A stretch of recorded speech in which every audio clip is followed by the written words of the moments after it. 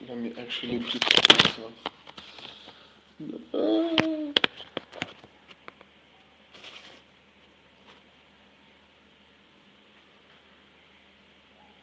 okay.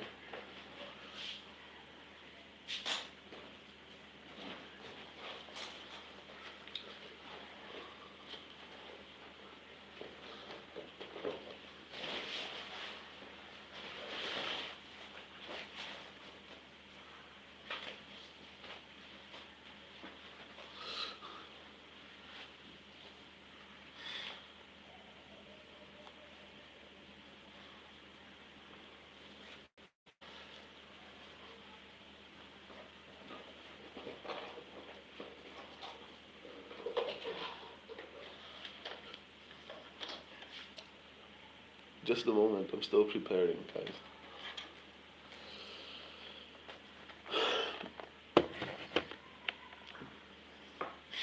I'm still preparing.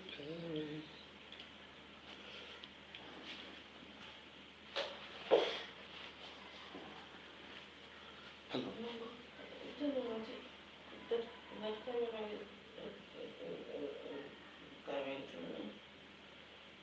Uh, your camera, my camera's coming to you. No. Why would it show you when you're sleeping? Go to sleep, Wala.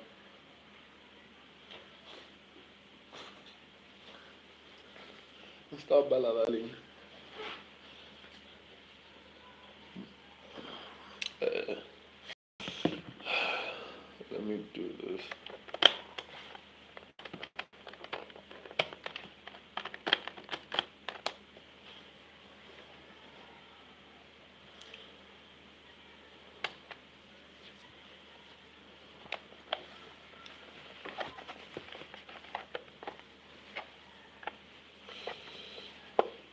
Anyway, I'm still preparing. Hi man, how are you? I'm just fixing up everything. I'm late because I'm not at home. I'm somewhere else. So this person I'm with right now, she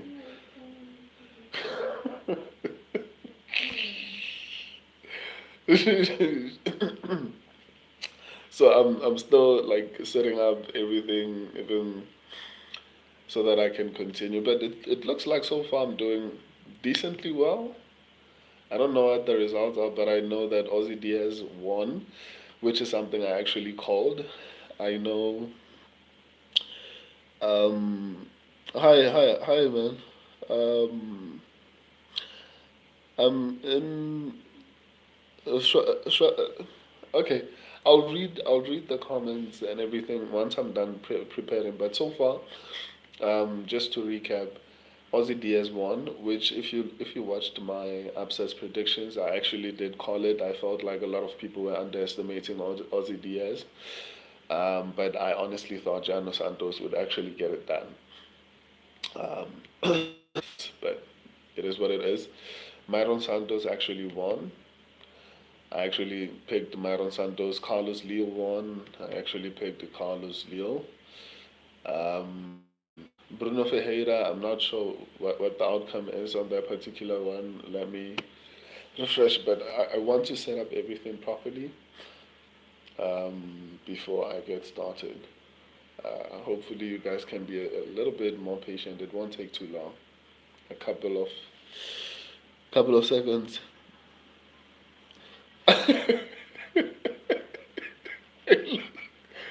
I look like a serial killer.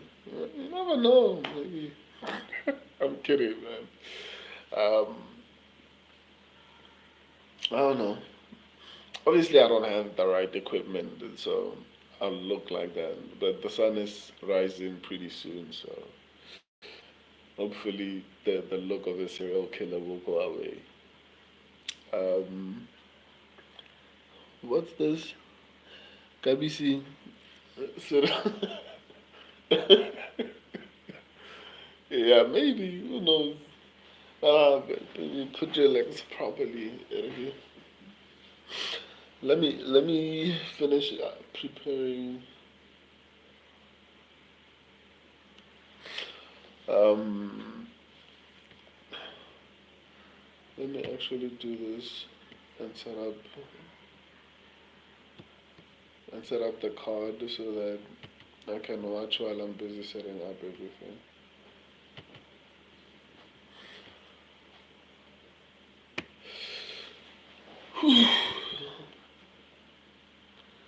Gabby C, sup, bro? I'm good, man. I'm good. I'm a bit late to the stream, but as long as I'm doing well, that's fine. Uh, I didn't even get the time to freshen up a little bit, but it's fine. We move. News. Hey, look like he's been on Madman Special K for 4 days straight. You guys just decided to come here and just roast me. No? But it's fine, that's fine. Why am I regular people? Am I Big D Bob? Sup, bro? Do you mind if I play with my. You know what I watch? Wow. Shut down from Sunny Salford. Oh, shout out. My bad. Shout out from Sunny Salford. Guys, let me finish preparing, guys. Like I'm not gonna finish if I keep on. Um, I want to I want to make sure that the thing I'm using to stream my phone is actually charged, so that I can stream for as many hours as I need to. I actually thought it was a completely. It's open to interpretation, though. Mark Smith gave the other fighter the benefit of the doubt. Let's take a look at it. Oh, let's go! Hey, let's go! That's legit. That was on the body.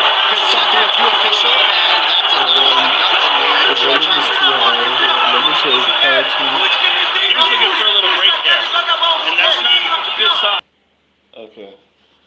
I fixed the volume. Pereira was pressuring.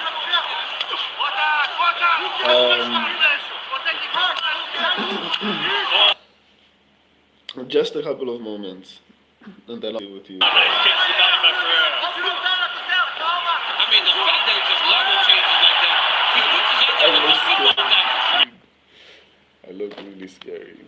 I now I understand why you guys like you look like a situation. No, you're not well.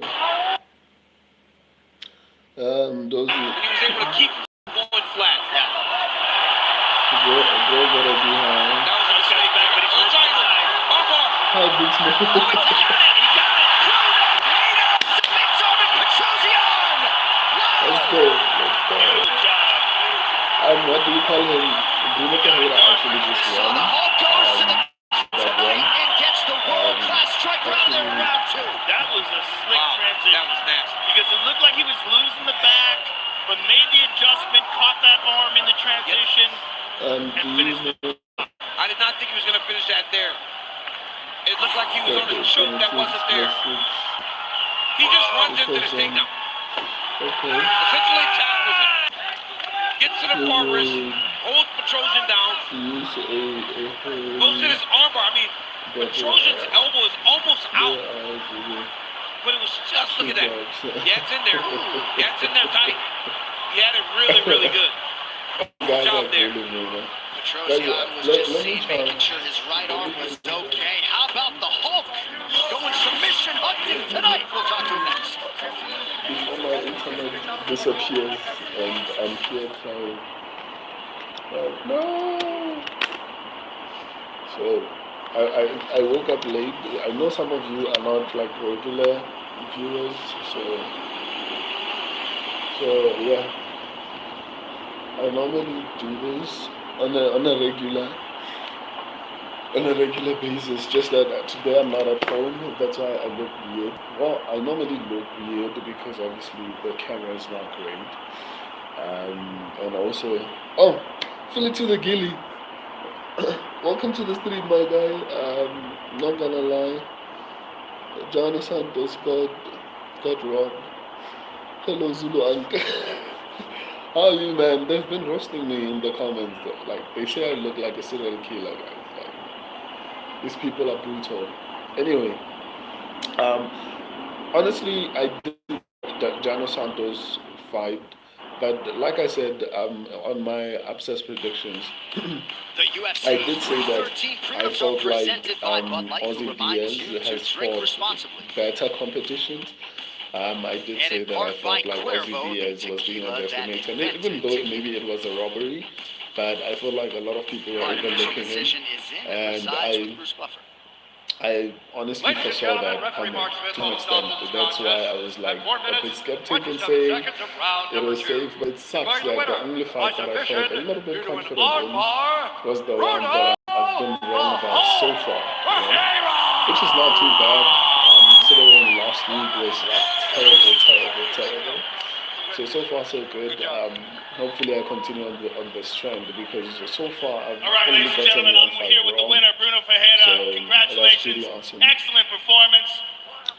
You showed your full range of MMA skills tonight and caught him with that beautiful armbar during that transition. How happy are you with this? Bruno Pereira. Not too bad, but I had Bruno Pereira. Yeah, man, that's pretty cool. But they fluctuate. I mean, and obviously, I'm late. I'm not at home. I'm not at my normal streaming place. I'm very happy. It's pretty awesome. But I think it has something to do with Alex Pereira and not necessarily me. Personally, I don't know. Or maybe it's because I started posting on the standard section. So I don't know. Bruno, take a look at the big screen, and we're going to show you that transition from the back to the armbar. You launched yourself at him, got this takedown, dragged him to the ground, and then when you had his back, you start to lose it during the transition, but beautifully switched to this armbar and caught him right there. Cara, vamos falar da transição, você foi pra cima dele, dá a impressão que você estava saindo, ele estava saindo das costas, a impressão que você ia perder as costas dele, transição completa, pegou a chave de braço, como é que foi isso? Meu mestre daqui, meu mestre sabe de jiu-jitsu, a gente trabalhou o tempo todo atrás da minha essência. Eu sou faixa preta de judô, vocês viram aí. Eu busquei a queda, eu sou faixa preta de jiu-jitsu, eu busquei a finalização. Então esse sou eu, o Bruno Hulk Arsenal completo. Melhor da categoria, e eu tô chegando para mostrar cada vez mais o meu jogo. Tô muito feliz com essa finalização. Master Dina's right here. This is my match. Let me tell you something. I'm a black belt in judo. You saw that takedown. I'm a black belt in jiu-jitsu. You saw that finish. That's it. To prove that you need to know, the guy who's got the complete arsenal. I'm very happy about that finish. Excellent fight and fantastic finish. Congratulations. Finalização da noite. Com certeza eu mereço o bônus da noite. Bonus de finalização.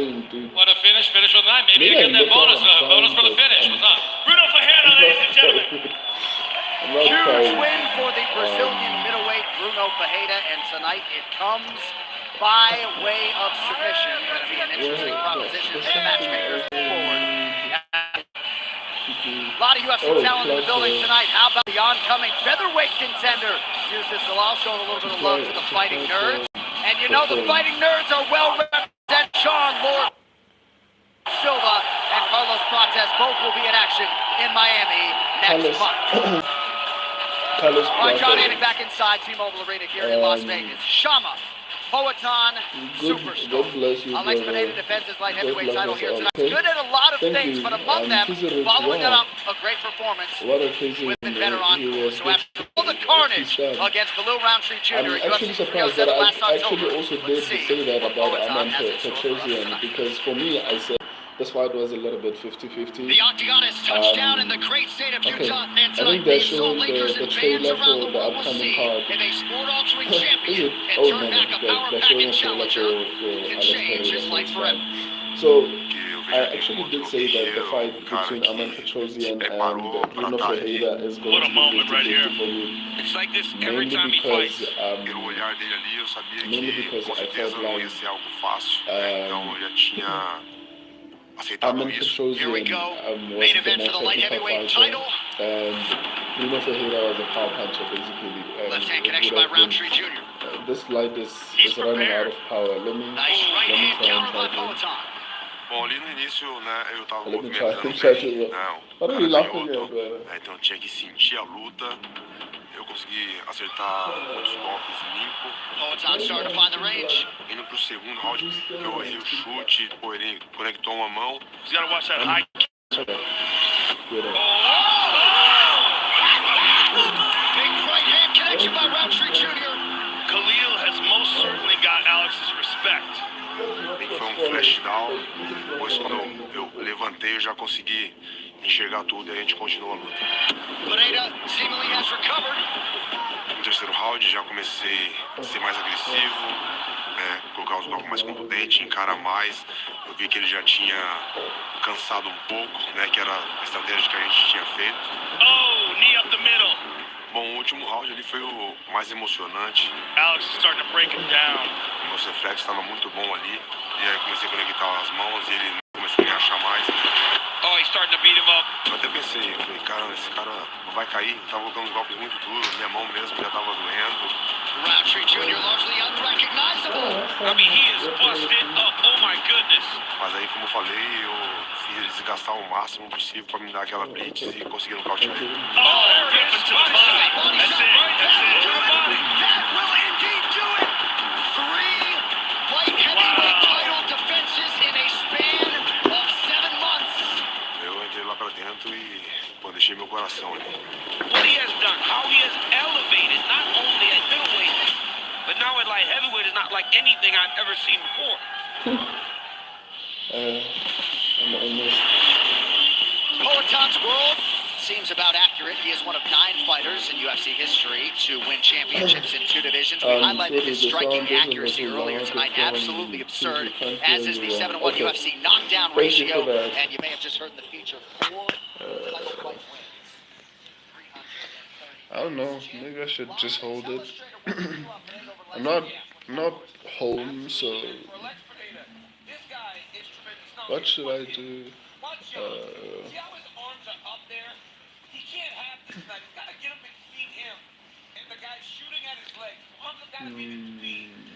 But what he does well is he gets his feet to the ground and he starts to re-dig underhook. I don't know. I guess I'll just figure it out as time goes on. Let me plug the light. This is all things that show me he has knowledge of the fitness. He sees the octagon side, circles off of it. He's got to stay out of this as much as possible. But in terms of what he needs to do, Okay, it means I'm going to have to hold my phone up until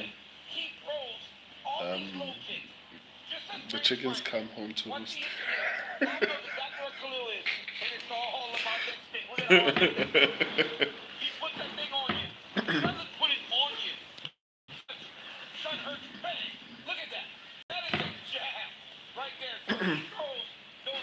Marab versus Omai to rumored to be for June 6th. UFC 316. Your thoughts? I hope they're wrong, and I honestly don't like the fight. I don't. It's kind of like Merab versus Umar 2 being announced right now. We just saw the fight, and even though I have a little bit more confidence in Umar actually improving, Sean looked terrible in that particular fight. I hope you guys can hear me. Sean looked terrible in that particular fight. He didn't look like he knew what he was doing. I mean, obviously, there are people who might have argued that that fight was close. It wasn't close, man. Sean O'Malley lost, and he doesn't seem like he knows how to defend takedowns, right? Which is terrible. And for them to make it in June, Is it in International Fight Week? I honestly don't know when International Fight Week is. I know it's around mid year, but hopefully it's not International Fight Week. I'm still holding out hope that the fight for International Fight Week is going to be what do you call him? John Jones versus Tom Aspinall.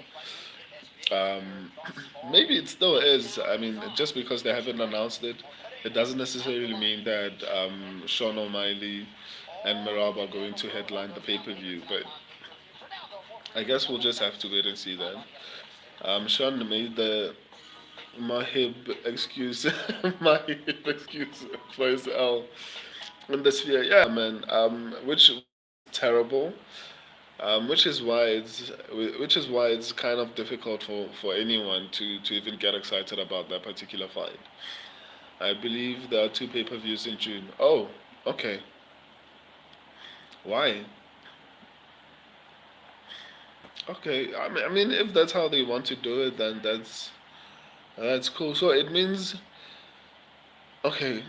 It's 313. 314 is going to be in April, I think, and then 315 is going to be in May. Oh, so 316 and 317 are going to both be in what do you call it? In February, in June, I mean, or International Fight Week is going to be in July. I don't know. It's only rumors. Okay, it would be crazy for the UFC to actually do two pay-per-views in 1 month, which is something they hardly ever do. But I mean, they seem to have changed their strategy to actually try to stack, I don't know, cards and then or the pay-per-views and then just give us trashy um, fight night cards. So it is possible, especially because it's going to be making them a little bit of money. Um, Up next is the fight between Joshua Van and what's this guy? Ray Tsuruyane. Let me plug in my light, even though it's not doing a good job. At least I'm not completely dark. Dr. Detail, how are you, man? Philly to the Gilly, Makachev versus Tuporia rumors too. However, no major MMA news accounts have covered it. The matchup is just fun speculation. I think the matchup would be even bigger if Ilya Tuporia manages to beat a lightweight, any lightweight. I think the fight will be significantly bigger because at this particular point in time, I agree with Islam Makhachev. If he beats Ilya Tuporia, it's going to be, oh, he beat a lightweight, he beat a featherweight again. Like I don't like it for his legacy, but it's a really fun fight. Okay, for his legacy, I mean, he knocked out Max Holloway. He knocked out um, what do you call him? Alexander Volkanovski. So obviously beating someone who's undefeated, who is basically still the champion, who basically relinquished this title. That's quite impressive to have on a CV. But ultimately, it's going to be that he was fighting featherweight. This light is going out. Let me just charge it. I'm basically done with everything else.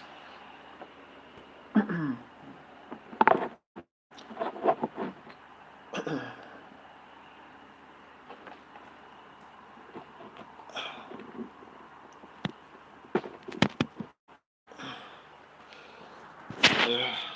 Okay. At least this is a little bit better. But I look weird.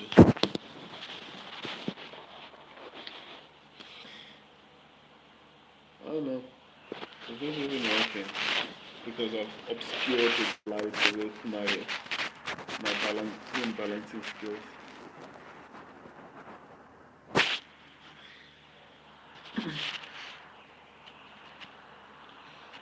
Um, just watching the UFC. Okay, awesome. Also doing the same thing. Who you got for the main event? I have Alex Pereira, but I'm not very confident in that particular pick because I truly do feel like Ankalaev has a shot at actually getting the upset. Actually, yeah, Philly to the Gilly. I think Ilya left the featherweight too soon. I also agree. I feel like he could have he could have been one of the biggest stars had he maybe cleaned up the division and then moved up. But I mean, he's chasing greatness. I can't blame him for that. It would be crazy for him to actually knock out Max Holloway, knock out Alexander Volkanovski. Let's say he fights Poirier for his last fight. He knocks out Dustin Poirier and then he gets the title shot and knocks out Islam Makhachev. If he doesn't knock him out, submits him, maybe for example, that would be one of the most impressive runs in probably UFC history. So you can't really blame him for chasing greatness, but the excuse that the weight cut is too much. I mean, he's short, dude. Like if Ilia Tuporia committed, he could actually even make a bantamweight. It's like Alexander Volkanovski saying, "Oh my God, it's too the featherweight weight cut is too much for me, dude. Like you're short. You can make bantamweight. Like what are you saying?" But like I said, I can't really blame him for chasing greatness.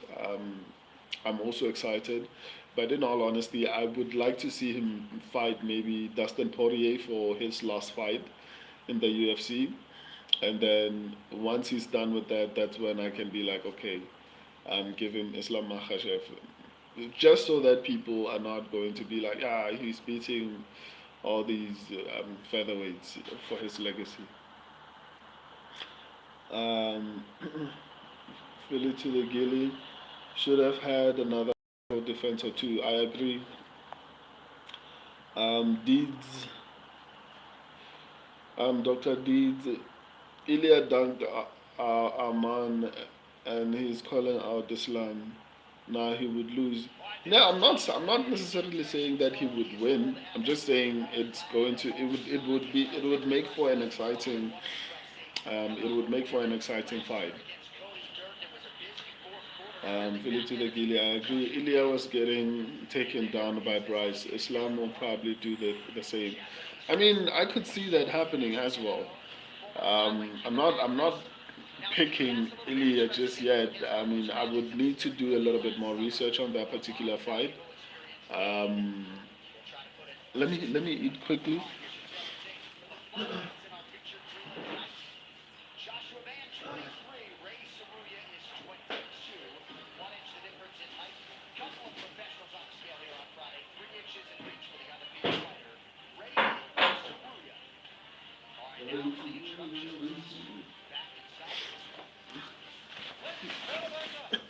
I'm back.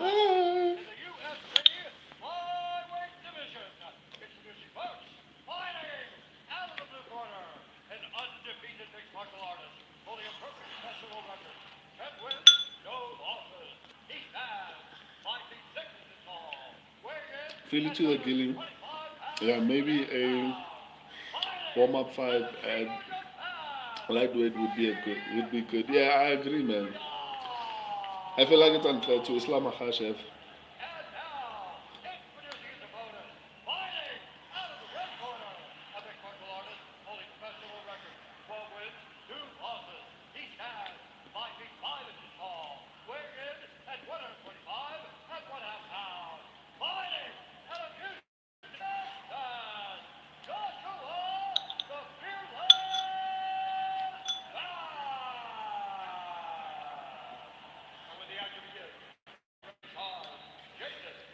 I'm trying to finish up eating quickly so that I can talk to you guys.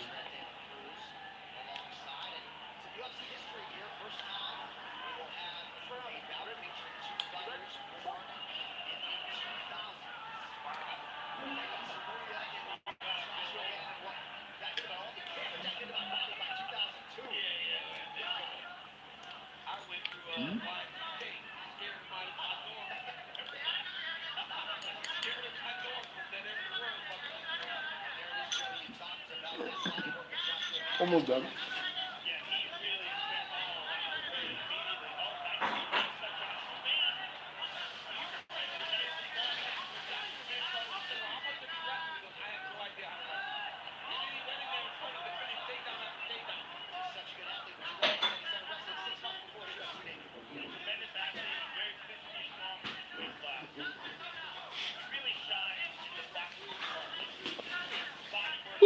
Yeah. Let me reply to you guys. The fight between Joshua Van and Ray Tsuruya started, but in the meantime, let me respond to some of your comments. Short McGee, the judges are crazy tonight, boys. I wonder what happened. I wasn't there for what do you call it? For the what's happening? My stream just decided it was take a break. I wasn't there for the Aussie Diaz fight, but it seems like a lot of people are not happy with that. But so far, I don't know. Maybe so far the fights that I've seen, I feel like or maybe it's because they have been. Actually, what am I saying? I only saw the Bruno Ferreira fight. Short McGee, why are you saying that? Um, Twizy Rich, DC can make flyweight. Yeah, I think so. I think if he lost enough weight, he could potentially. I don't know how short the DC is though. Is DC as short as Alexander Volkanovski? I mean, maybe DC can make welterweight and lightweight. I'm not sure about featherweight or flyweight. But I mean, Twizy, are you trolling me? Like when it's not clear. Feel it to the gilly. Worried for Van here. I'm not as confident as I was earlier in the week. I mean, same with me, but um, I also did say that I'm a little bit worried, largely because I respect the Ray Tsuruya's grappling abilities, and I don't feel like he's going to be too lost on the feet. But I don't know. I'm still going to go with Joshua Van. I think he's the more technical striker with a bit more power. Um, my internet is just twerking right now. It doesn't want to do what it's supposed to be doing. Not the internet, sorry, internet. The the stream itself actually. But yeah, I could be saying all of this, and Joshua Van could be getting his ass handed to him, basically. So, I mean, let me actually fix the fights. Fill it to the gilly. Ray can wrestle for days and not get selected, and yeah, but like I said, I feel like Joshua Van is going to be able to defend the takedowns. As long as he can make it out of the first round, I think he's going to do decently well. Um,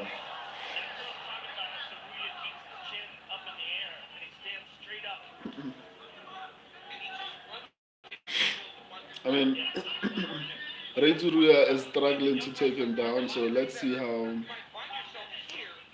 The cardio also will be a huge factor.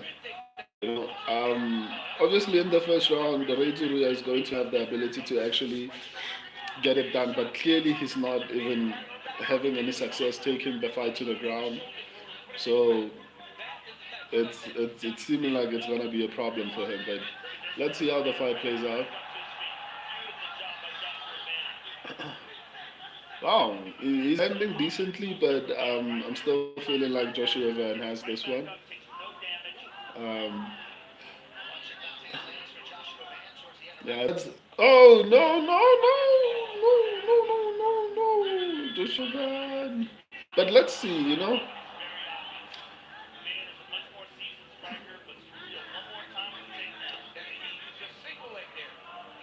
Wow, Van. Wow. That was impressive from Joshua Van, man. Like being able to stand up. By the way, how far behind am I? Like I'm probably behind, right? Let me see. Fill it to the Gilly Ray can wrestle for this. Yeah, Short McGee. He needs to start fast with this fight. Yeah, I don't necessarily.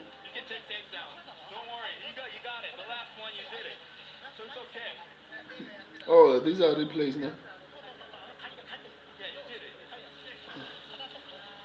Shoshat McGee, he needs to he needs to always go forward. Yeah. Varasan. Okay. Alfie Anderson. Spider on your one. Hello, Spider. Philip Gillivan has athletic sprawls and a very slippery, flexible hips. That's why I'm picking him. Yeah, and he did well in the scrambles. Joshua McGee looking good. Yeah, I agree. Philip Gillivan might get a TKO. Yeah, especially in the later rounds, I could see that happening. Um, yeah, I agree, man. Shoshat McGee, third round TKO. I could see that. What's up, bro? How are you, man? Welcome to the stream. Philly to the Gilly. One Van, I agree. Shoshat McGee, Van's looking good. I agree. Especially even the takedown defense and everything. I think he looks really, really good. So short that he's hard to take down. He's closer to the ground, so I mean, it makes a lot more sense. I think I'm caught up with your comments, right? Okay, yeah, I'm caught up.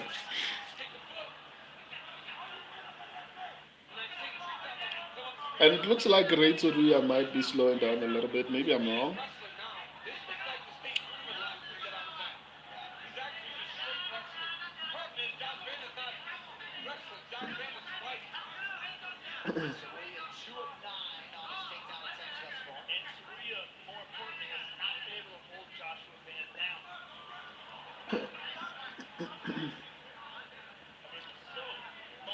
Wow, Ray Tsuruya is aggressive with these takedowns, man.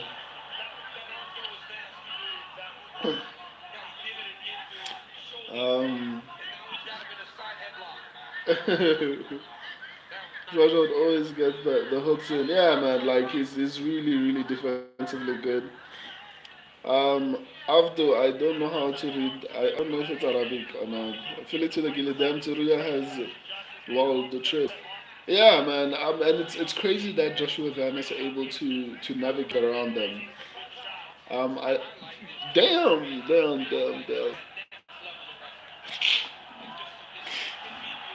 Wow, he got him down, man. Respect to Ray Tsuruya, man.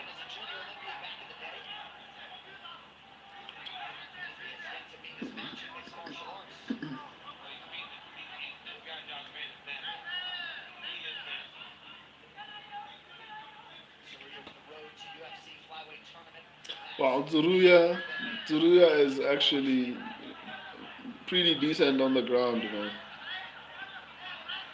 Wow, Joshua Van is just like it's impressive because I feel like Ray Tsuruya is a very talented wrestler, but I mean Joshua Van is very hard to keep down, man. Like Ray Tsuruya, like both of them are having like incredible performances. I feel like Ray Tsuruya needs to improve his wrestling abilities because damn, he looks. I mean, not wrestling, striking abilities, because I feel like if he can manage to become a threat on the a little bit, it's going to open up his wrestling a little bit more, man. He's given Joshua Van like problems, not too many problems. I mean, Joshua Van can deal with it, but still, he is actually just relentless. He is. Why is the crowd booing? I don't understand, man. This is a good fight in my opinion. Good performance by both. But I think obviously Joshua Van is winning the fight. But kudos to Reizuru, and I actually now see why I was a little bit worried about him. Um, let me see. Let me respond. Despite the Joshua Van being too small, he has insane takedown defense. Yeah, man, it's impressive. And even when he's on the ground, it's not just takedown defense, but it's also his ability, his defensive grappling, his ability to get up once he's taken down. Like having good takedown defense, like for example Israel Adesanya, it's one thing, but to have the ability to actually get up once you get taken down is even more impressive. Shoshat McGee, I'm telling you, Van will be a champion. I mean, I could see that, man. He's still very young, and he has enough time to actually improve and maybe grow a little bit, I guess. But I think he's going to become a champion as well. I agree, Shoshon. Shoshon McGee, still 24 years, still 24 with all experience. Yeah, man, it's super, super impressive. Not gonna lie. Philip to the Gillivan is gonna be a UFC Hall of Famer and legend one day. I hope so. He deserves it. He's a very talented fighter. And that fight with was it Jose Johnson was very unfortunate because I felt like it wasn't his best performance. And if I'm not mistaken, isn't that the only fight he's lost in the UFC?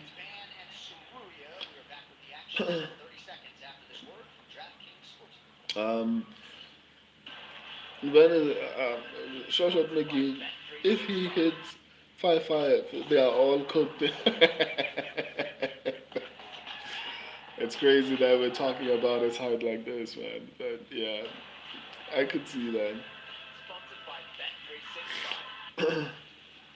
So what do you guys think? I feel like that round was a little bit closer because of the striking, but again the grappling exchanges. But I still feel like Van won that one. So I'd say Van is up two, and Reituria needs a finish at this point.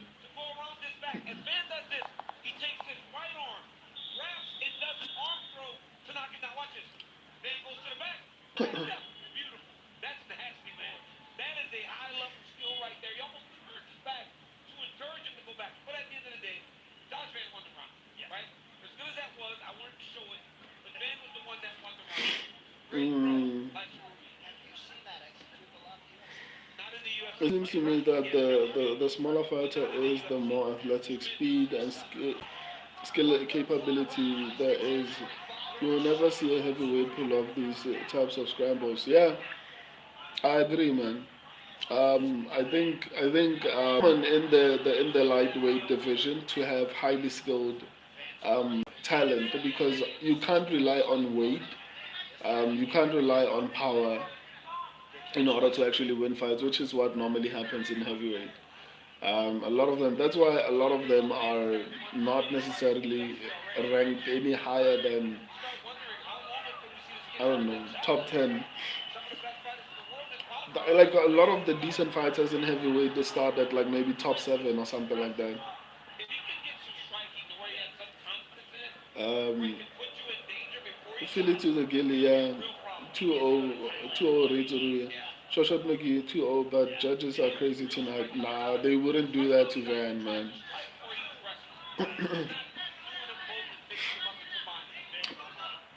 Finally, we're doing well on picks, man. Oh my goodness, last week was brutal, but let me not get celebrate too early. There's still some wild stuff that can happen. Okay, let me not become Twizzy. Twizzy, I'm taking your card today. Nah, Shoshat McGee, yeah, I'll cry.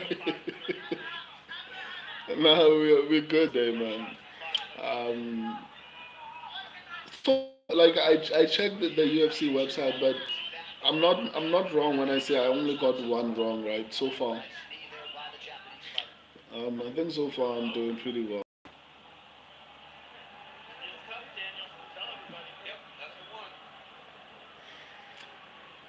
I think Joshua Van is just looking impressive, but man, mad respect to Ray Tsuruya, man. This is an incredible performance. It's unfortunate that he doesn't have striking abilities, but this is an incredible performance from Ray Tsuruya. He's about to take 5.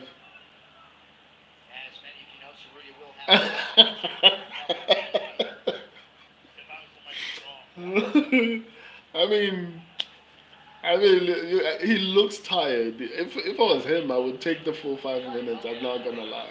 I'd be like, "Ooh, an opportunity to relax."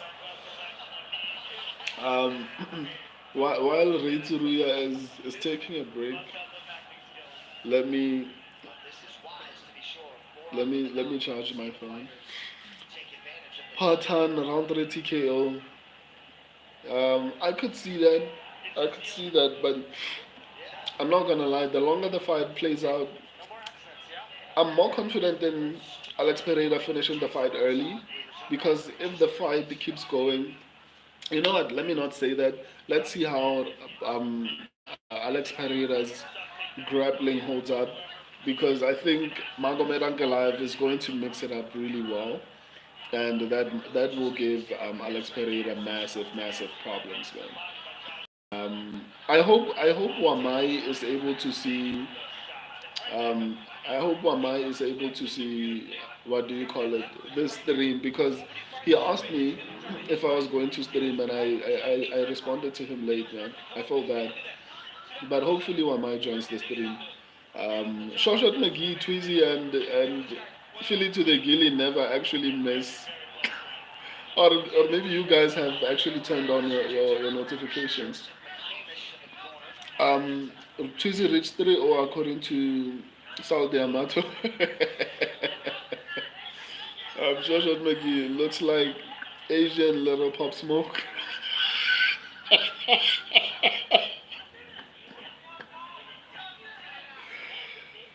Wow. The crazy part is you're not wrong. Like, you're not wrong. Like, that's crazy. That's crazy. Imagine Big Ang just lays on Alex for fifth.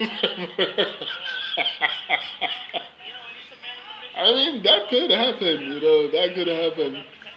Hellbird, LOL, I'm playing much love. No, I appreciate that, man. I didn't say, did you say something? I only saw your laughing emoji. But yeah, I appreciate the love, man.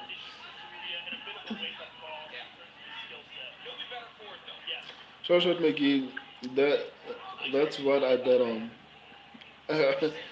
Magomed Ankalaev, are you referring to Magomed Ankalaev? Danny Chidori, Jan tried grappling Alex and didn't go as planned. I'm assuming Alex learned much more since then. Yeah, maybe, but you should also remember that Magomed Ankalaev out wrestled Jan Blachowicz. So Jan Blachowicz is not the best wrestler. He just has wrestling, but he's not the best wrestler, to be honest. Um, so maybe not, but I've seen Alex Pereira actually work on his takedowns, on his grappling basically, and it looks good. He floats really well and on the ground. So I guess we'll just have to wait and see how it plays out. But yeah, my stream is doing something weird. The audio is ahead of the video.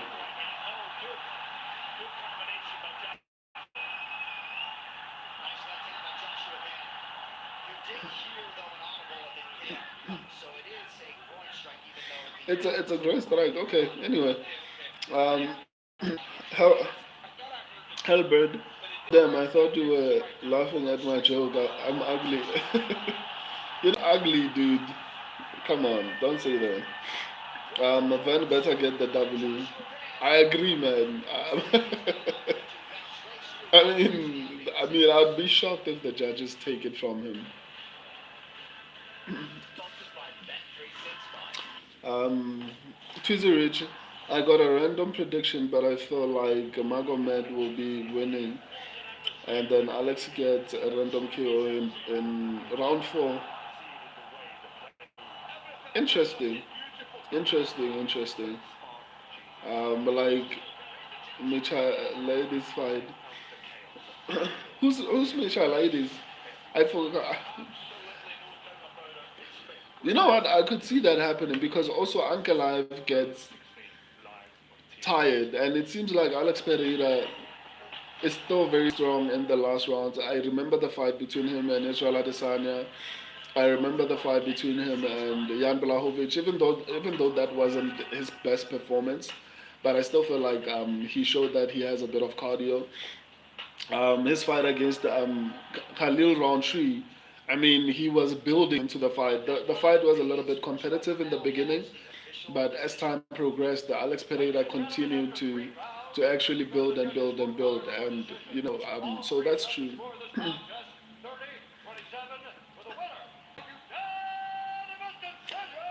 Philly to the Gilly. 30-26 to Ruya. Directly. Don't do that, man. Tuesday Rich, yeah, no, I could see what you're saying happening.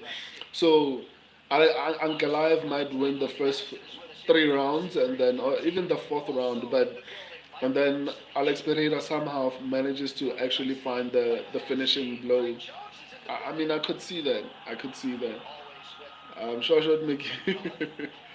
And Tuesday Rich, he builds into fights often. Yeah, I didn't notice that up until I recalled Israel Adesanya, I recalled Jan Blachowicz, I recalled Khalil Roundtree, because the other fights that he's been in have not gone that far. Yuri Prohaska fights did not go that far. Jamal Hill fights did not go that far. So it's really difficult to actually use them as an example. It's only the few fights that have gone.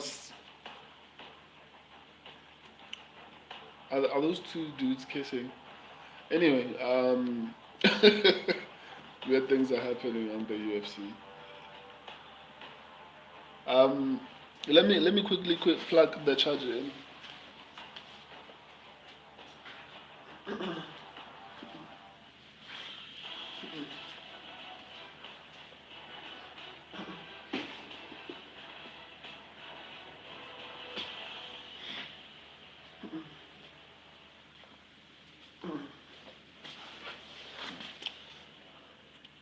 The real meal deal. The rise of a champion is full of unimaginable tricks. Yet it wasn't just the title. Then Ichidori, everything I root for Bobby he loses horribly. Man, I mean, Bobby Green. Are you talking about Bobby Green?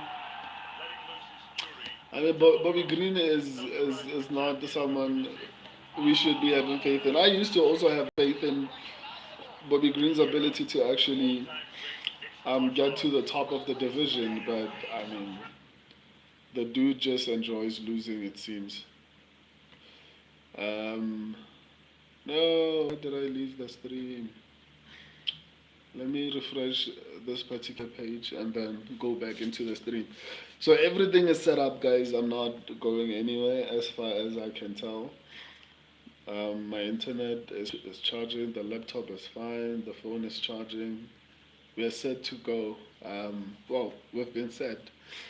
Short McGee, Bobby wins it, then gets KO'd. I mean, Bobby Green is one of those people. I mean, the fight against the Paddy Pimblett was his to win. And he just decided to make stupid decisions for whatever the case is. Unfortunately, I think Bobby Green could have been a top contender. His fight IQ is letting him down badly. Like, it's sad to see, but his fight IQ is just letting him down. Like, he's not a very smart fighter. Unfortunately for him, it's a sad situation, but what can you do?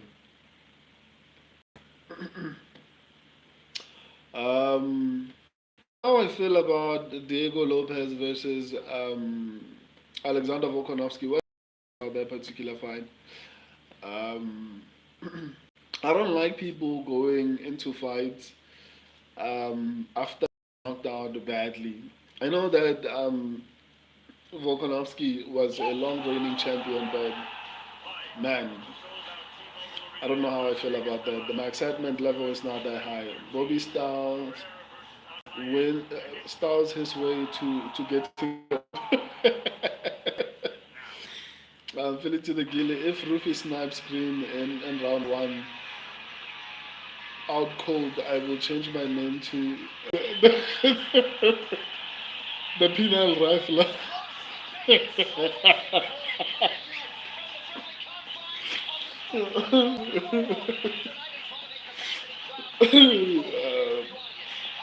Well, do you change your name every week?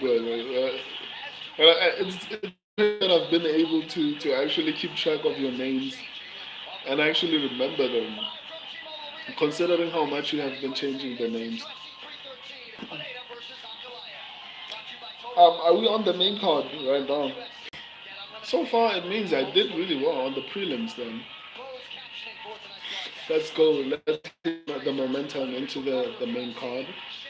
I'd be happy if I only got one wrong. So far, so good. Let me not talk too much before I ruin things.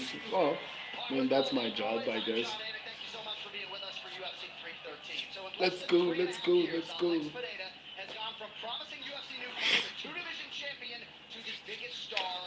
Shoshat McGee, if Bobby wins, change your name to Bobby to change your name to Bobby Too Much Green. Bobby Too Much Green King. Wow.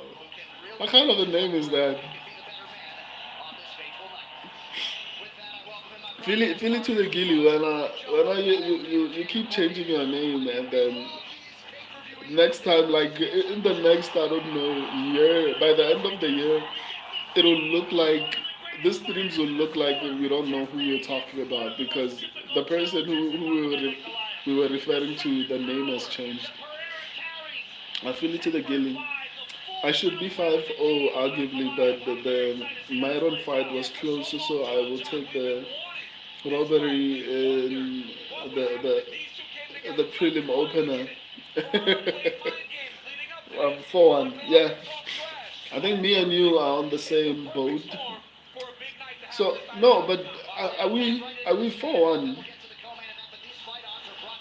How so? Like, how many fights does this card have? Doesn't it have 12 fights?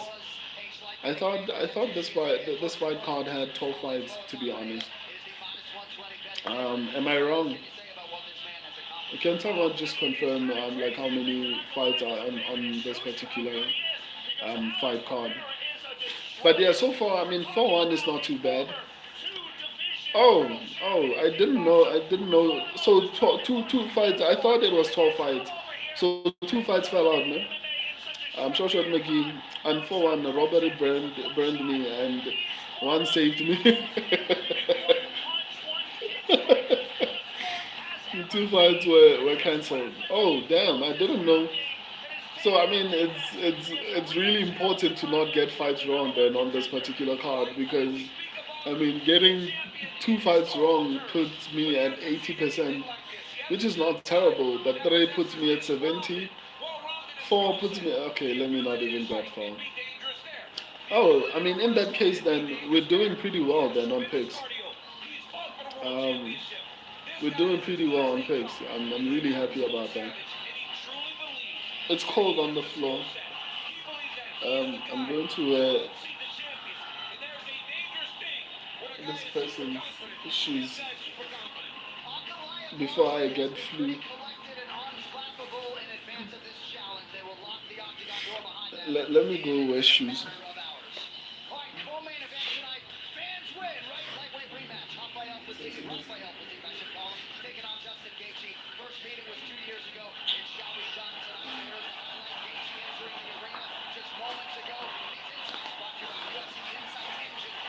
Guess who's back? Back. Good. How it's back. Can you please flip the camera? Why? um, I don't know. When maybe I'll show you guys the terrible city of Johannesburg.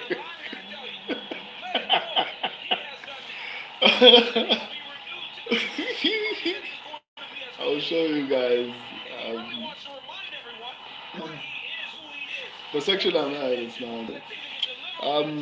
Feel it to the gilly blades couldn't handle Rosie Rosie Blob Fednia and Castaneda was sick. Oh, okay. I didn't actually know that. I was confused because I remember the card having like what do you call it? Having 12 fights. So thank you for that, Philly.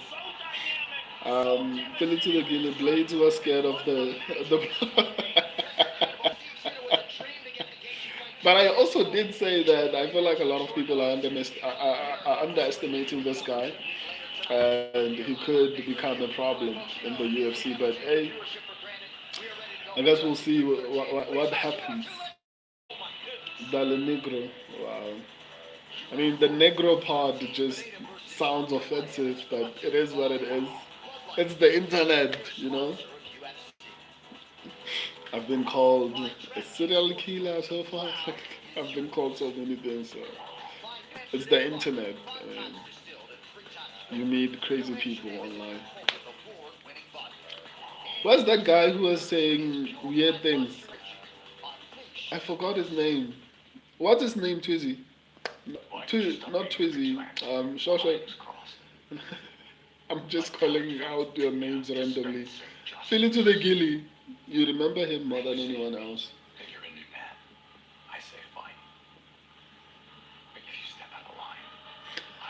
Disney has fallen off, man. I don't remember the last time I watched their movies. Um, oh, it's a TV show. They are promoting a TV show, but man, Disney has fallen off badly. Philly to the Gilly Blades was my lock. I then switched to Van because Blades got the punked by obesity.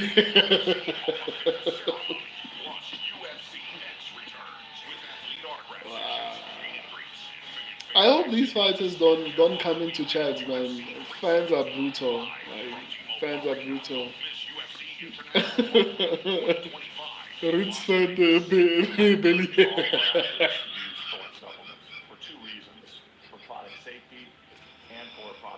Oh, wow. Wow. Disclaimer, I'm not the one saying these things, guys. Just reading the comment section. Philly to the Gilly, all of them steroids went straight to his blob. Hello, what did Kuniev do to you? Like, what did Kuniev do to you, dude? Like, that's insane. Chocolate. Let's go, let's go. Let's go. By the way, guys, thank you for the love on the video. I'm going to start doing like small breakdowns for each individual fight on the stand the channel. I've realized that a couple of you don't want to see bundled predictions, so breakdowns basically. So as you can see, yesterday I posted the breakdown for the Marvin Vittori fight. Today, when I get home, I'm going to post the prediction, or rather the breakdown for the co-main event, which is, I forgot, but yeah, I already recorded it. I just have to edit it and then convert it and post it. So I'm going to be making a few changes to the channel. I'm working really hard to be full-time because there's so many things I want to do. So yeah, that's the update. Philly to the Gilly, all of them steroids went straight into his belly button. Imagine getting imagine getting popped for PEDs and still look like Kunia.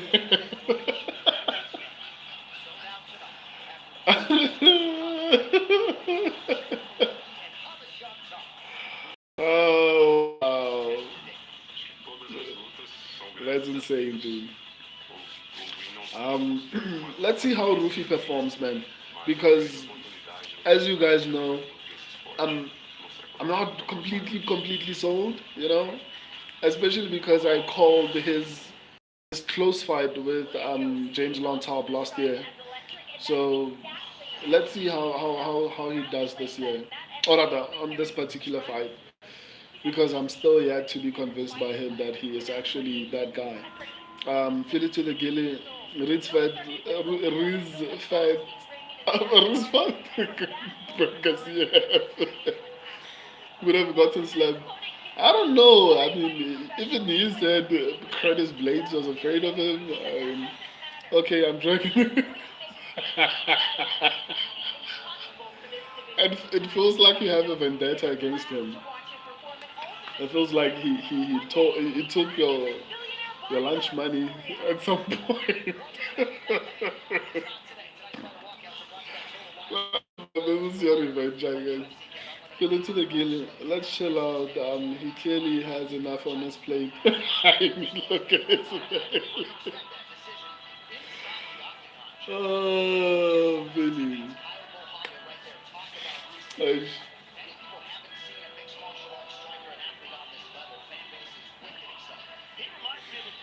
oh, Mauricio Rufy.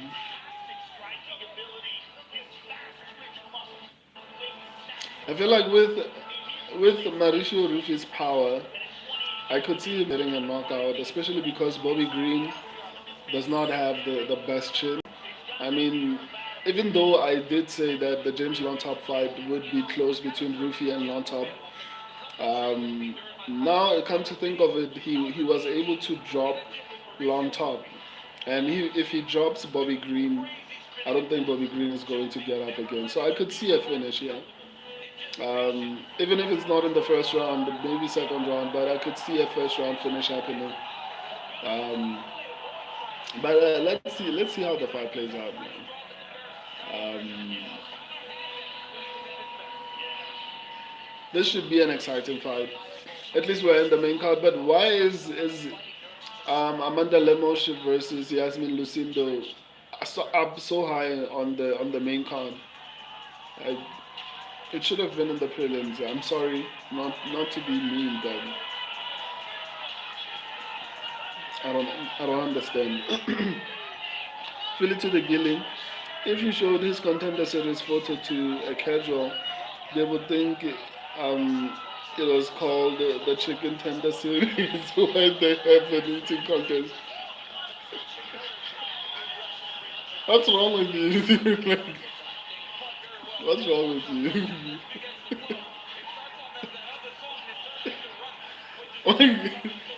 Why? But he's not. Did Kuniev pull out? I don't know. I don't think he's to blame here. I mean, where are the Curtis Blades jokes?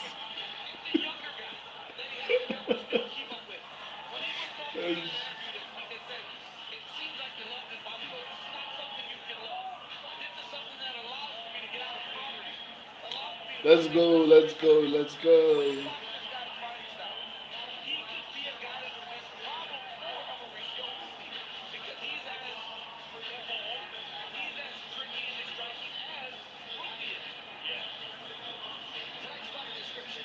By the way, Twizy was complaining about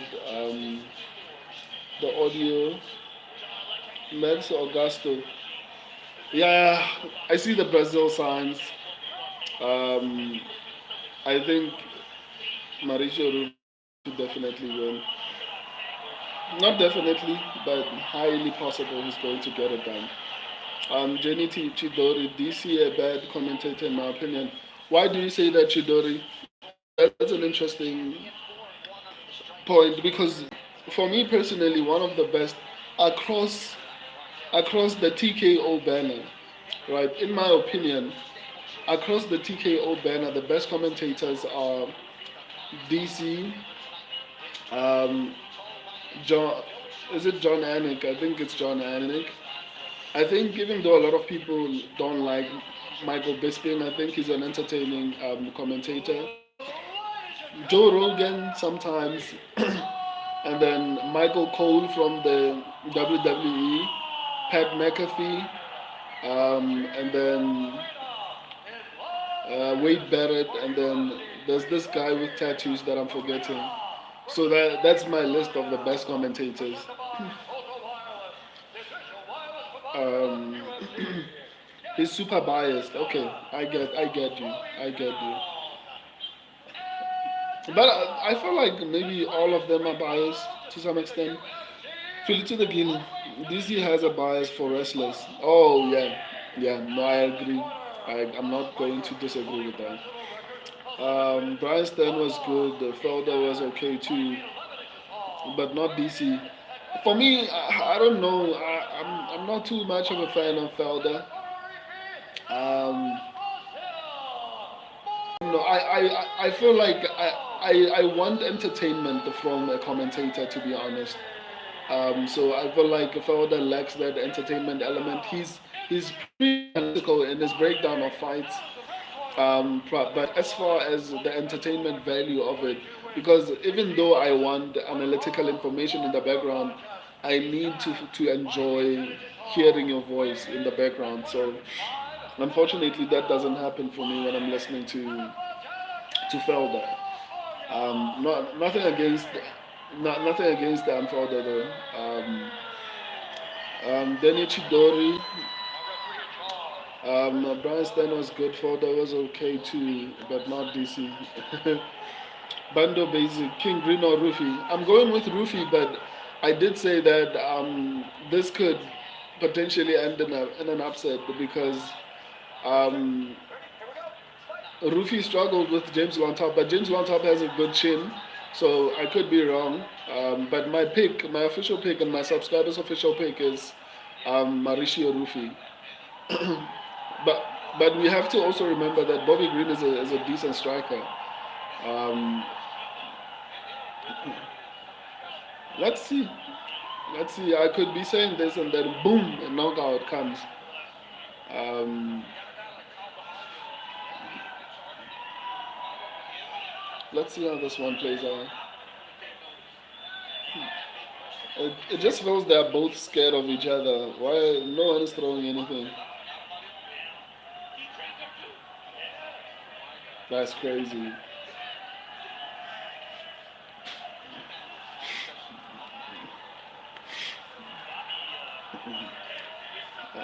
I want to see this one, so I'll respond to everyone because I could be responding to messages and then boom, the fight ends and I didn't even see it.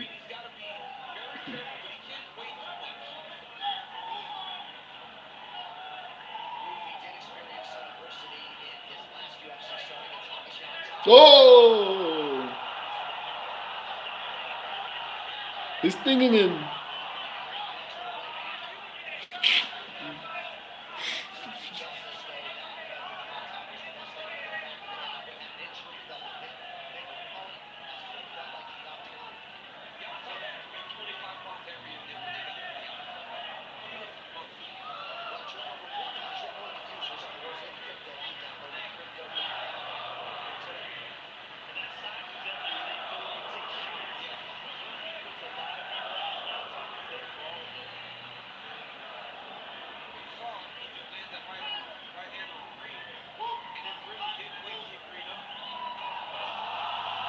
No way.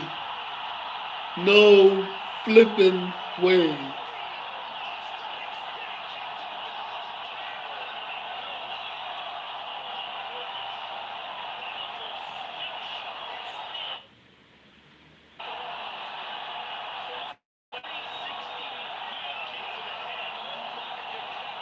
What?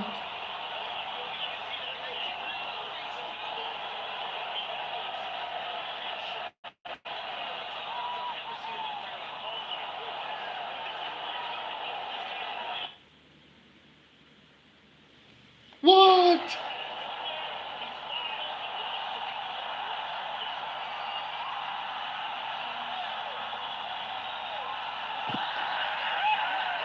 Wow. Wow.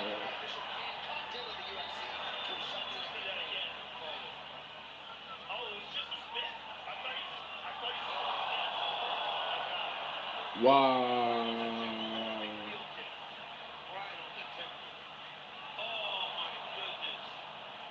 I know you guys want my reaction, but I'm still in shock. Like,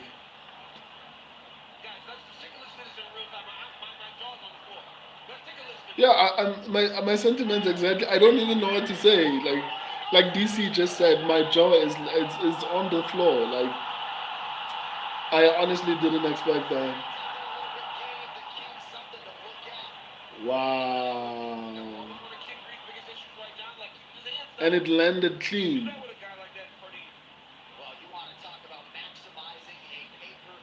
Wow.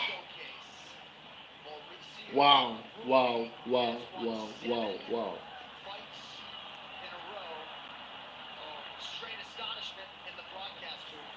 That was impressive, man. Like the way I'm shocked, it looks like I picked Bobby Green, but no, I picked Mauricio Rufy. But wow. Let me respond to your comments. I remember when Haida Mill finished Joel, Juan Lee in the Apex and DC started creaming him.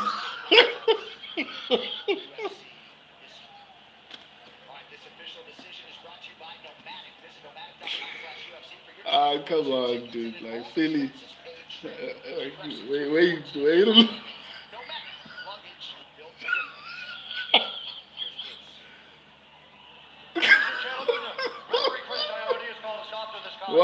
Why do you think DC started cleaning himself? Like, why would you do that? Super zesty reaction, I tell you. Who, me? Come on, man. Come on. Bro, Green is done. Retire, bro. Yeah, I agree, man. And that was bad, man. Shoshat McGee, wow. Um, NGF, show us your belly button. What? Shoshat McGee, I hope Bobby retires. Yeah, man, it's getting too much at this point. Fill it to the gilly. What the fuck? My stream, fuck that. I missed it. It was brutal, man. It was brutal. I don't want to lie. It was brutal. Um, that one guy, yes, King Green got slapped bad, man. It was not pretty. It was a beautiful kick, man. It was definitely a beautiful kick. Shot. Then Ichidori, we knew this was gonna happen, but the beauty of it is what is shocking to me because I didn't expect it to look that nice. Um, Christian Emmanuel Morales, Tinky Winky Tinky. Shoshat McGee, KO of the year. Potentially, man. I haven't seen anything as beautiful as that one. Uh, Penal rifle expert, snipe, yeah. Morales, ja, ja, ja. That was a beautiful, beautiful kick, man. It's difficult to actually even quantify. Well, when I shot McGee, not shot, fill it to the gilly. Why you say my reaction was zesty? um, I'm extremely straight. Okay, not extremely because then people will be calling me all kinds of homophobes or whatever they call people who say they're extremely straight. But yeah, I love girls a lot. So, um,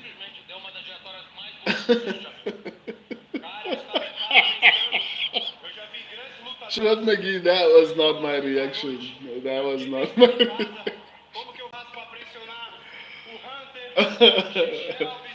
Y'all are crazy.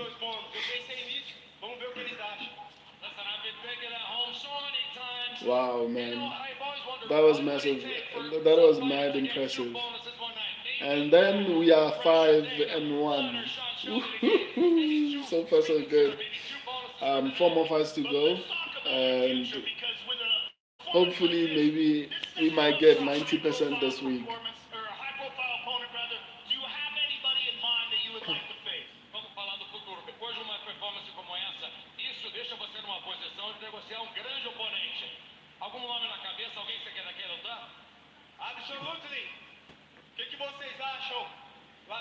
Let me cook. What was that? Man.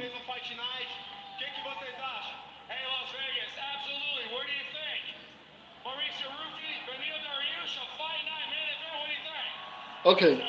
Let me cook. Welcome to the stream, my guy. I wanted to listen to Rufus post-fight speech, and then we'll talk.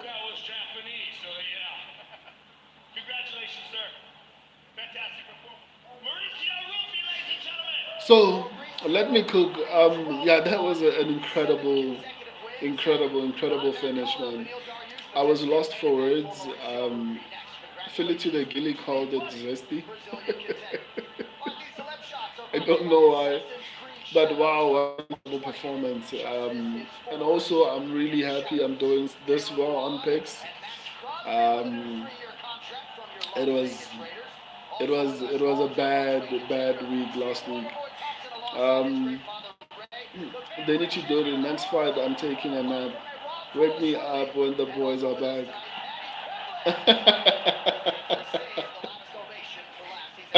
That's insane, dude. That's insane. They will call you a misogynist. You don't know. It's rough today. You can't say certain things.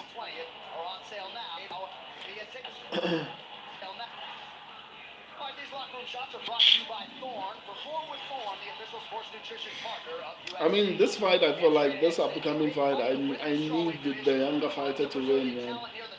Um, I mean, Lemos clearly is not going to beat the champion or anyone at the top. So hopefully, Yasmin Lucindo has what it takes to actually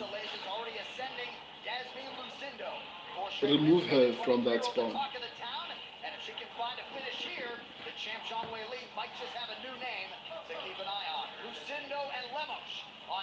Lucindo and Lemos. Let's go, let's go, let's go.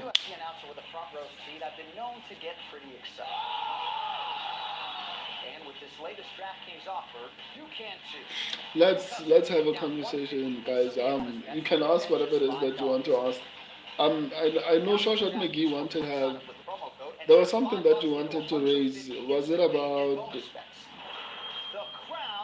What was it about? And I actually said we'll talk about it on the live stream. I forgot actually. So if there's anything you want to ask, like, shoot.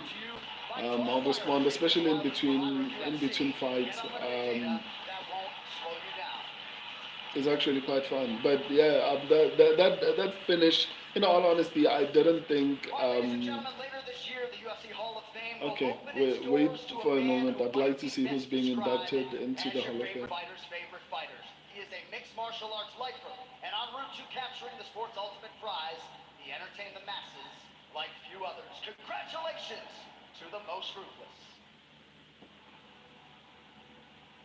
As soon as I was 16, I was like, this is what I was going to do. I didn't know I was going to do it for this long.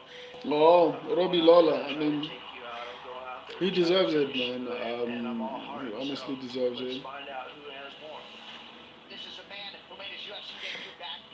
Daniel Kuna Lisa, Brazil. Yeah, that was.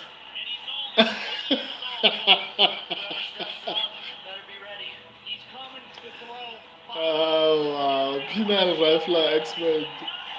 Not gonna lie, shouldn't have picked the Lemos. I mean, she still could win, to be honest. Um, it's going to be a really close fight, but honestly, I'm going with my pick of Lucindo. I mean, Lemos in the past has not done really well against people who can grapple. I mean, look at what happened against Janjadova. I don't know if I'm pronouncing her name properly, but look at what happened against Janjadova. So, so that's one of the reasons that influenced my decision as far as who to pick in that particular fight. Um, good Robbie needs her. Oh, good Robbie needs this. Yeah, man. That's actually pretty good. Tuesday Rich, I had the most of my money on Rufi by KO. Man, you made a lot of money for sure. Thank God. I'm glad to hear that you actually made money. I think so too. Yeah. Pina Pina rifler, Pina rifler expert. I think Lemos has a power and striking edge over the takedown defense. However, the takedown defense is trash. Yeah, I agree. I agree. I mean, I feel like it's going to be a very, very close fight. But I mean, it's crazy to think that I think Yan Lucindo has a reach advantage, which is going to work in her favor. I could see getting this one done. Plus, Lemos is a little bit older. But yeah, as far as striking goes, I agree. I think she has the advantage as far as striking and power. But I think Yasmin Lucindo is going to mix it up pretty nicely, and that's going to influence how the fight plays out. Pina, Pina Rifler, Lucinda is better at mixing the martial arts. Yeah, that's basically my sentiment as well. She's rich. I'm on Lucinda because I think she just needs to avoid the KO. Yeah, and I think because of the grappling abilities, I think she can actually avoid the KO. However, I hope she actually shoots because these people like to have an advantage and not use it early enough and say, no, I wanted to fill out the pro. Just shoot. Take Hamza Chimaev's advice. Don't give them any sort of confidence to actually somehow get it done. Do not let them into the fight. Shoot, immediately shoot, and don't give them a chance. So I hope that's what happens in that particular fight. Pina Rafla, too late to change now, so I gotta just pray. Ah man, I also need Lucinda to win. Tizzy Rich, I don't bet on old women in WMMA unless it's Hill. Yeah, especially I mean older women who have bad takedown defense. I think Amanda Lemos would have done really well against Zhang Wei Li had she had a good takedown defense. But I mean, after what Zhang Wei Li did in her last fight, I mean, it's difficult to actually foresee anyone beating her.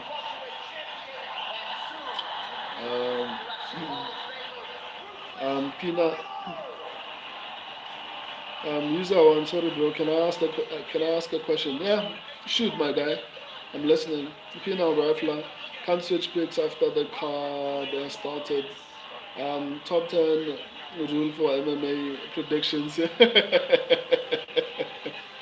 I mean, I don't blame you. Do you use Colgate or ask him to brush your teeth? They are so wide. Thank you, man. Thank you. I know I use the Aquafresh actually. Sometimes I use Colgate, but why am I advertising Aquafresh? But no, I don't use Colgate that much. Sometimes though. Um, Tuesday Rich, shiny teeth and me. Of course, you guys.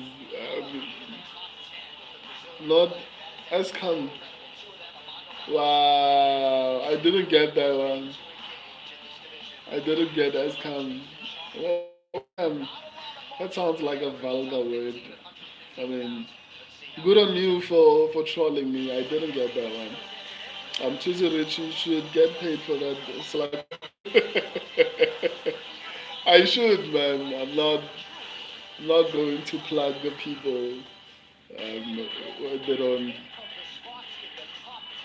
they don't pay me.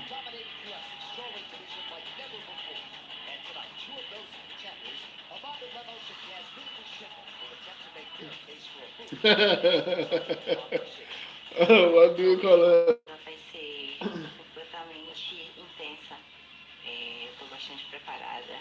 E se eu tiver a oportunidade de nocautear Bro, no who final you dela, got in com co-main certeza and main event? no dia Co-main, I'm going reluctantly with Justin Gaethje. pra mostrar meu I pessoal think que he is going to be slightly better. The only place I can see Rafael Fiziev having success is on the ground, um, which I'm not even sure he's even going to use it. He hasn't used it in a very long time. So I don't know. It's gonna be very interesting to see how that goes. But I got just engaging main event. Alex Pereira, not also very confident in that one.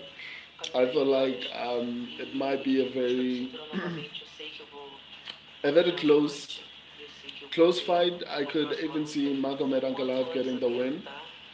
He's more well-rounded, in my opinion.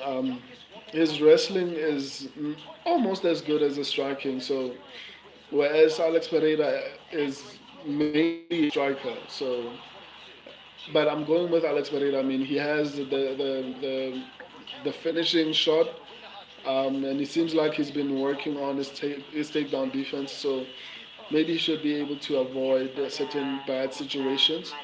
That's why I feel like maybe he's probably going to get it done. Where are you from and where are you streaming from? I'm from South Africa. I'm streaming from South Africa, Johannesburg right now, but I'm based in Pretoria. User one. Hart says Fiziev, Brain says Gaethje. Hart says Poatan, Brain says 60-45. Let's see. Yeah, I agree that like the main and co-main are very close, especially considering that Justin Gaethje came out of is coming from a knockout, but at the same time he took enough time to actually recover from that. I also don't like the fact that he's 36 years old. It's not a good look. But nonetheless, I still feel like he is still good enough to actually win. And it's gonna look really bad for Fiziev. But I mean, Dustin Poirier looked good, and he's like 36 if I'm not mistaken. So a nice one. I thought you were for sure Ghanaian. Idris Alba vibes. Pause. No homo. No D. Nah, man. I appreciate that. Thank you. Massive compliment. No, I'm South African, man. Proudly so. Even though this country has its own issues, but I'm definitely proudly South African. I appreciate that. And I mean, South Africa is incredible. Just that the people in charge sometimes are just not great. But South Africa is an incredible country, beautiful country. It's just not being taken care of as it's supposed to be. And that's why a lot of celebrities are starting to just flock here. I think when Dave Chappelle had disappeared a couple of years ago, he was actually living in South Africa, in Cape Town, South Africa, if I'm not mistaken. User one, and don't forget, Poatan is 38, and sooner or later, Father Time is coming for him too. Poatan has a lot of wear and tear. I followed him since Glory Kickboxing. That's a very good point. I actually made that point that it's like Poatan has looked good and has been active, and based on his previous fight, Father Time is coming, but it just feels like he still has at least one more year in him to be excellent. But if there's any fight that's going to break him, it will potentially be this one, right? That's something that I've actually said. But because it's a light heavyweight, I was like, I mean, Glover Teixeira won his belt at the age of like 40 something. I think it's 43 or something like that, or 41. I can't actually recall. So at light heavyweight, the age works differently, but I also agree with the fact that Father Time comes for everyone, and it's something that no one can actually avoid. Um, but to be honest, it's kind of tricky to actually say that it's going to happen to. It's crazy to think that it's going to happen to Alex Pereira, largely because he's been looking sensational in his most recent fights, which is crazy. User one, man, I'm gonna stop now. You are good. You are good. You are a good sport. I appreciate that my guy. When I told you earlier, you laughed. That's what it's all about. Respect, bro. On essay question, what do you think about Talia the singer? She said, what? Thank you for the sub, by the way. I need this. I need less money. So I'm on 15,000. this year I would be happy if I got to 30,000 subscribers. But yeah, I appreciate the subscription, and obviously, like, especially when you are streaming, you can't take every trolling too seriously, unless it seems malicious. Like sometimes trolling, you know, it's good fun. A lot of my subscribers actually trolled me before we became like good, I'd say, friends. I don't know. I'd say that because there are regular subscribers that normally come onto the stream, like Short Short McGee, Tweezy Rich, Philly to the Gilly, Wamai. Who else am I forgetting? But Short Short McGee, Tweezy Rich, and the Philly to the Gilly are the main ones that I know, irrespective of what time I'm streaming. They are going to be on the stream. So it doesn't have to take everything too seriously. Um, she is a colored and not black, and that the colored is normal term in South Africa. True, yeah. People in South Africa are called. They prefer to even be called colors. I don't know. They don't want to be called black though. It's a different story. There's so many racial elements involved in that that I don't want to touch on. As far as what she said, can you brief me on what she said? I'm not clued up on who she is or what she said. I'm not necessarily aware of what she said actually. 15K is big. What do you stream? MMA. I mainly stream MMA to be honest. I'm not gonna lie. Right now, I'm mainly focused. The channel is mainly focused on MMA, specifically the UFC. But I used to occasionally do boxing, but because of the workload, I've decided to focus on MMA until I become full time on the channel. That's when I can go back to doing both MMA and boxing. Um, User one, yeah, harmless trolling and banter is key for life. Otherwise, life is miserable. Yeah, 100%. This one is the fight that my subscribers and I are split on because my subscribers actually picked Amanda Lemos to actually get it done, and I picked Yasmin Lucindo. So it's gonna be interesting how this one plays out because my subscribers are also good at predicting fights. So we'll see. She came to America, a Breakfast Club radio interview, and said she is colored and not black, and they roasted her on that. Um, a Breakfast Club is a black show. No, I know the Breakfast Club. I think a lot of in South Africa, I've experienced. I don't want to involve race issues into my channel, but because you asked, let me give you a brief thingy. So not all of them, but a lot of coloreds in South Africa do not want to be associated or to be referred to as black. You know, because I don't know. For them, they feel like we are lesser. Not all of them though, but the experience that I've had. Um, so maybe that's potentially why. But they don't want to be associated with the term black. Um, this is based on my experience. I'm not sure about other people. It's the same with Indians and everything like that. South Africa is a little bit crazy, but I don't want to get too deep into racial issues, especially on this particular study. Um, I skipped women's fight. Sorry, not sorry.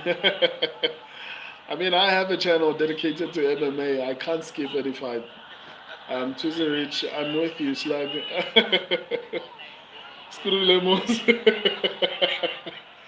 Yeah, no, man. I hope Lucindo actually just takes down. Take her down. Let's go, let's go, let's go.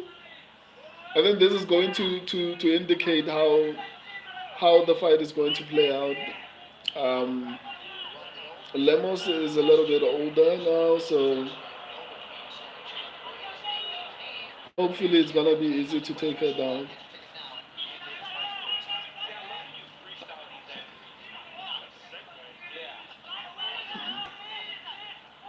Why doesn't she land strikes on the clinch? I mean, like, I normally don't understand why fighters like to do that. If you feel like the takedown is a little bit difficult to get, just land a couple of shots and maybe soften that person up.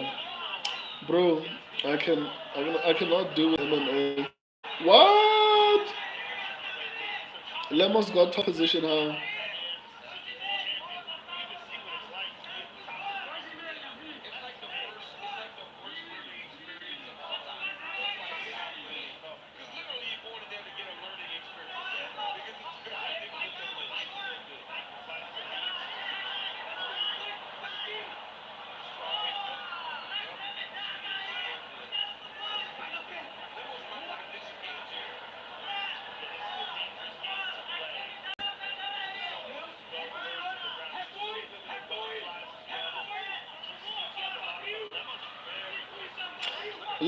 Hopefully Lemos does not get tired, but also Yasmin Lucinda, hopefully she also doesn't get tired.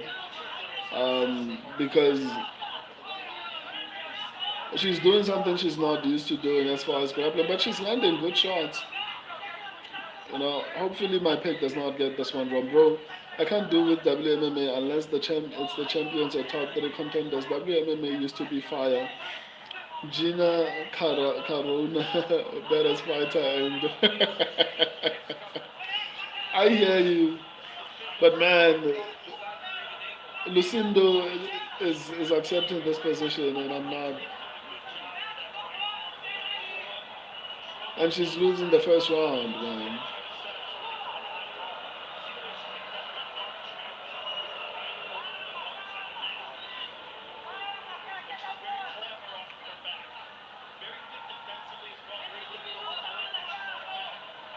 But she's losing the round, dude. Like, you can beat Clever off your back, but she's losing the round.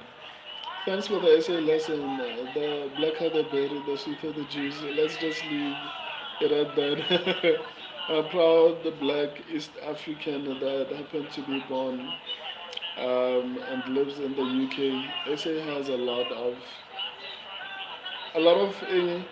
yeah, welcome, man. I've noticed that a lot of Africans love the UK. I wonder why.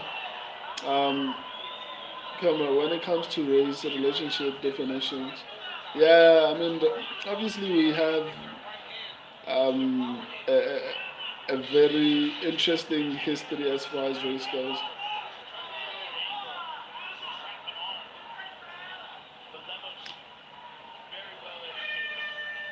Lucindo shouldn't. Why is she allowing to be controlled on the ground, man? Lucindo, don't lose this fight. I'm voting as my penal rifle. I agree, man. 1-0 Lemos. Yeah, Lemos actually won that round.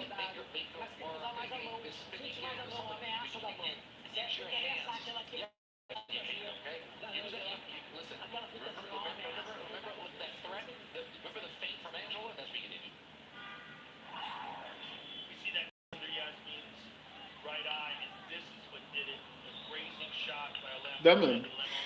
This sucks. And this fight, when I was doing predictions, it was 50-50. I went with.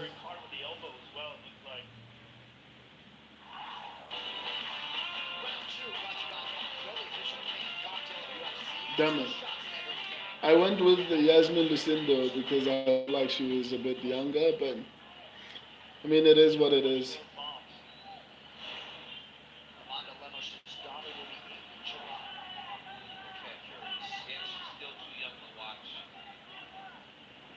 I feel like Yasmin. Where are you from? I'm from South Africa, man.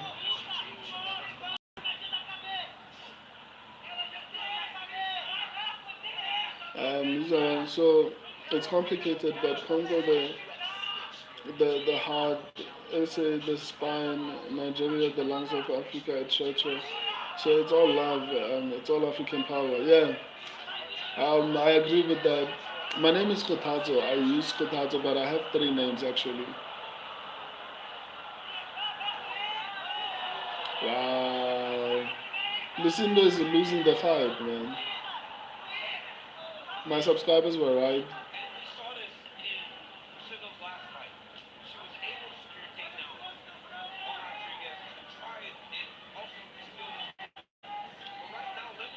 Lemos has good takedown defense for some reason against the Yasmin Lucindo.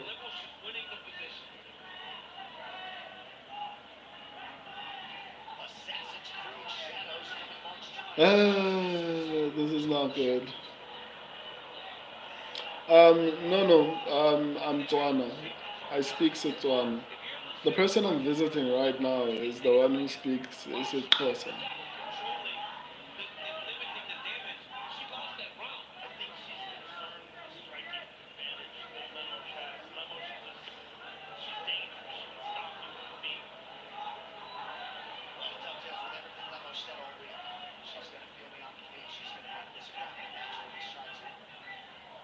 This is looking bad.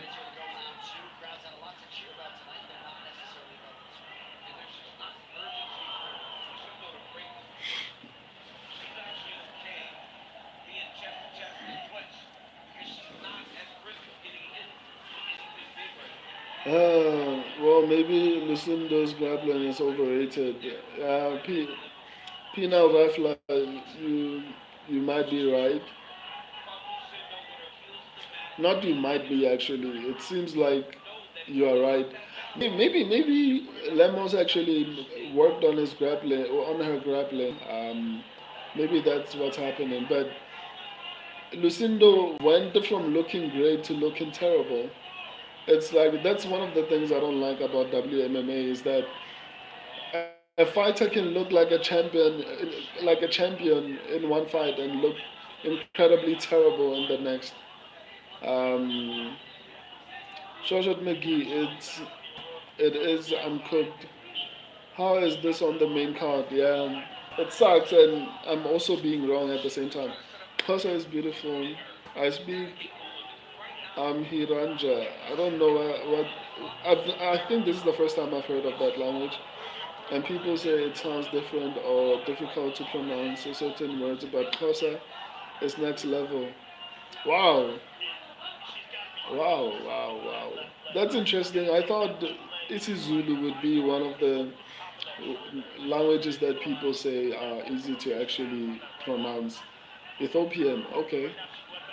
Penal experts, Darren and Zeng are way better grapplers than Lucindo in my opinion. That's why I picked Lemos at first, but historically her takedown defense has been trash. Yeah, and unfortunately now she's winning the second round. So at this point, Yasmin Lucindo needs a finish, and it doesn't seem like she's going to get it. Ethiopian, bro, they are in SA. I don't know any Ethiopians, but obviously know about Ethiopia. My second fight that I'm getting wrong. This is not good.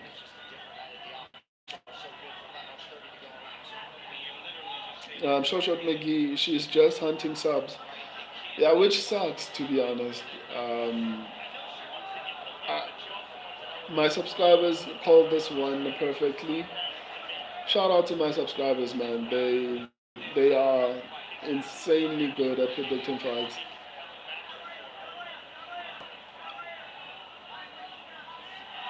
And based on how Amanda Lemos is performing, she's not going to get a submission.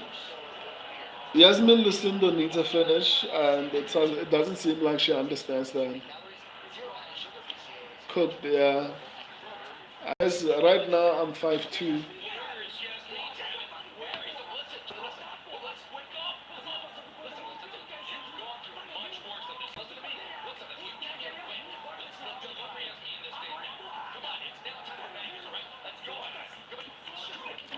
But what can I do though? That's what happens when you predict MMA.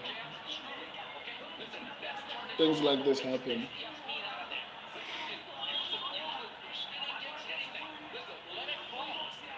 Pina Rafla. They will teach this at every MMA gym. Always aim to improve your position. Yeah, so which is interesting to see. Why is she on her back all this time? I wonder what her plan was. She looks unprepared for this fight. Pina rifler expert.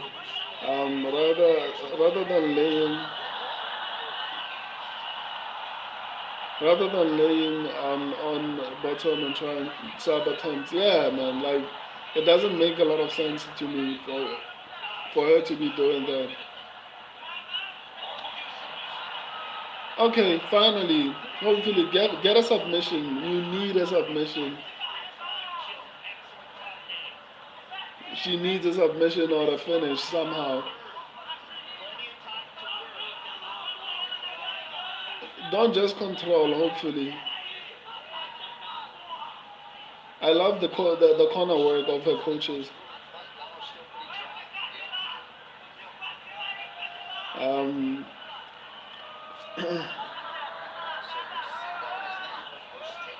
no, don't lose position. Finish this fight, please, please, please.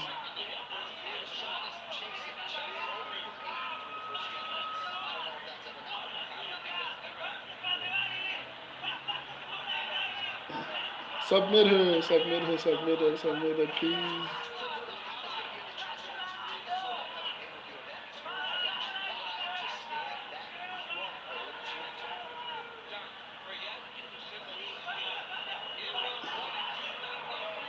And Amanda Lemos has not been good at getting up from the bottom. I will be shocked if Yasmin Lucindo somehow allows her to get back on her feet. Or at the very least, I hope she gets a 10-8. She has enough time to actually get a 10-8, but she needs to do something with this position.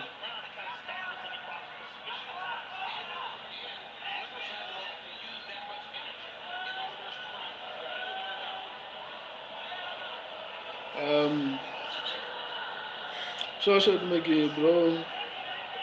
These cards are so watered down, bro. I hope you end up paying for this BS. I'm using IPTV. Can hook you up for $25 annually.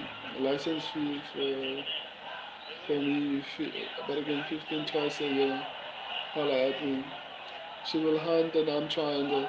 No, I hope she gets a finish though, because she lost this fight. It's going to be 29-28. Finish. She needs a finish. There's nothing else. I hope she understands that.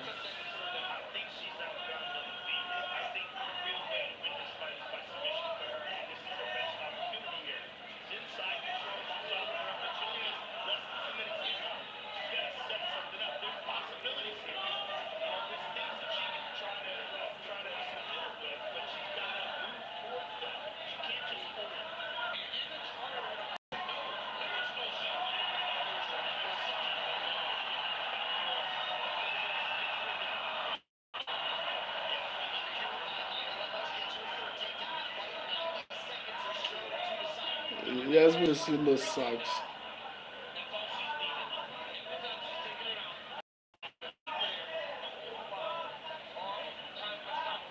Yeah, no, it's done, man. It's done. Lucinda lost this one. I guess this is my second loss on the card. Um, yeah, it is what it is. It's also going to be Pino, Pino Rifler. At this point, it's probably 2-1 Lemos. Unless there is a hill this up. Nah, it's over, man. I could even see this round going to Lemos, to be honest. Um, 2-1, 2-1 Lemos is being generous to what do you call him, or what do you call her, Yasmin Lucinda. I could see it being 3-0. The judges could save us. I'm honestly disappointed in Yasmin Lucindo. I thought she was better than this.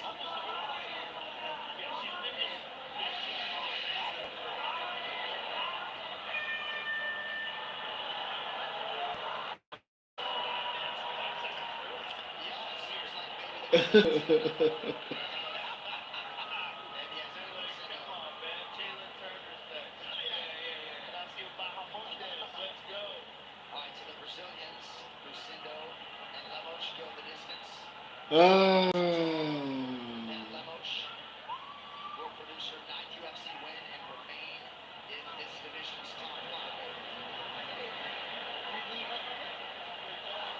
This sucks, man. Penile rifle expert. Saudi Amato has a 30-25 losing.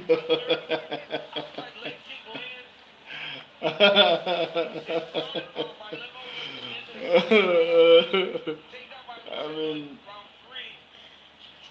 I'll take it. Do you train MMA? How long? And follow the sport, like you followed the sport. Is King Green possibly more stupid than before after face plant? Oh, what a question. I don't peasant green. No, okay. First, I've been following MMA on and off since the Anderson era. However, I wasn't watching full time. I was watching highlights at that particular point in time. I started to fully watch MMA from pay per view to fight to fight night. I think around 2019, if I'm not mistaken. Around 2019, I was watching. That's when I officially started watching fight nights and pay per views.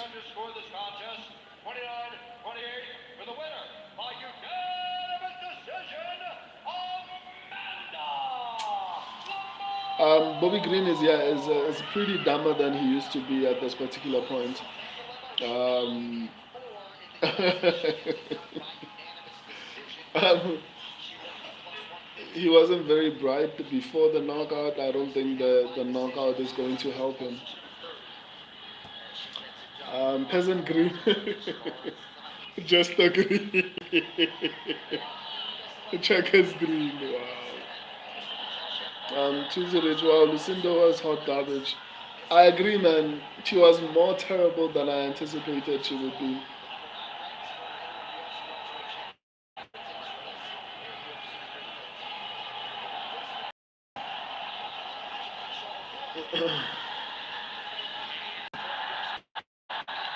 Lucinda was hot garbage. Yeah, she was hot garbage.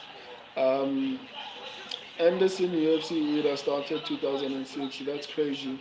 Almost 20 years in. You're an OG. I mean, no, not really. I was on and off. I mean, it was highlights. I wouldn't call myself like an OG like that because my knowledge on MMA, I didn't even understand the scoring criteria or how the scorecards worked. I didn't understand that there was a difference between pay-per-views and fight nights. That's why whenever people ask me, when did you officially start watching MMA, I say 2019, 2018 because that's when I started watching everything. Contender Series, The Ultimate Fighter, Fight Nights, reviews. Um, Before then, I mean, I would watch the McGregor fight versus Habib. There would be the DC fight when he became a double champion. There would be specific fights that I used to watch, but I wouldn't necessarily call myself. Or I don't know how to even describe it. At that point, I don't think I was like a fully fledged MMA fan until 2018, 2019.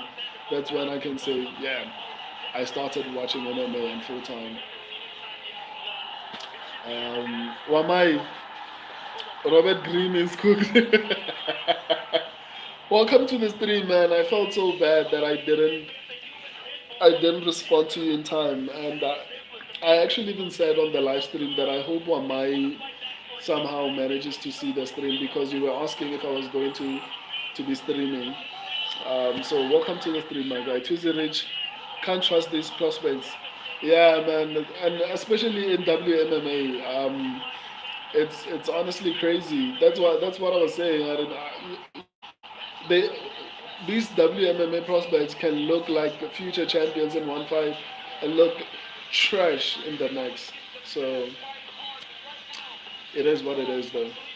Um, well, I want I want Lemos. Gotta trust the crafty vet to smudge it out. Yeah, a lot of my subscribers actually went with Amanda Lemos. I was surprised for me personally, to be honest, and I said it in my predictions. The my prediction analysis was basically at 50-50, and I just went with Lucindo because of the age element, because of the fact that I felt like Lemos had terrible takedown defense and Lucindo had decent grappling. I guess I was wrong for some reason. Um, Lucindo looked like crap in this particular fight, but we move on. There's like 3 fights left, so hopefully this was the last fight I got wrong. Although I feel bad for Ankalaev, man, it would be nice for him to actually win this one, because I'm confident he's never going to get a title shot again if he doesn't win this one. But at the same time, I don't want to get any other fight wrong. Um, so yeah, I guess we'll see. Because if Ankalaev wins, it means my prediction accuracy will be at 70%, which is not too bad. But I think I just want this to be the last fight I get wrong. It sucks, to be honest. I didn't think Jasmine Lucinda would actually lose. But kudos to my subscribers. So far, so good for them. They only got one fight wrong. I got 2 fights wrong. So I guess let's see how the whole card plays out. Penal Rifler. Hold up, there's a dude who was talking shit that gotta go cook in the comments. Be right back. Be like, when you're so petty, dude.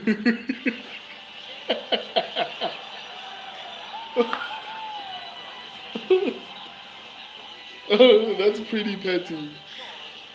But I don't blame you, man. The comments can be very brutal. Hello, how are you, man? Shoshat Mickey. Was it me? He's holding a grudge. He's going to deal with that guy, which is crazy. User one, I'm ashamed of being the same race as in green. He's despicable weedhead, and I smoke cannabis about 3 to 4 times. And I smoke cannabis. Damn, that's brutal, man. Why don't you like green? Sister Rich, I'm actually close to Bobby Green's gym. Have you met him before? Let me open the windows. I feel like not windows, but the curtain. I take a lot of pride in being a finisher.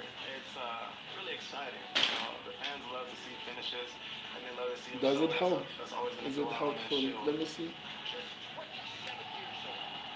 Okay, it makes me look darker. Pina Rifler. At McGee, nah, but you were in the comment. You were in that comment reply section. Rifler, the dude who picked the horse by KO. Twizy Rich, should I spot Bobby? I mean, yeah, spot Bobby. Take a video though. I'm kidding, man. Next thing you spot Bobby and they're like, yeah, it's the streamer who calls himself Once Upon a Slugfest. He incited the assault at Bobby Green. So no, don't do that. Well, I just thought that the younger one looked developed. I never really watched the Lemos, but she looked a bit meaner. Yeah, man. For me it was 50-50, like I said. I just came down. It just came down to takedown defense. Lucindo can grapple. Bad combination. I was wrong. Lucindo looked like she shouldn't even be in the top 10 of that division. She looked terrible. Terrible, terrible, terrible, terrible. It is what it is.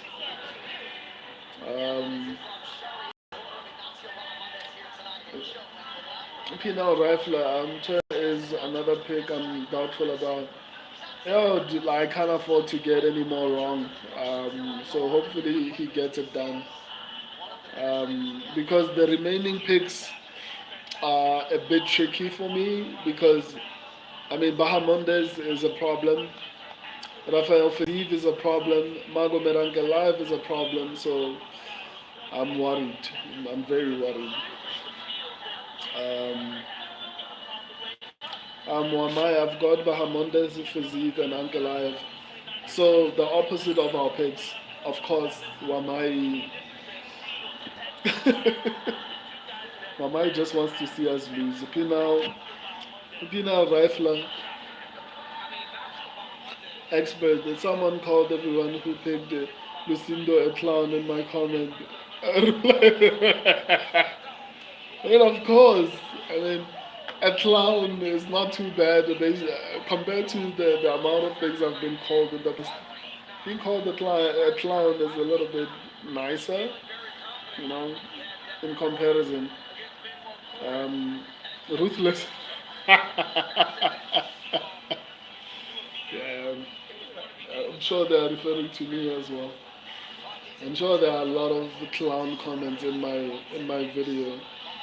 Wamai, how many you got right? Only one I got wrong was the first one so far.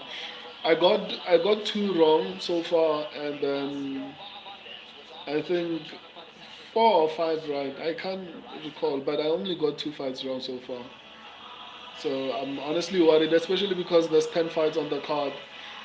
If there's like 12, at least you can recover. But with 10, you need to get the 7 or 8 at least in order to be on the safer side.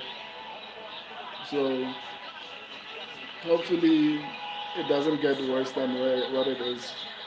Shoshat McGee, I have the same picks. So I've got Jalen if he actually finishes his food. Not like last fight. Yeah, I also got Jalen. I'm crapping my pants right now. I'm not gonna lie to you. I think the sun is coming out and it's affecting the camera. I'm becoming too chocolate. Too chocolate for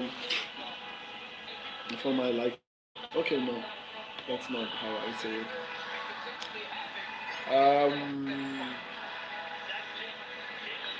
I'm nervous about Fiziev. I'm nervous about every single fight that's about to happen right now. To be honest, and to be honest, this fight is a toss-up. The next 3 fights are toss-ups for me personally because I feel like they could go either way. Penal Rifler, Jalen by guillotine or Das. I feel like I should stop chasing these huge, crazy method of victory calls. That's how I end up wrong a lot of times. I don't know, man. I could see a submission. Um, that's not like too far off, to be honest. Peanut Fla, club and sub is how it maybe happens. Yeah. Whew. I haven't been doing well in the past week or so. So Turner, Gaethje, Pereira, I need you guys to win. Or at least the Turner and Gaethje should win at the very least, and then I'm okay with Ankalaev getting the win, especially because he's not gonna get another title shot. This bout is presented by Nomadic, the ultimate travel luggage for those who demand more. Durable, sleek, and built different. Travel smarter, travel stronger. Nomadic. And now, this fight is 3 rounds in the UFC introduce you first. Fighting out of the blue corner, a big martial artist holding professional record, 16 wins, 5 losses. He stands 6 feet 3 inches tall, at 156 pounds. Fighting out of Chicago, Illinois, the way of Santiago, Chile. This fight could crazy, yeah, man. Extremely crazy. Um, I'm honestly very worried.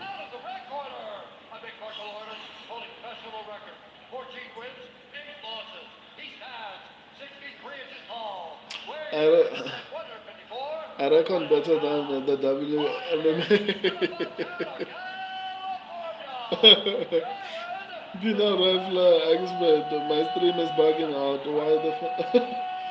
I'm sorry, man, and it seems like it's sabotaging you because it happens at key moments. I don't know why. I'm sorry, man.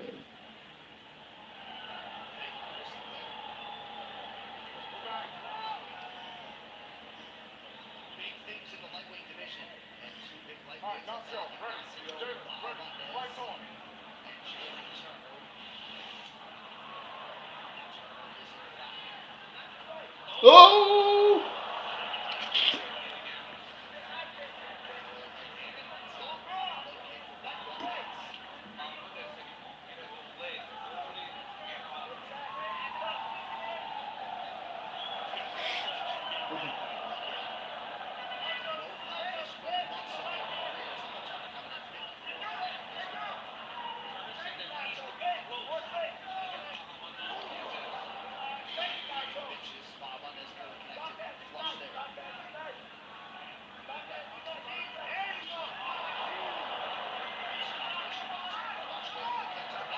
Let's go!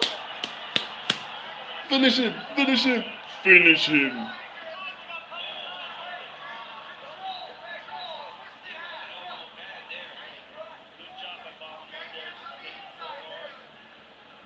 My stream is by. Did you fix your stream, man? Um, let me know if you need me to do the blow by blow, or for me to narrate to you like what's happening. You guys did it for me when my South African ESCOM issues were playing out. Submission, almost. Elbow him, elbow him. Yes, Turner. Yes, Turner is in guard. Okay, yeah. Let's go, let's go. Hopefully, Bahamondes gets tired.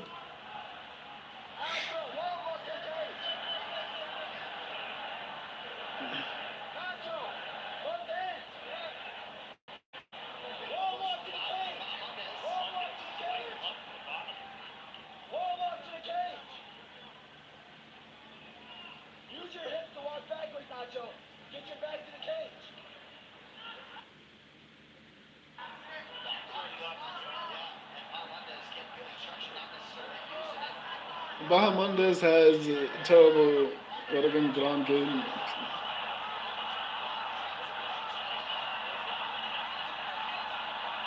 No, he has it. He has it.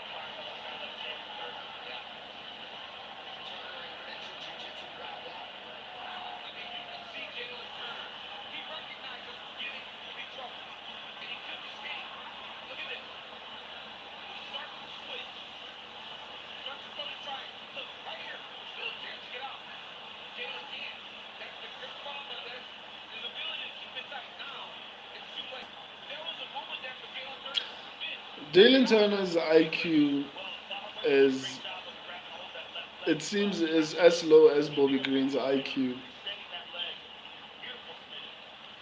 I'm now realizing it now. I thought he couldn't finish. I thought he couldn't finish. What do you call him? Let me try and move this thing to the side. Oh, when someone is sleeping.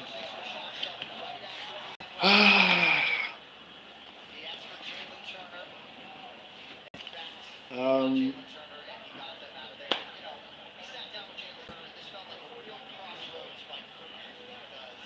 I don't even know how to articulate what I want to say.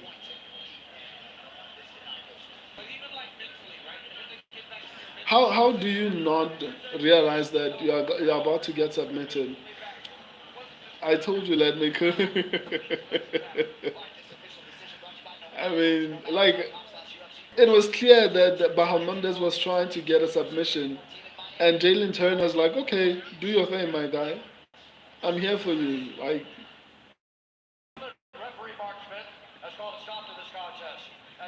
Jojo G, let me cook. Thanks for the donation.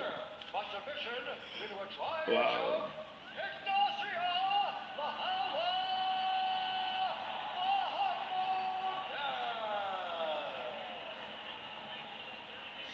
Jojo, don't be mean, man.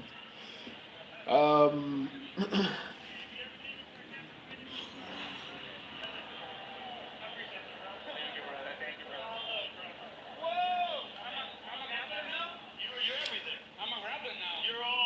it sucks. And I heard Bilal Mohammed actually coaching him in the background, and I was like, nah, that's not gonna work. And it worked. It really worked.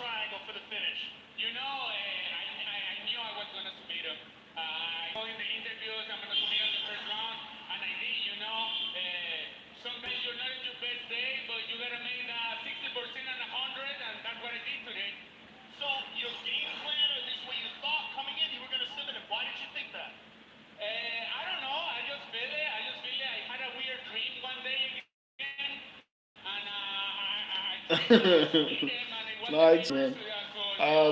Yeah, Jalen Turner, I think, has the same level of IQ as Bob Green. I think I overestimated his ability to actually. It's not. I thought he lacked a killer instinct, but I don't think it's that. I think he doesn't realize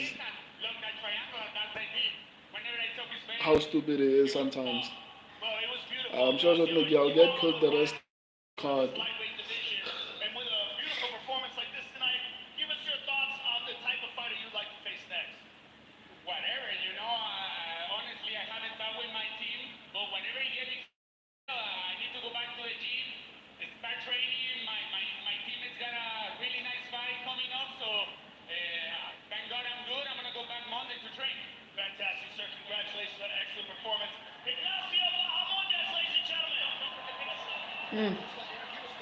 Main card not going how I thought. I'm ordering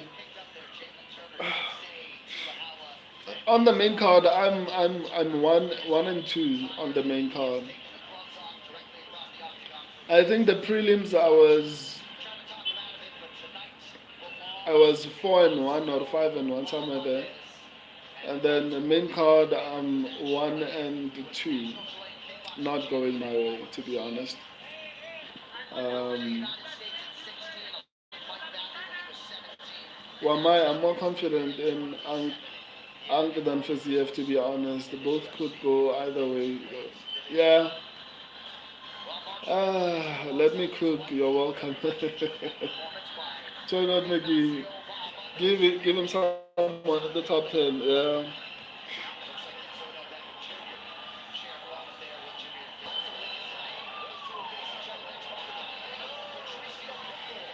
Let me cook. I bet it on the fight will not go to decision. Chill. um, don't scrap in the comment section, guys. Let me cook. Short McGee was just playing, man. I'm just drained at this particular point. But let's see how the next two fights play out. At this point, I'm in a situation where I can't afford to get any fight wrong. Arizona Boxing and one, number one team Henry Cejudo, hashtag team Justin Gagey, hashtag team David Benavides, Jesus Ramos team. What's happening? Michael, let me cook. I know he is a funny dude. Pina Rifler, but Turner just sits right into the triangle. What a bomb. I mean, that's why I say he's competing with Bobby Green for low IQ points because I'm not seasoned in MMA. I'm not an MMA fighter, but in that situation, I could have been able to recognize, okay, this guy is trying to rep me up. Pull your hand and try to pull away. Slam him, possible. Do something. Don't be like, oh, you want to submit me? Here's my leg, grab it. Here's my head, put it further into the submission. Like, he wasn't even trying. The sun is just destroying my lighting. So it means I have to show you guys the kitchen. The kitchen is not supposed to be appearing at the stream.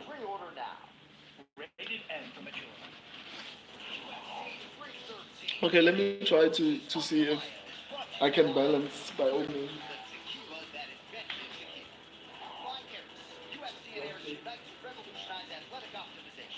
Trusted by the Performance Institute and champion fighters, Pereira sets a new standard in performance technology. By Total Wireless, the official wireless provider of UFC. Get unlimited data that won't slow you down. And by Jackpot. Download the Jackpot app and start ordering all your favorite games right on your smartphone. New customers use code FIGHT for a free lottery ticket.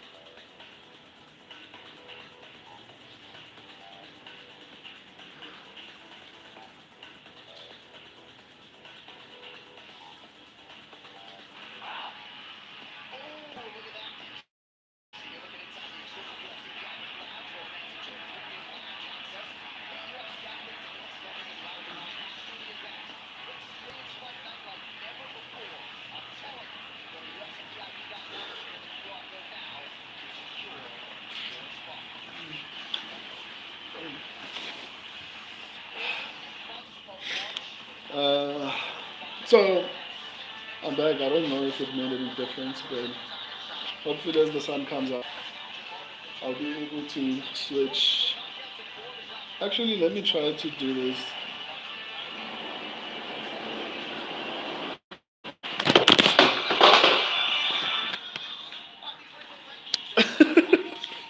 um, I'm trying to. You might appear, but like so. I'm turning this stream so that I appear a little bit better. So be forewarned. When you wake up, you might be on the stream. When you wake up, you might be on the stream because I'm trying to get the lighting. UFC 313, Justin Gaethje waiting for an opponent and then after Dan Hooker was forced to pull out with a hand injury, and now he has that. Let me show you guys this.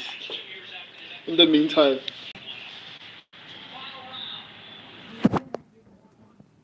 Huh? Yes. I did that when I was in Kempton Park. But it looks nice here.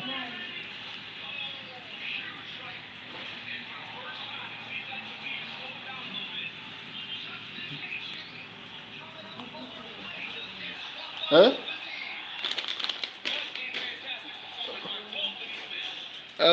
I can't hear you.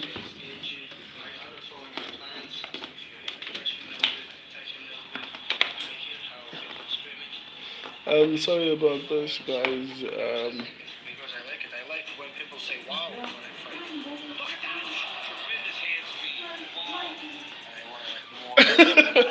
I just have to fight. You haven't appeared. Nobody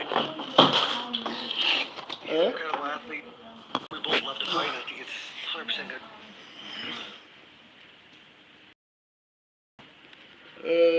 Don't worry, you're not on the stream. Anyway, my quest to actually get better lighting is not questing.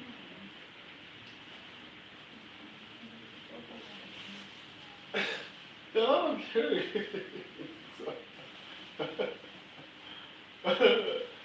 Your window is the one that's He's a warrior, but I'm more professional now, more than before. Now I engage it everywhere. Yeah. now re-enters the octagon with I don't know if it's better or not, but Rafael Fatigue is hopefully. one of the most technical, quickest, and vicious strikers that we have. Let me plug in the charger. Is something different. And his confidence is what makes him very special in this weight class. Wow, big left! What is he complaining I'm about? better than everybody in this division. I want to fight. You're not. I'm going to show everybody I'm ready. No. I think, It's your window at the top that's going to appear. Don't the worry. heat that we're going to be throwing is going to be fire. We're about to Go. paint a violent picture now. She like going forward like a train, and I like going No. forward like a train. Stand up. Show you why. I gotta Yeah. go out there and come up. Well, if your head reaches the curtain level, that's when you're going to appear. Yeah, okay, I've covered it up. Stand up, it's fine.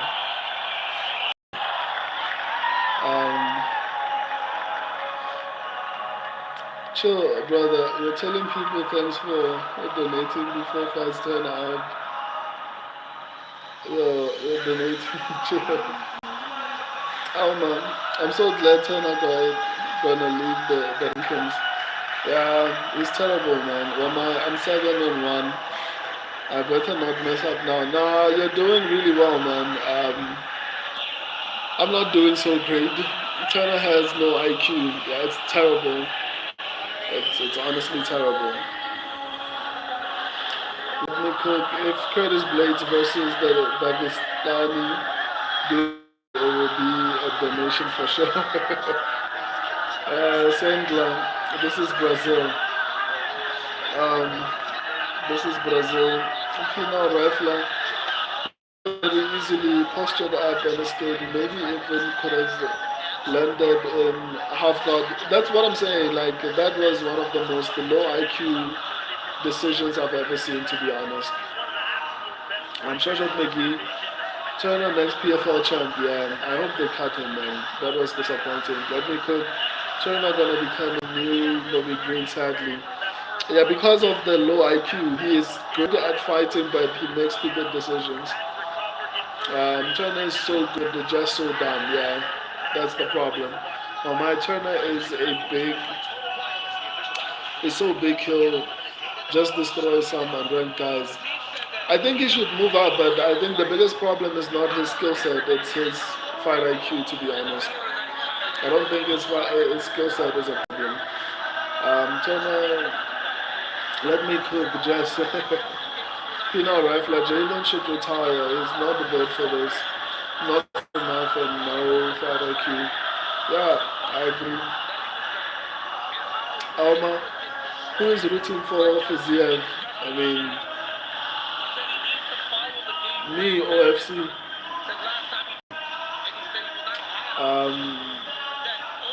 If he got this, it will be a big step for him. Shoshat McGee, Turner, LFA 3-time champion.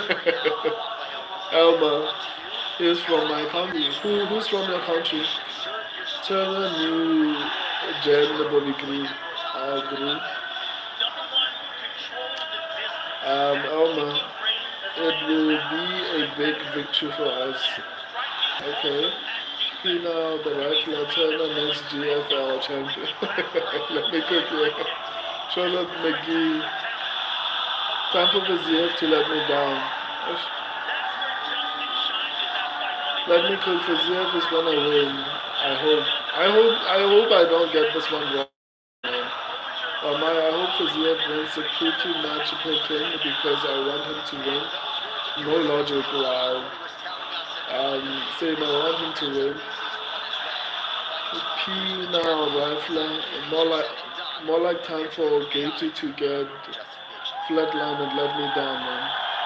Don't say that, dude. Like 70% is fine, but anything below that is terrible for me. Gaethje in the top 30 spot, yeah. I'm sure McGee, I hope so. Wamai, yeah, I want Justin away from the title contention. He'll never beat Islam, I agree. So soon Fiziev gonna be at 3. Ish. I hope not, to be honest. Let me cut Fiziev took revenge from Game War 2. Short McGee. Yeah, Justin equals title shot every time. I hope so. Crazy his favorite though. Let me cook. I'm still worried about the dude to look like a Regna man.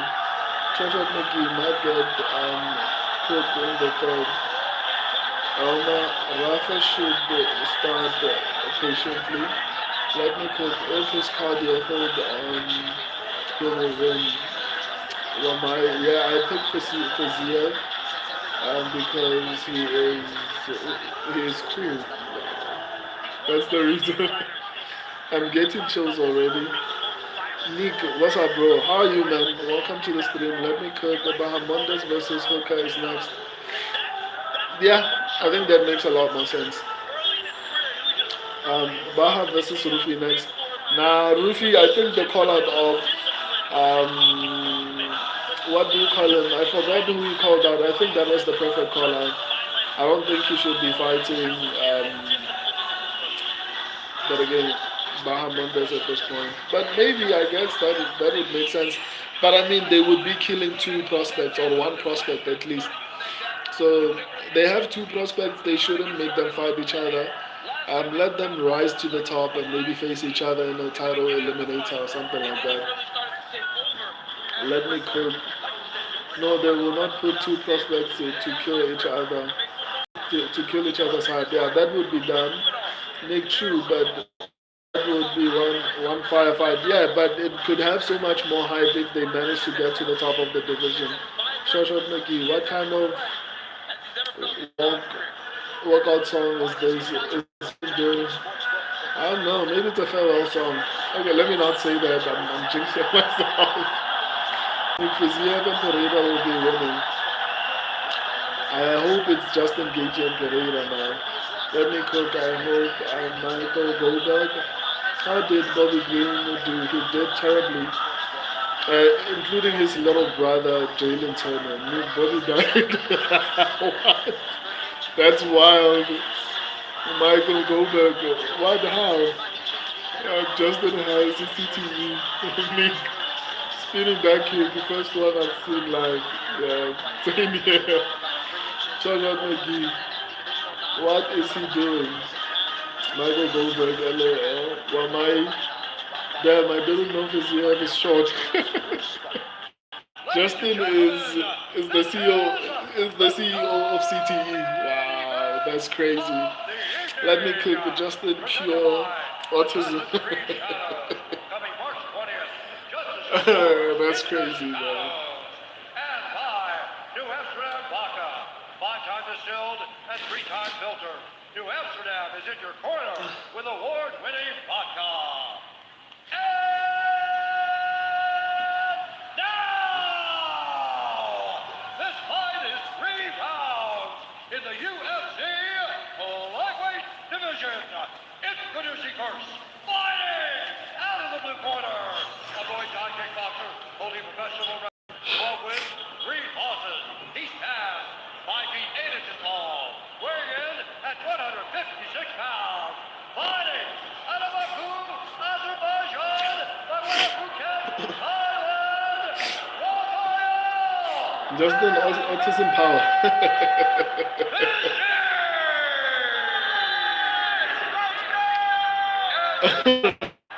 Justin, let's go for it. Nah, man, I want Justin to win. Justin has autism power. Wow. Pina Rifler, that switch left kick to the head is there for Vaziv. I've seen Justin dip his head that way many times in his past few fights. Nick Fiziev has some good Thai fight on YouTube, by the way. Flying me as well. Okay. But I hope he doesn't win this one. I need this one. I need the next two fights to be right for me.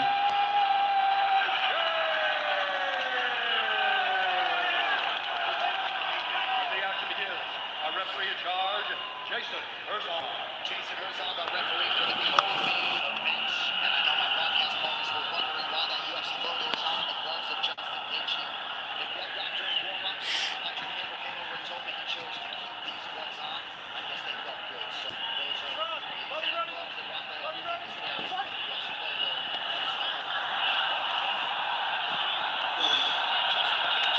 Wow, Fiziev looks short. Someone mentioned it in the stream, but I honestly, yes, Fiziev needs to kick on the outside and not just counter.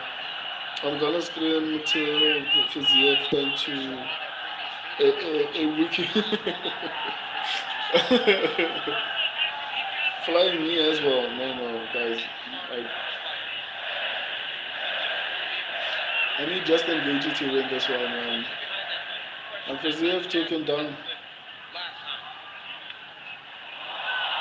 Man, and I saw this coming. No way, there is a wrestling. Wow, Gaethje stood up. But that's one of the things I said on my breakdowns. I said, come on, Gaethje! Fiziev Nurmagomedov. This position is sus. No, but on my breakdowns, I also did say that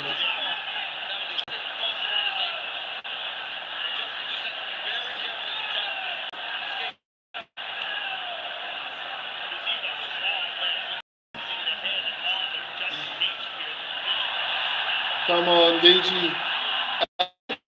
The advantage that Fiziev will have in this fight is his wrestling. On the feet, I'm going Gaethje all the way. What am I watching? We are watching XXX for men. For Zesty men, yes. Fiziev had him in that podcast.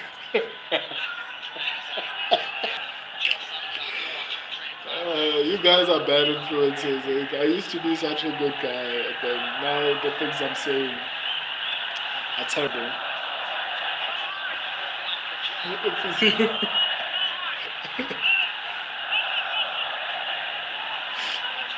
Let's go, Gaethje. The fact that Gaethje was able to get out of that bad situation shows me that his wrestling has improved significantly. And I'd like to see him against Makachev pretty soon. Because I feel like in most situations he would have been, or in the past at least, he wouldn't have been able to get out of that position. But to be honest, we forget that the Gaethje has a bit of a background in wrestling, not too great, but there's some wrestling in there hidden somewhere. And Fiziev looks tired already. Yeah, I mean, he took the fight on short notice. I don't think he was scheduled to fight. Obviously, he was training, but ooh, those are terrible knees, man. Those are terrible knees. Come on, Gaethje. Oh. Oh.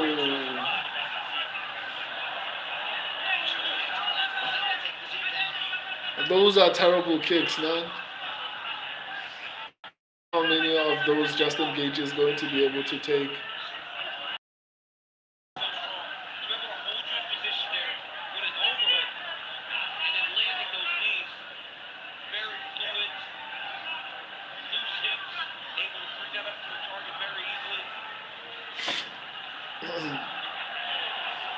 Justin Gage looks tired, man.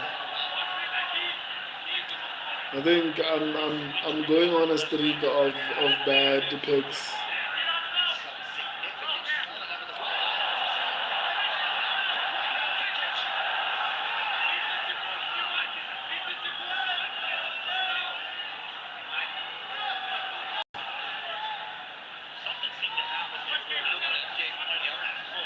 You think? Nah, I don't. But maybe. I think it was a close round. So. Nah, man. It was a close round. I don't know. For me personally, it's hard to say. By the way, it means my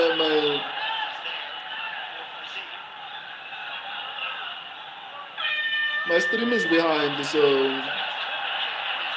I think it was close, but I could see it going to physique.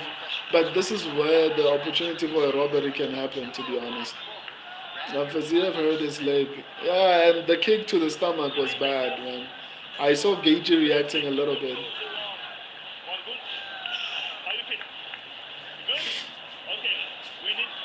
I hope nothing serious. Yeah, same here. Let me cook 10-9 physique. Alvin, hi. How are you doing? I'm good, man. How are you? He's tired. Yeah, I agree. Penal rifler. 1-0 fizzy. Nice body shot though. Yeah, man. Definitely nice body shot, Nick. That's what worries me. I feel like especially the one to the stomach. I think it hurt him. 1-0 fizzy. Elvin. Is match continuing right now? Yeah, the co-main event. We're watching the co-main event. Let me cook. This is round 3 right there. No, it's round 2, not round 3. Yeah, it's a 3-rounder, but this is the second round. Penal rifler, strange position. There's 2 minutes. I was surprised he didn't say anything in the moment, actually. But I mean, look at Physique's eye. If we're going off of damage, we could argue that Gagey did more damage, but you never know. I just feel like the first round was close. But I'm not going to sit here and lie and say I don't think Fiziev did more. He had the bargain, the takedowns. He was landing decent body shots. He was landing.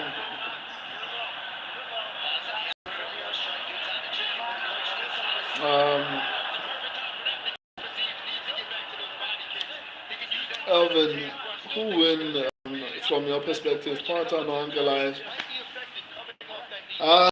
It's a 50-50 fight, but I think, okay, it's a 50-50 fight. It's hard to say.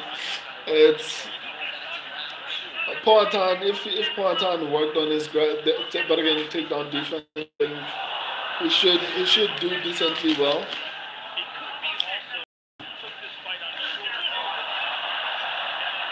Wow, what a shot from Gagey.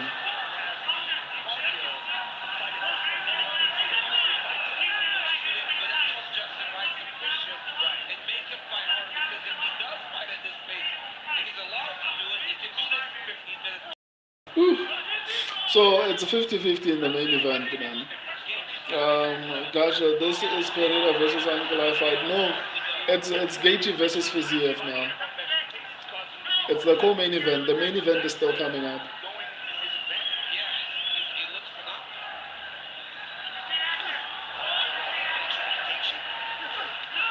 Oh, let's go, Gagey. Let's go, Gagey. Let's go.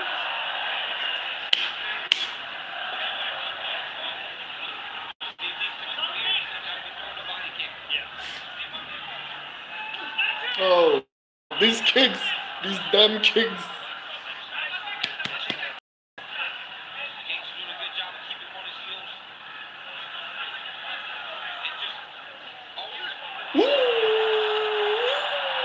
Let's go, KG.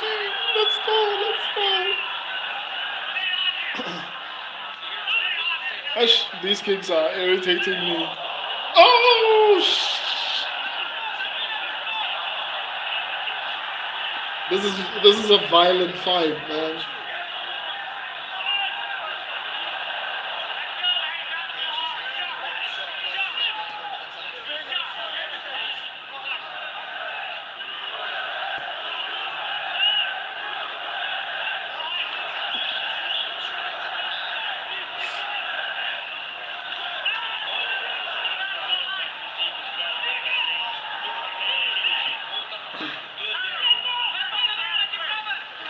Oh, Gagey, look, Gagey. Gagey's winning this one, man. Like, Gagey's coming back. Let's go. They said it was done. They said he was old, but they were wrong. Come on, Gagey. This is Gagey's round, definitely, without a doubt. Oh, what a knee.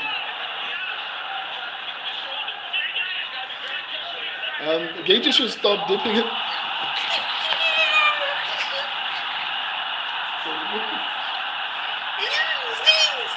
Finish it. Submission.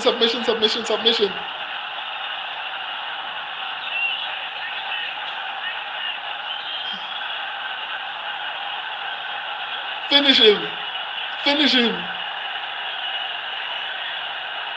Also, he got the finish. No, it's not yet finished. I know my stream is a little bit behind, but he's about to, like, Fiziev is in a bad position. Fiziev is in a bad position.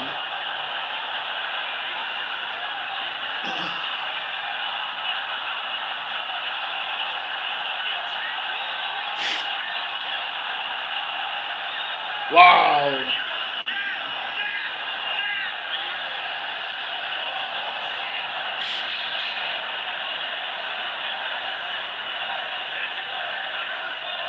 I mean, I could even argue the first round, let me not be that guy. Yeah, man. Gage is taking over.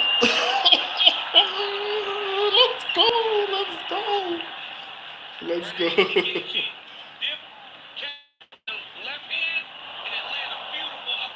What a beautiful uppercut. Do not play with Gagey and uppercut. We cooked. Yeah, man. I mean, it's my turn to not be cooked. Like, I've been in the frying pan for the past two fights. A brutal uppercut. Yeah, it was a lot, man. It was a lot. Gagey looks good, man, but I feel like he's a bit sloppy, but he's getting the win. It's downhill, boys. At least let me have this one, guys. I've been having a terrible night as far as picks go. I translated Fiziev corner, told him to do that, but Craig again.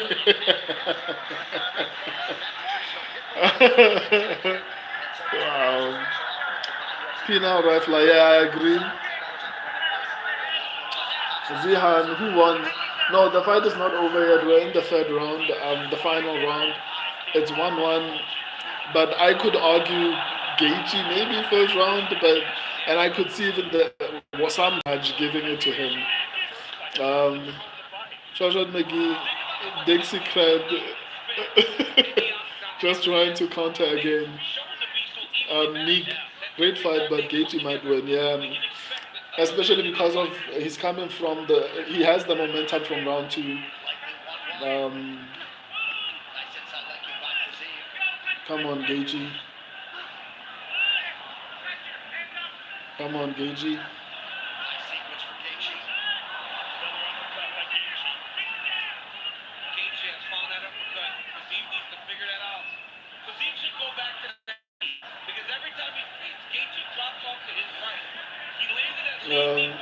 Great fight, but Gagey, man.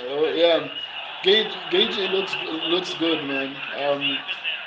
Oh!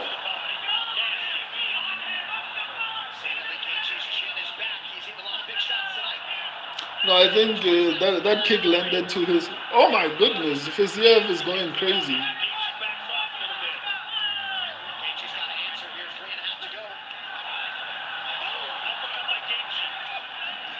Uppercut.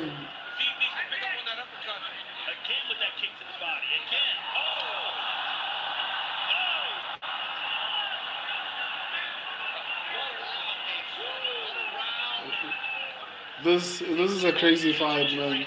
Come on, Gagey, get it done. Please get it done. I need this one.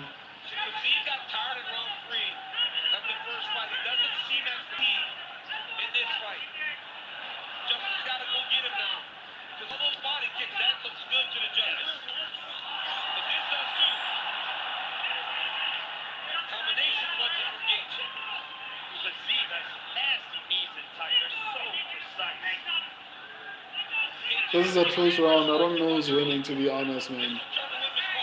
This is a very close round. So far, I mean, it's back and forth.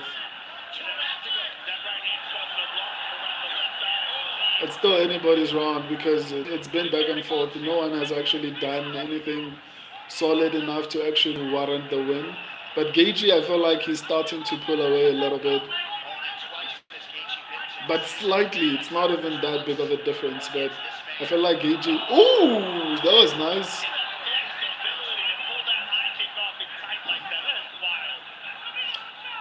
I think also the crowd being in favor of Justin Gagey is going to influence the judges' decision.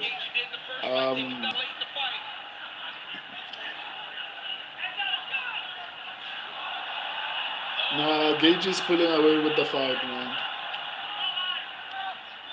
I think Gagey's pulling away with the fight. Huh? Okay, go, babe. You look hard, so it's fine. Okay, cover yourself with this.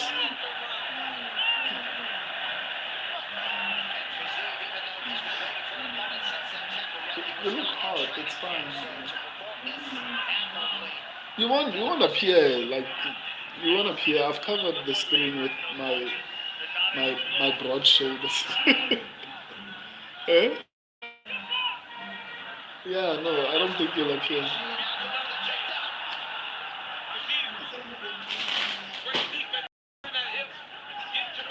You see, I can't even your head is not appearing as yet.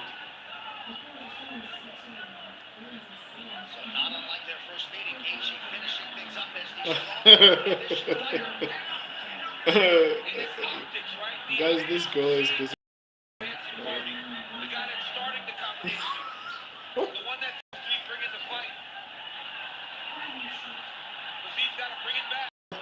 They're here.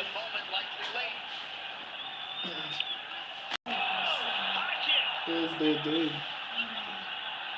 Ooh, Gagey won this one. I think it's under the bed. Sorry, baby. This was a good fight, man. Gagey won, yes. You can't see it.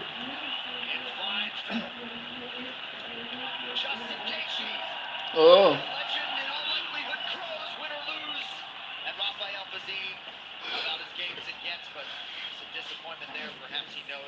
I don't know. I opened the windows. Like, what do you expect? Nick, his body conditioning is amazing. Nick, I agree with that, man. But both of them looked well conditioned. I don't want to lie. Let me cook Justin one. Yeah, Nick. So many shots. Gagey 2-1. Yeah. Gagey looked really, really good, even better than I anticipated. I mean, but a good showing for Rafael Fiziev. At least it was a beautiful fight. Yeah. I mean, the violence. I would honestly like to see the fight between Gagey and Hooker again, man. I hope they rebook it. Unless if Hooker is going to be fighting Ilya Tuporia, because I saw them going back and forth. Shoshat McGee. Oh man, Justin get Wardley in the third round. No. Nick, I thought Gaethje would tire because of those body shots, but he looked like the fresher fighter. I agree. I was also worried about the body shots, to be honest. Third round takes it. Gaethje won the third round, man. UFC 314 in Miami. Nomadic luggage built different for those scorecards. Here's Bruce. Ladies and gentlemen, after 3 rounds, we go to the judges' scorecards for decision. All 3 judges scored this contest 29-28 for the winner by unanimous decision. Yeah. Justin, the highlight. Gaethje. Wow, that was the same as the first fight. Yeah, man, that was like a really, really beautiful fight, man. Tweezy. User won. Gaethje 29-28. Yeah, that was an incredible fight. The Shoshat McGee, I agree. I'm talking about the judges. Oh, okay. Tweezy Rich, you think 7 minutes of cardio is nothing crazy? Hello, that was a great fight. Yeah. Yes, sir. Listen, that was a fantastic Pina fight. Rifler. Gaethje's too. Why, dude? Like, why? Nick, what happened in Pereira versus Ankalaev? What happens in Pereira versus Ankalaev? 12 days notice for him to not get completely exhausted. You know what? Ankalaev is defensively good, even on the feet. I would be surprised if Pereira somehow manages to finish it in the first round. If Pereira is going to finish the fight, he needs Ankalaev to slow down a little bit, so I could see it happening. And that's why I agree with Tweezy Rich, because Tweezy Rich said he could see a situation where Ankalaev is winning the fight for like 3 rounds, and then Pereira finally finds a way to finish the fight. Can I listen to Justin Gaethje and his post fight, and then I'll continue with the main event. That's what I do. That's who my parents taught me to be. And I hope you're teaching your kids the same exact thing because we need it.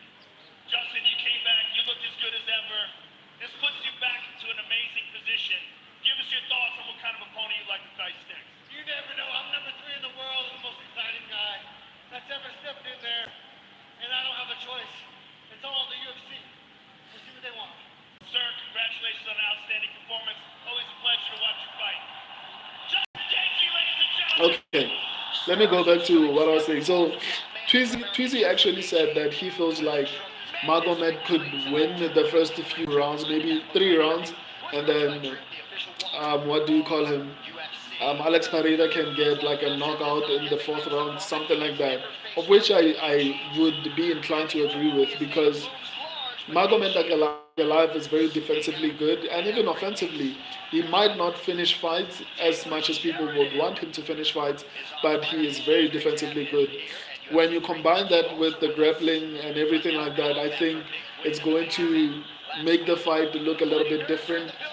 But I still feel like Pereira does not have a cardio issue.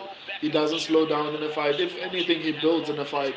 So it makes a little bit more sense for me to see a situation where Pereira finishes the fight late.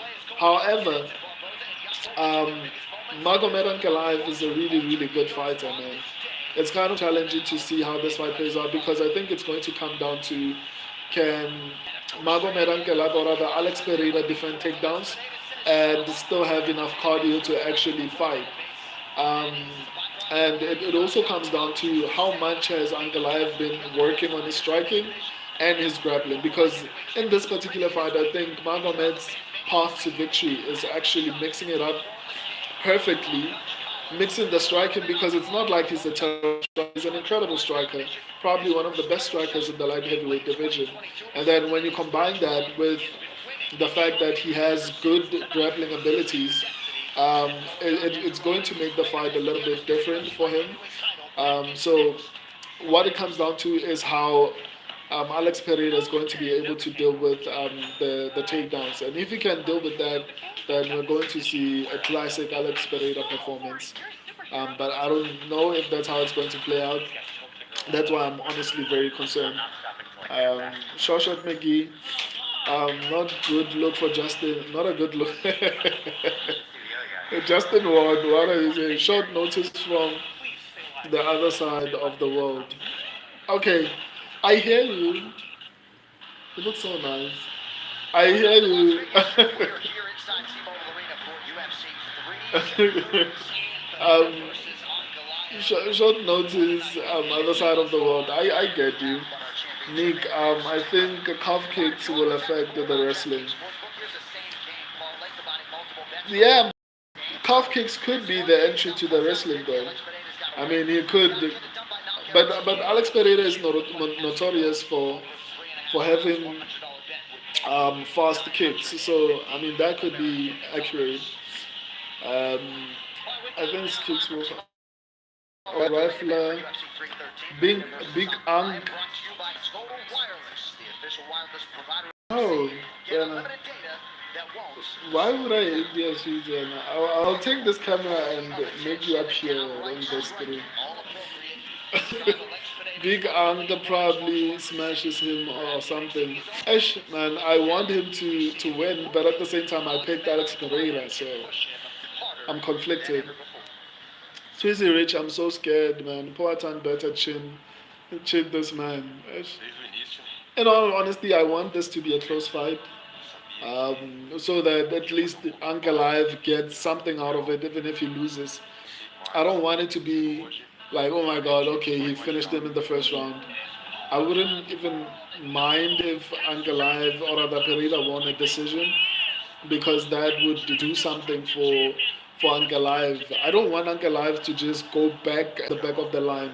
Even if he loses, hopefully he gets like some type of fanfare for me personally because I feel like it's been done badly for someone who's doing really well in the light heavyweight division. So even if he loses, I hope he has a fight like, for example, um, Halil Roundtree had with Alex Pereira. To be honest, I still want Alex Pereira to win, as long as Magomed Ankalaev does not get finished like Jamal Hill or what do you call him, Yuri Prohaska, you know. Wamai, I was at least confident about this one. To be fair, I have more faith in Anka than Fiziev, but Fiziev is way more entertaining than Anka. um, Bear White, do you bet? No, I don't. Pina Rifler.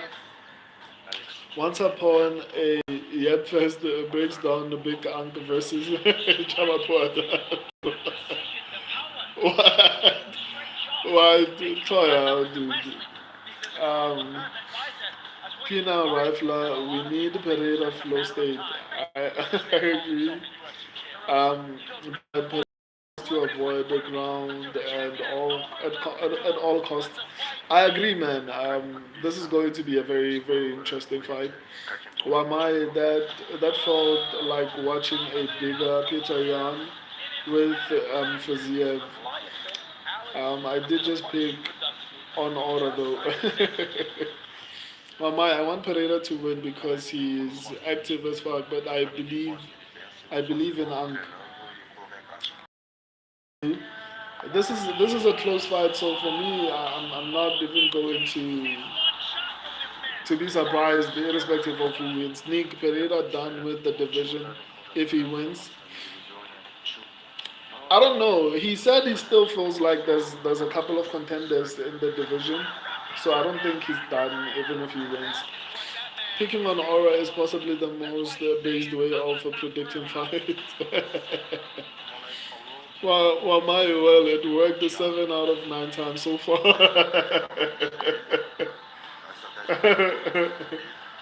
That's a good point. Um, Pina Rifler, I want to out cold in round one. No, man. Like, why? Why would you want that? It's Ang Southpaw. I don't know. Or mine.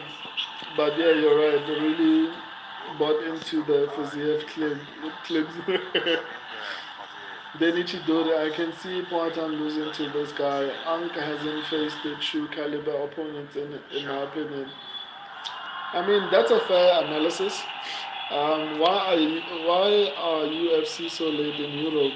It's 7 a.m. I mean, in South Africa as well. As you can see, I mean, there's morning in South Africa.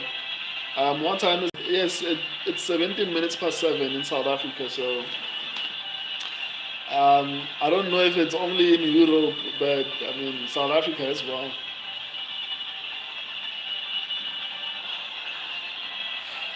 Why Ankalaev look like an owl? Why? Ronaldo Mendoza.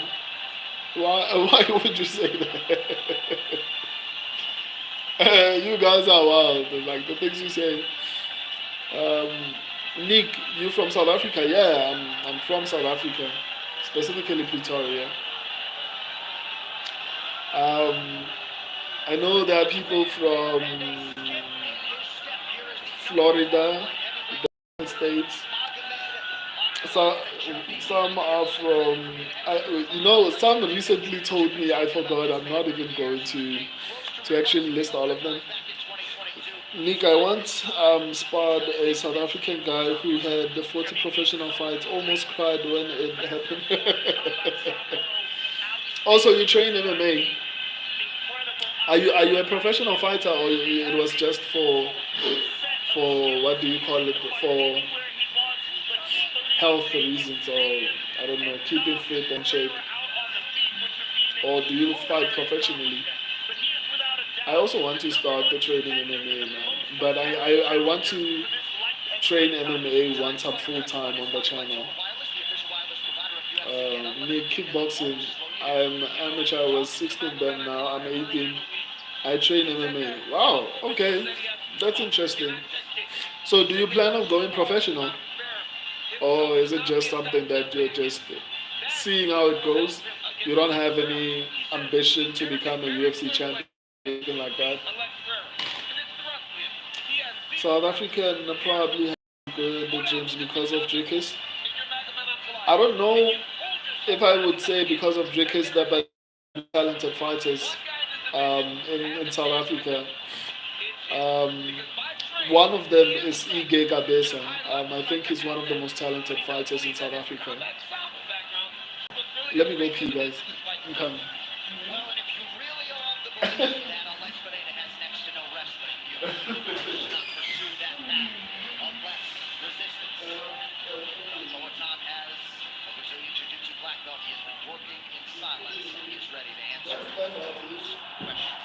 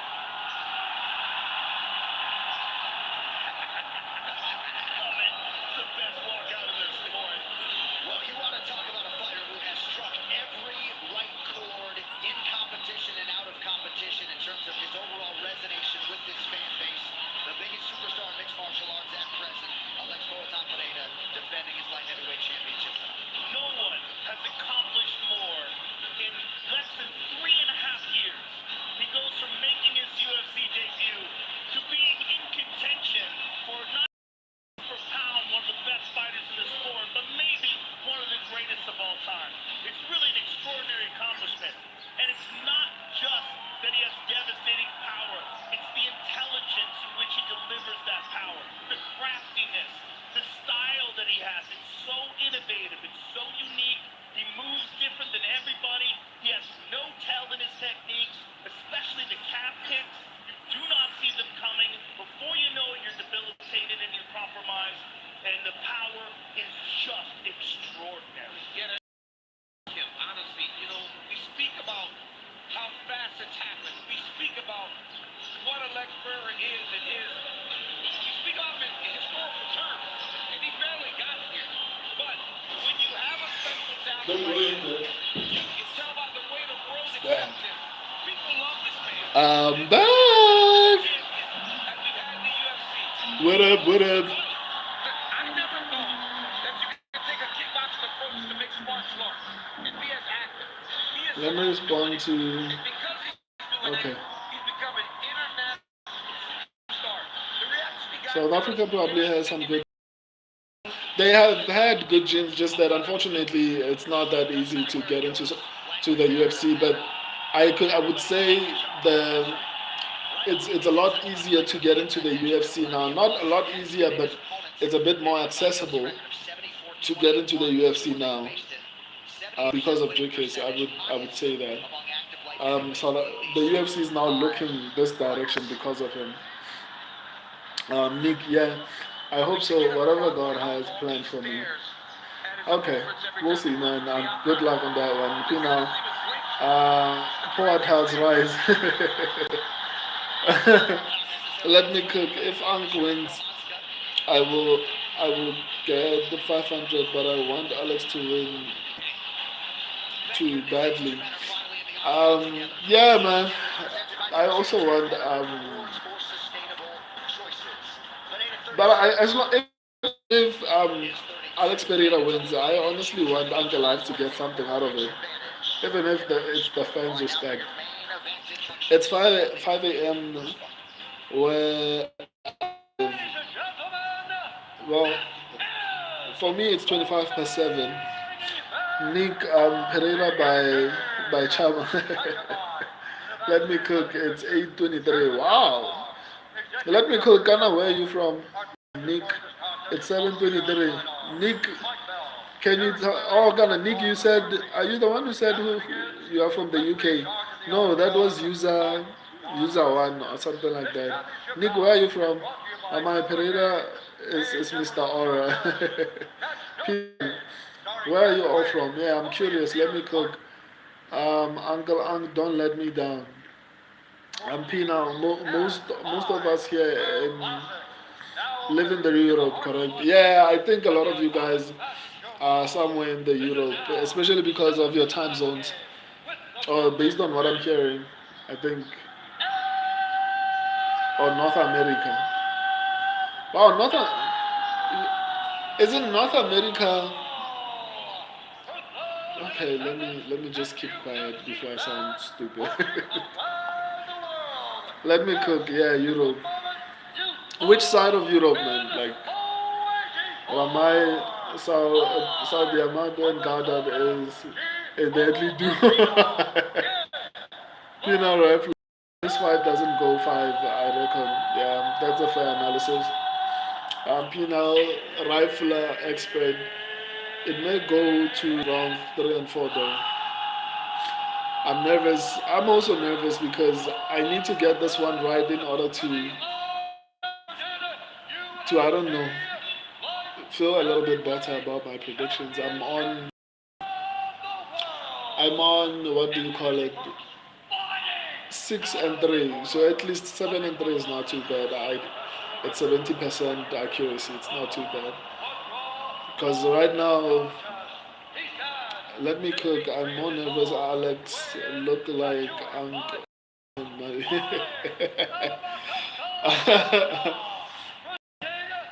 oh, that's crazy.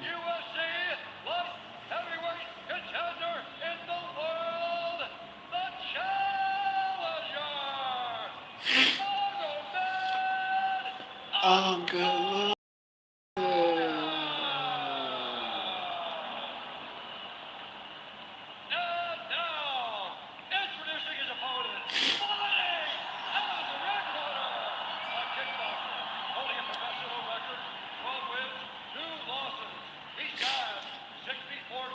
Alex Pereira looks like he lives a very healthy lifestyle, man. For the fact that he looks like this at the age of, I think he's 37 now, it's quite impressive. You know, rifle expert. I hope Big Uncle doesn't. I hope he does. I mean, if he doesn't, he's going to get knocked out. But like I said, Ankalaev is very defensively good, so it's gonna be very interesting. Let me cook.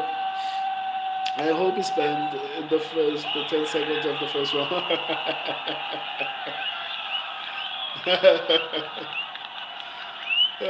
What opposing views? Okay, gentlemen, you understand the rules you've got. Listen to me all the time. Keep yourself protected. If I say stop, you stop. If you want to Let me cook. God bless. The one and the only. Well, I wanna be right, but I want a good fight more than anything. I mean, where you are right now, I don't blame you though. But I also want to be. I also want to be right though. Let me cook. They called this 3 times. On my Jones versus Pereira has reached leg status. Yeah, let's go, man. Let's go. Let's go. Let's go. From the kicks, is he in southpaw? But so is Izzy. They shoot up that left leg just the same with that switch up the left leg. Excuse me, the right leg. Alex got him going backwards already. There it is. There's the switch. Yep.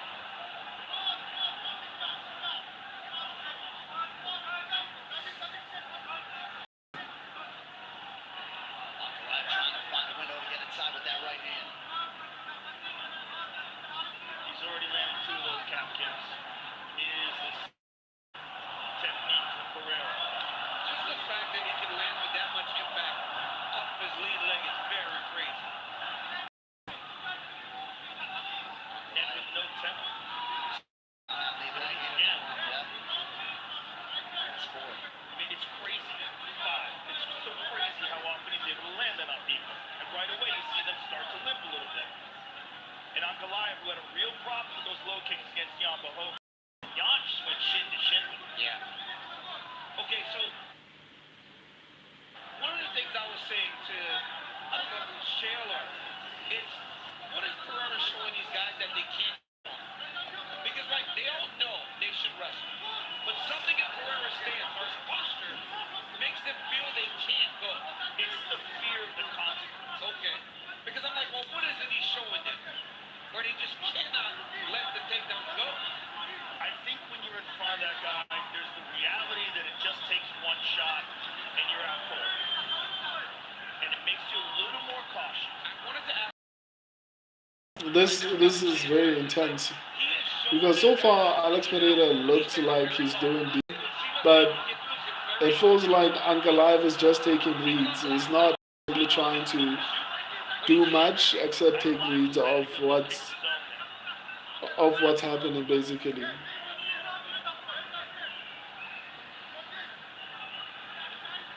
I mean, Bolton still is a human being. Yeah, right? But we saw Izzy knock him out cold. Yes, we. But again, that was his middleweight where I think he was significantly compromised by that extreme weight cut. Also kind of felt like he's Izzy. Because he had him hurt so bad that he was trying to finish him. Put himself, he took more risk than he normally does. Because the one thing Pereira does is, even when he's got guys hurt, he doesn't expose himself as freely. He takes his time. Ankalaev is starting to realize some success on the feet. Yep. And that's what he does. Ankalaev is a striker in his own right. High level striker. This is Ankalaev figures to have these taking a lot more of a calculated pace than I anticipated. But like I said, I feel like Magomed Ankalaev is very defensively good, so it makes more sense. Yeah, no, they're making noise. He buckled him at that point. That right leg is already bruised and red. Ankalaev trying to get on the pressure a little bit here. The pressure is going to be very important for Ankalaev. Got to get Pereira going back.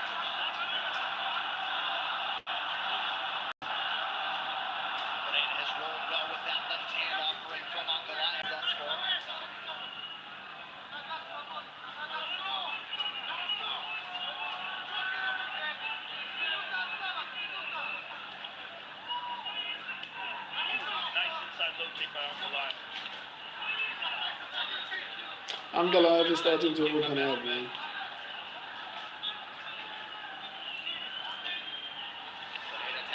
Ankalaev is fighting really, really well.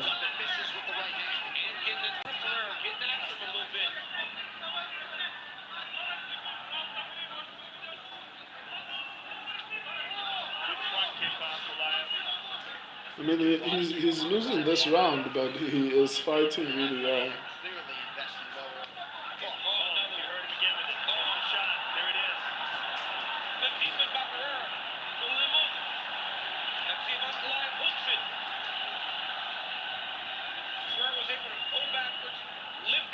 Wow, good takedown defense by Alex Pereira, but look at the redness from the leg of Ankalaev already.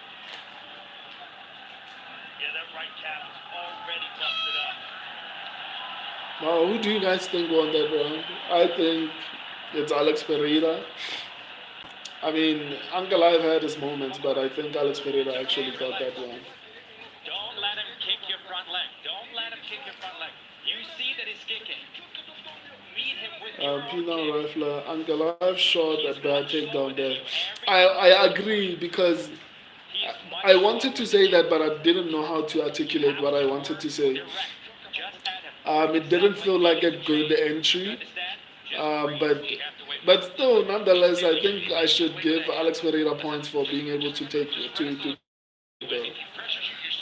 you know, if he had his hands locked, Pereira would have in the air. Yeah, I agree. Pino Rifler. Your name is wild, dude. Like,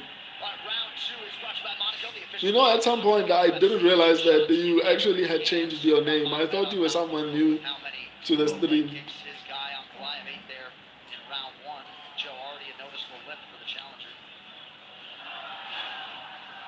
Botox, so coachable, asking Glover if the wrestling defense was good, and it was. Ankalaev more on the gas. Much more pressure. Yep, gotta be forward.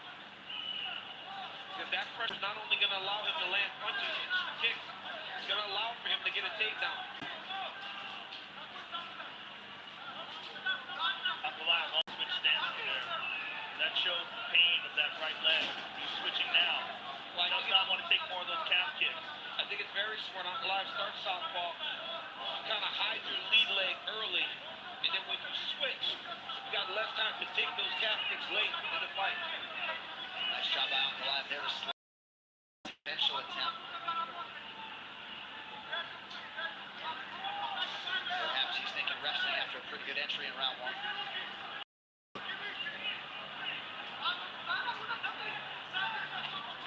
Oh, this is looking like Ankalaev's round, to be honest. So far, Ankalaev is taking round two.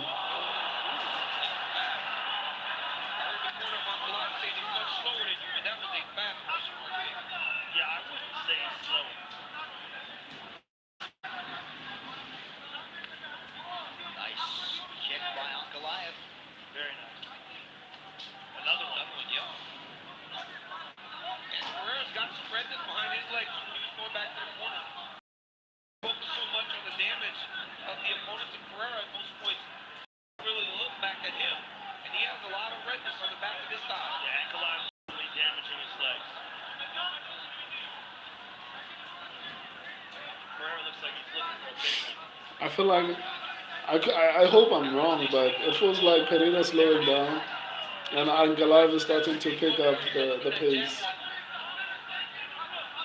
Ankalaev's corner is calling for a takedown of Toad. He lands the right hand instead.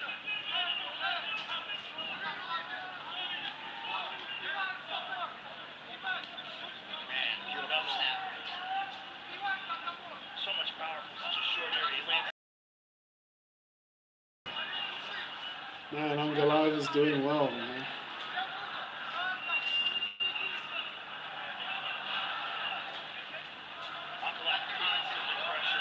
Ankalaev's trying to get him back to the octagon side, two-level change. But Pereira always attacks him when he starts to feel that octagon at his back.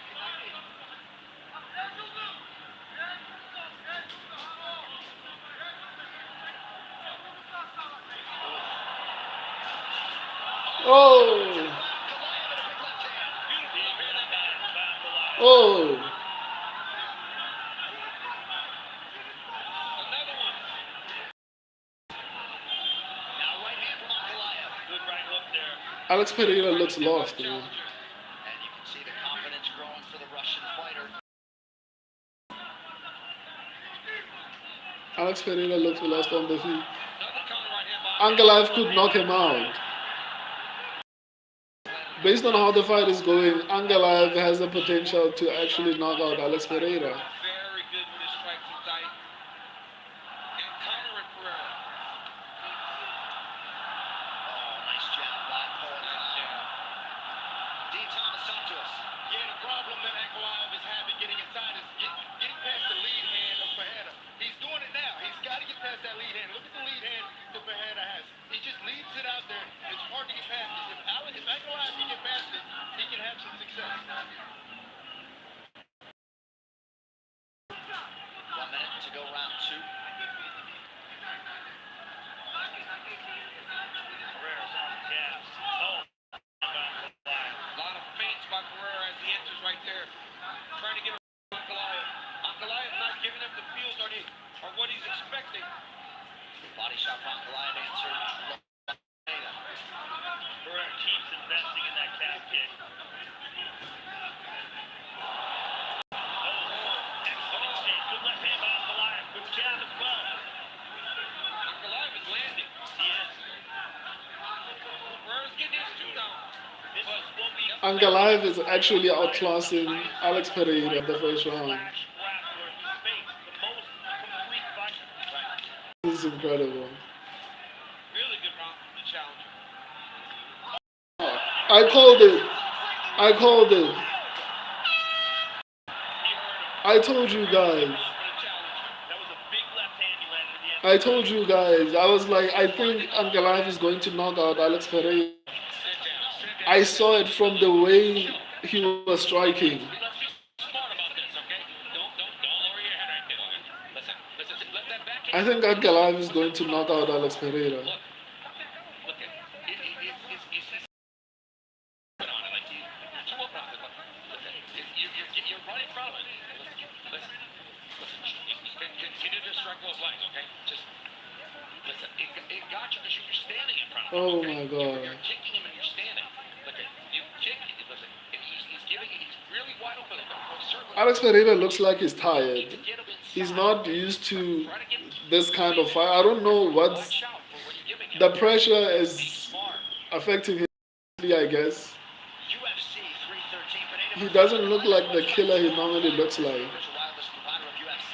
Get unlimited data that won't slow you down. I think Ankalaev is going to knock out Alex Pereira, to be honest. Alex Pereira looks like he's out of the fight. He looked good in the first round.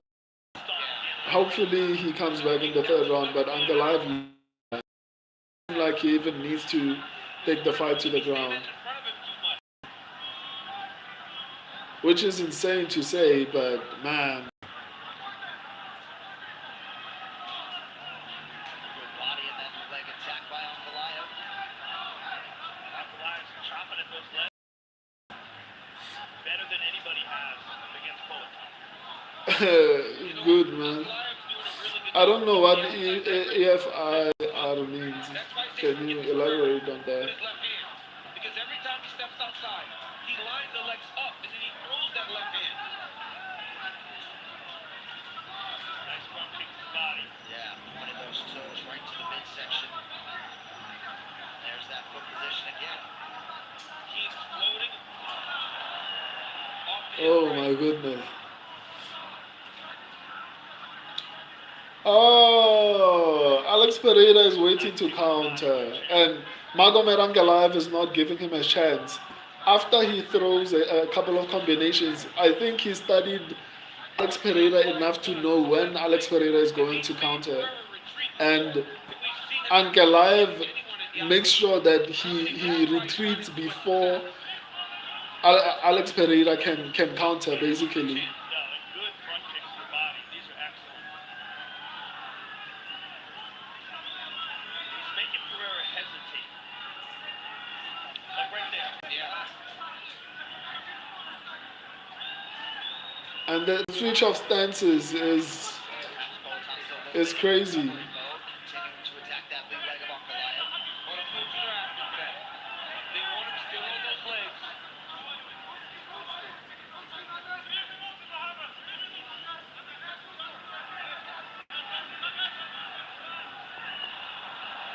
Oh.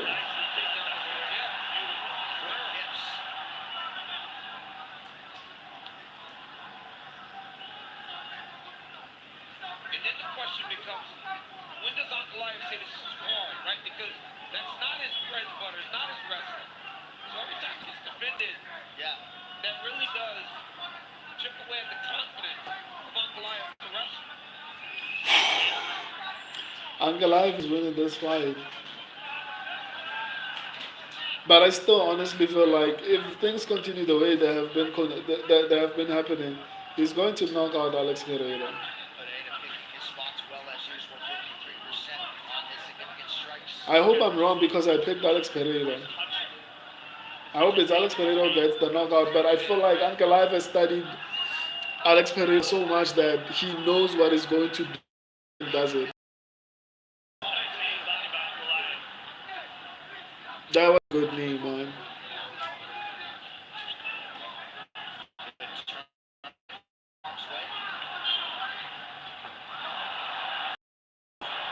This is a good fight, man. Okay, Alex Pereira is coming back now. Alex Pereira is coming back. Okay, I don't know what happens to Alex, but in round 2 he looked weird. It feels like he's coming back into the fight now.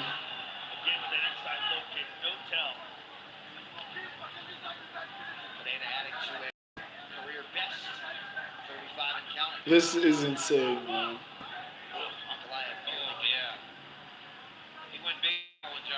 Yeah, my subscribers are focused on this fight. No one is even saying anything in the comments. You guys are glued in on the screen. Normally, the comments are going wild, but not even one. And I fully understand. Momentary stumble from Pereira. Pereira just seems to have a hard time with the pressure. He's on his heels all night. You know, every time we've seen him as the champion, Wow. whether it was at middleweight or light heavyweight, it's always been the advancing party. Wow. But with that being said, I think he did No, network, don't do this to a really me. good job this round. Oh, okay. Fighting back. He's also battering that leg. That right leg is bruised up. Corner of Ankalaev, see what they tell him. What do you guys think? Magomed Ankalaev is up 2-1, I think, in my opinion. Oof. Ankalaev 2-1. But the fight is too back and forth for me. It's hard to even gauge who is going to have the advantage. But I felt like Alex Pereira had basically given up to some extent. But I guess I was wrong because he seems like he's coming back into the fight. But I still feel like the way Alex Pereira has been fighting, I wouldn't be surprised if Ankalaev actually somehow manages to knock him out. No. Pina Rifla, no, it's 2-1 Ankalaev, man. Ankalaev won the second and third round. The stats said the Pereira had the advantage. No, they said 41% was, or maybe I didn't read them properly. But even without the stats, I think Ankalaev was doing significantly better. So now for me, from where I'm standing, I think it's 2-1 Ankalaev, which is bad for me because I picked Alex Pereira to win.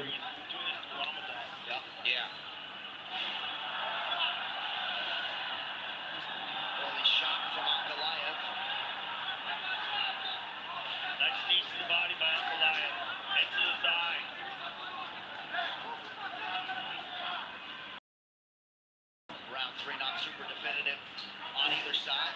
No. Very close round. Ankalaev is trying to take him back. legs of Pereira and then try to twist him. Not much resistance has been made against that key underhook.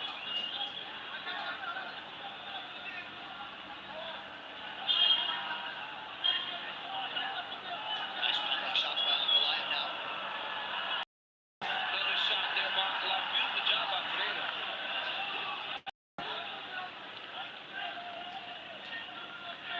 It's a good anecdote for Ankalaev early round 4. And even if Pereira's defending these takedowns, you're making him work in areas that aren't as normal to him. Striking, he can strike with you for an hour if he needed to. While this wrestling grappling is a little bit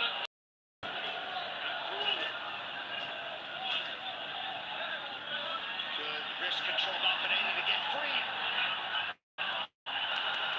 Ankalaev read that on it. staying tight. Smart move by Ankalaev. Very smart. Championship round. Very smart by Magomed. If Alex Pereira doesn't win this round, he's going to need a finish. Trying to blow up the arms of Pereira. But at the same time, I could see the judges robbing Ankalaev, so he needs to win every single round moving forward, so that the probability of him being robbed is reduced. I still want Alex Pereira to win, though. I picked him, but I think Ankalaev is up, and he seems like he's on his way to winning the fourth round, actually. Yes, he is. And this is a key round in a very close fight. 6 takedown attempts for Ankalaev. He has yet to floor Poatan. Poatan is showing really good takedown defense. But I like this grindy type of fight.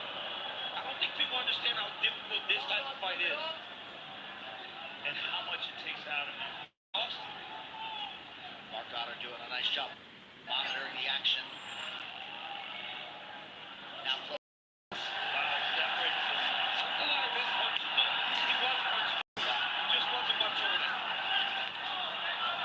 Alex Pereira looks tired. Hopefully, he comes back somehow. 2 minutes to go in a quick-moving round 4. It would be crazy if Alex Pereira gets the knockout. It would exactly be how Twizy called it. A lot of control for Ankalaev. Didn't land much for me. And all that clinching. That was a good left hand to the body by Ankalaev.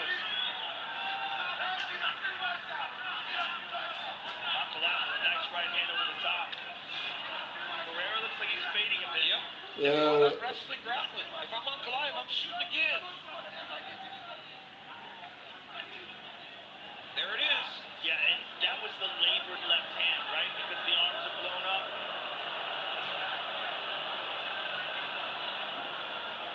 Those moves probably sound like music to Ankalaev right now. Exactly what he's trying. Because if they're booing, he's winning. Yeah. Right? That's like Pereira's the favorite. People love him. He's our champion. They want to believe in him. But if they're booing, it's because the fight's not going in his direction. Ankalaev there's an interesting fight, man. There in these exchanges, he's more comfortable with this type of fighting. There's more to grappling, right? There's more to wrestling than just take down, get up. This is grappling on the octagon side. Pummeling. Another nice knee to the body. Another one. Oh, short uppercut lands for Ankalaev as well. He's got a 2-on-1 there. Poatan just can't get free. No, he's pushing that 2-on-1 armbar up into him. That needs to circle to the underhook side. A lot of people felt like we wouldn't see this approach from Ankalaev until later in the fight. In round 4.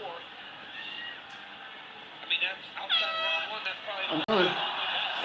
Yes. Really hard shot that his rock. Yeah, oh yeah.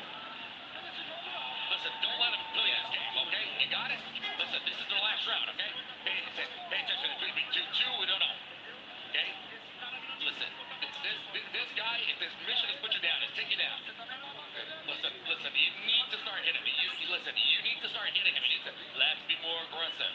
Let's come out with more aggressive. Let's get more aggressive. He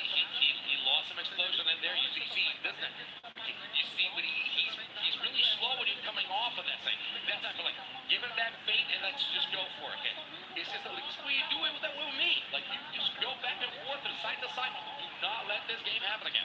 Same way. Listen, this cannot affect you. Like, this is time to go search within and let's go, boy.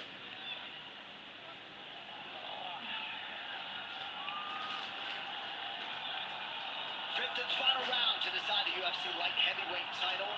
Robert Teixeira looking for his guy to dig deep and find something within. Perhaps another highlight for the real weight. Could be 3-1 Ankalaev, could be 2-2. A 3-1 Pereira scorecard at this point seems unlikely. I think 2-2. Honestly, I thought Pereira did a good job in round 1, and he did a pretty good job in round 3. Round 2, he got hurt. Round 4, he got control. We were having a very good fight. Glover was saying, hey, do what you do against me. Don't just sit against the octagon side. Move side to side. Create angles. He's going to need to do that. He's having good success with those front kicks to the body. Oh, yeah. Pereira seemed to eat that one pretty well, but a big early land in round 5 for Ankalaev. He turned his head at the last moment, took a little bit off of it, but it landed. Alex has got to go forward. He's got to say the hell with backing up. I'm going to pressure this guy, make him fight. Got to take a chance. He just seems a little bit paralyzed by the movement of Ankalaev. He's just so much better with pressuring. He can get his jab going, he can get his kicks going. Like this. And this is exhausting for the guy that's backing up.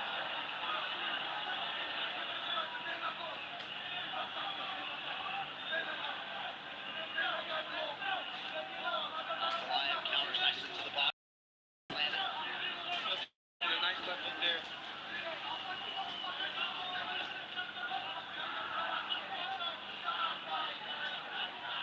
Pereira seemed a bit more discouraged than normal on that stool after round 4. Yeah, he did not see. He was grueling for him. He's not doing well. Here's what's good if you're No, Alex Pereira is down 3 rounds, man. Alex Pereira is down 3 rounds.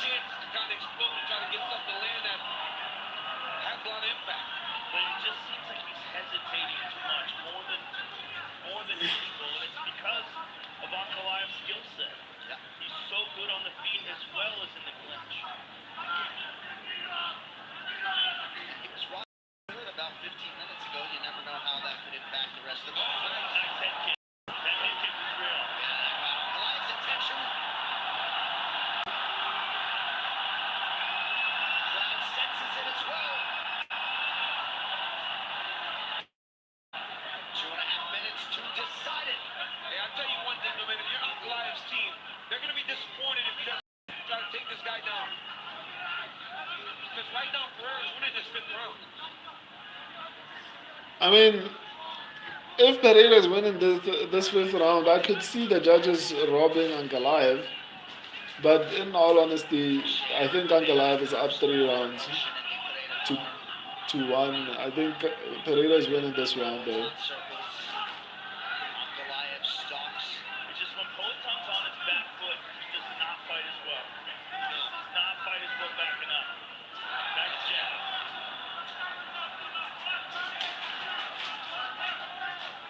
Ankalaev not super urgent here, round 5. That's the problem. Ankalaev is not moving enough in this 5th round. I think he got stunned by that high kick.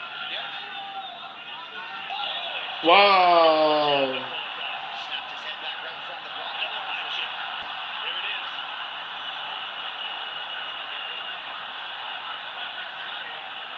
Alex is going to have real urgency getting out of this clinch. He does not have much time. Yeah, but he's got to do something with this clinch. Because right now, Poetom has done a good job at getting ahead of him. Man, he looks like he's in good position to explode, but can't. Yep. Poetom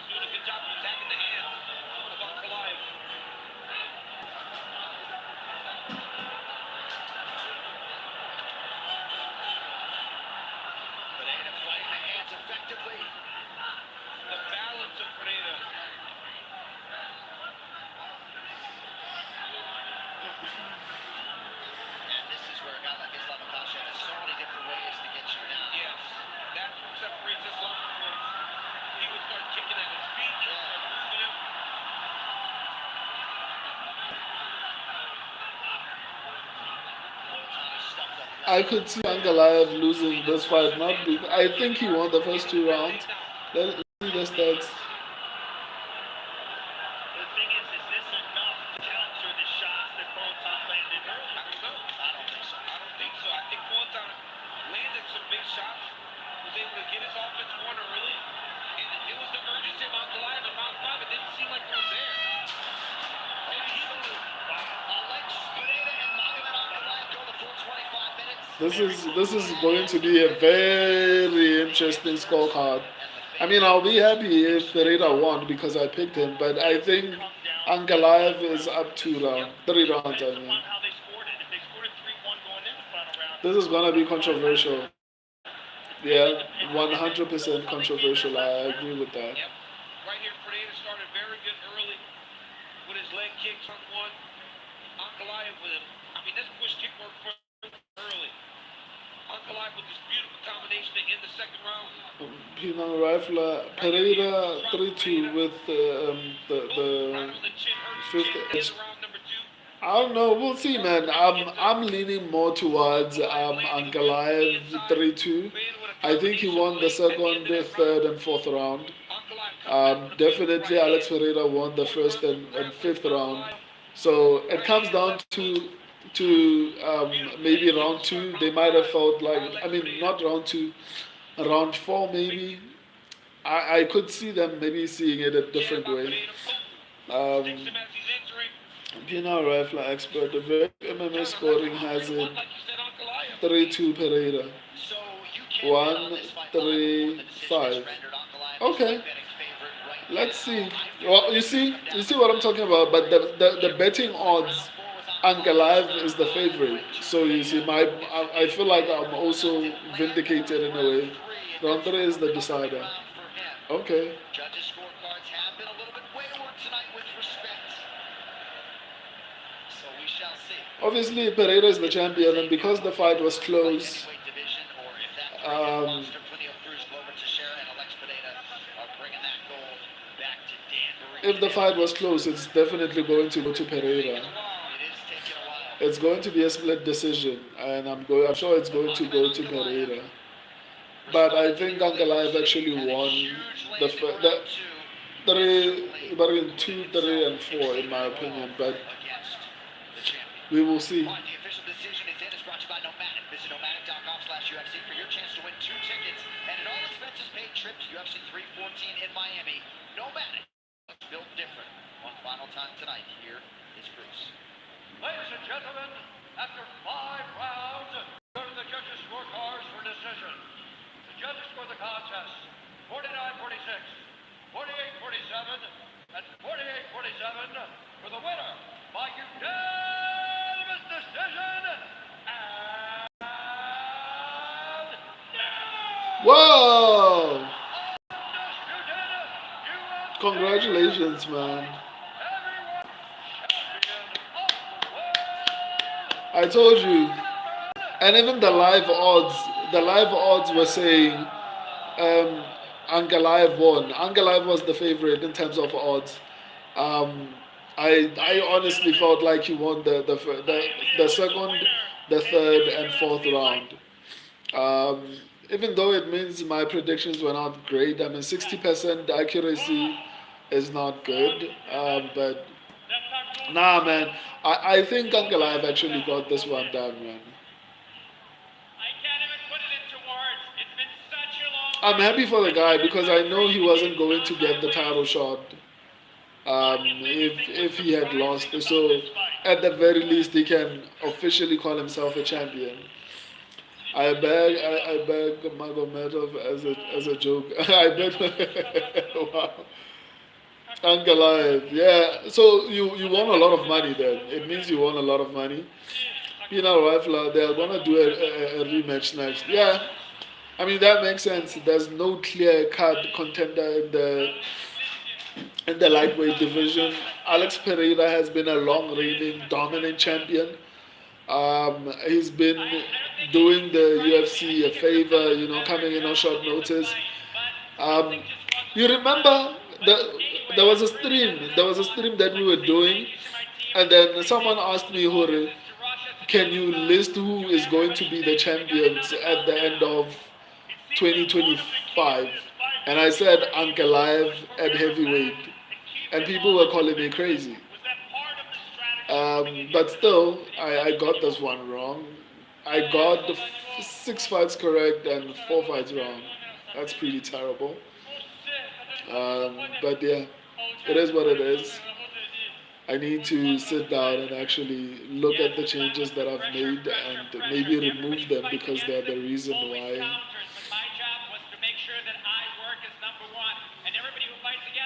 They're gonna do a rematch, yeah, and I think it's only fair based on what he has done for the UFC.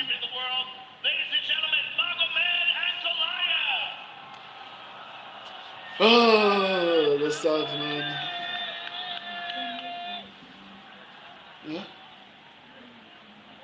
I could. I'm here with Alex Pereira.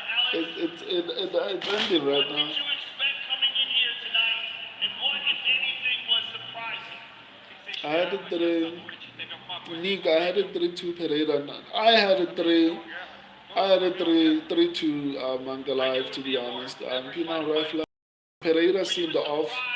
Why was he so hesitant? I think it's because of the threat of the takedown. I think in his head he was preparing to defend takedowns instead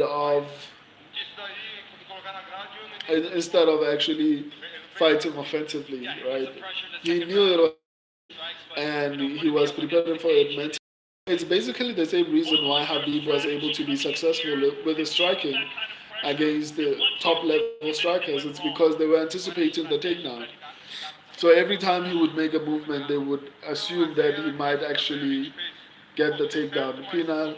Pereira said, okay, Nick, I think the third round was the closest they could score it. Both guys. Ankalaev is good, man. Yeah, that's true. And I mean, I think Ankalaev, in the light heavyweight division, it's only Ankalaev and Jan Blachowicz who have been able to take, what do you call him, Alex Pereira to a decision, which is impressive. Naidu, I won today. I'm glad, man. I'm happy for you. Hope you made a lot of money, my guy. Habib Nurmagomedov, the belt is coming to Dagestan. You were one of the most active champions in the sport, if not the most active. What do you do now? Do you take time to relax and recover, or do you seek an immediate rematch? Uh,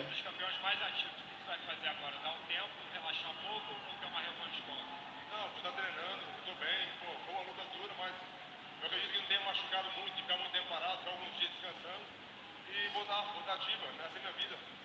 Habib is that dude. I feel good, I don't think I'm hurt in any way. I'm going to take a few days off and get back to training. This is my life. Well, sir, it's always an honor to call your fight. We look forward to seeing you again. Ladies and gentlemen, A huge rematch. What they say.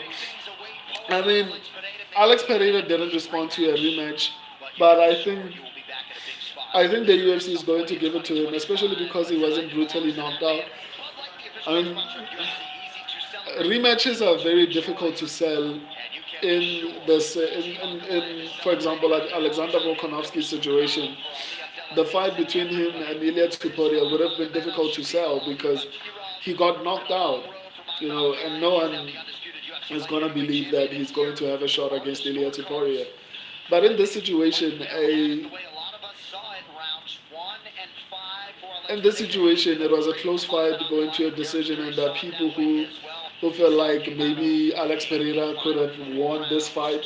So because of that little controversy, a rematch is a little bit easier to sell as opposed to if he had gotten knocked out.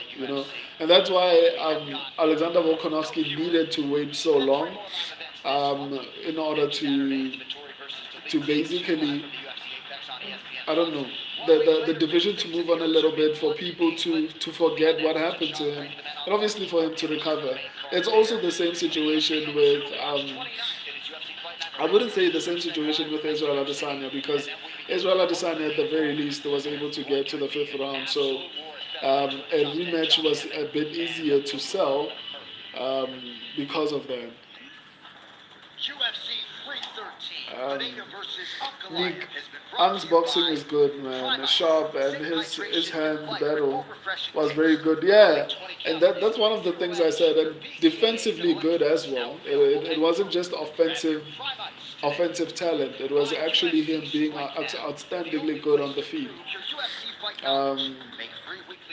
Pina Rifle, I believe Ang stalls out until Abu Dhabi. I think Pereira should take a contender fight in the meantime. Between that, we need Pereira as active as possible, and a rematch should absolutely take place. Pina Rifle, this time in Abu Dhabi, on Ang's friendly territory. I mean, I hear you. I feel like he is going to take a bit of time, and he's probably going to defend in Abu Dhabi. And I would honestly not want to see anyone else except Alex Pereira in this particular position, because who's going to get the title at this point? Um, I guess the fight between Yuri Prohaska and Magomed Ankalaev could be very interesting. Although I think Ankalaev wins that fight. Jamal Hill is no longer a contender. Um, who else? Who else? Who else? There's not many people at the top. Hovic cannot expect to get a title shot. So yeah. I'm going to do. I wanted to do like a post-fight press conference reaction, but I'm with this girl and she is busy complaining. So I'll do like a full hard recap prediction result on the standard section of the channel. Ulberg, if he can beat yeah, that's actually fair. I also think Ulberg deserves a title shot if he can get past the Jan Blachowicz. When is the fight happening? By the way, I forgot. Possible title contender. Yeah. Plus, he's a decent striker, but as long as he can defend takedowns like properly, then it shouldn't be a problem for him. Good fight, not gonna lie. My picks weren't great. Same here, man. I got 6 out of 10, which is terrible. But if you go off of my absence predictions, it doesn't really matter because the one fight I'm confident about, the guy got robbed. According to a lot of you, I didn't see the fight, but a lot of you are saying it seems like even the commentators are agreeing that that guy was robbed. You know,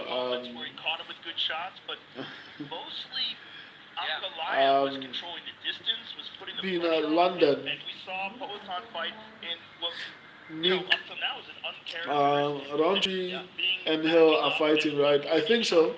I think that's the fight that they've made. I think I saw some announcement that they're fighting. Pino Rifler, yes.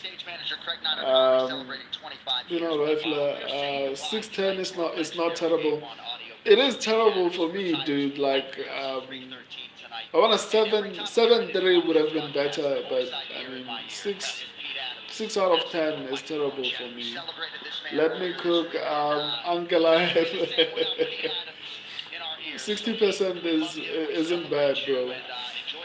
I don't know. I'm used to getting 70 and above, so 60% makes me feel trashy. Nick, Ilya versus Islam pick. By the way, when is it happens? That's an interesting question. Let me actually turn off the stream so that I can actually answer you properly. So, for me personally, I don't want to lie. It's a very tricky fight. I'm going to say something that's going to sound wild, but I don't think Ilia Tuporia is a good technical striker. He just has power, right? And with Islam Makhachev is one of the most defensively sound strikers in my opinion, in the UFC right now. It's not very easy to get to him. So it's going to be very difficult on the feet for Ilia Tuporia to do anything.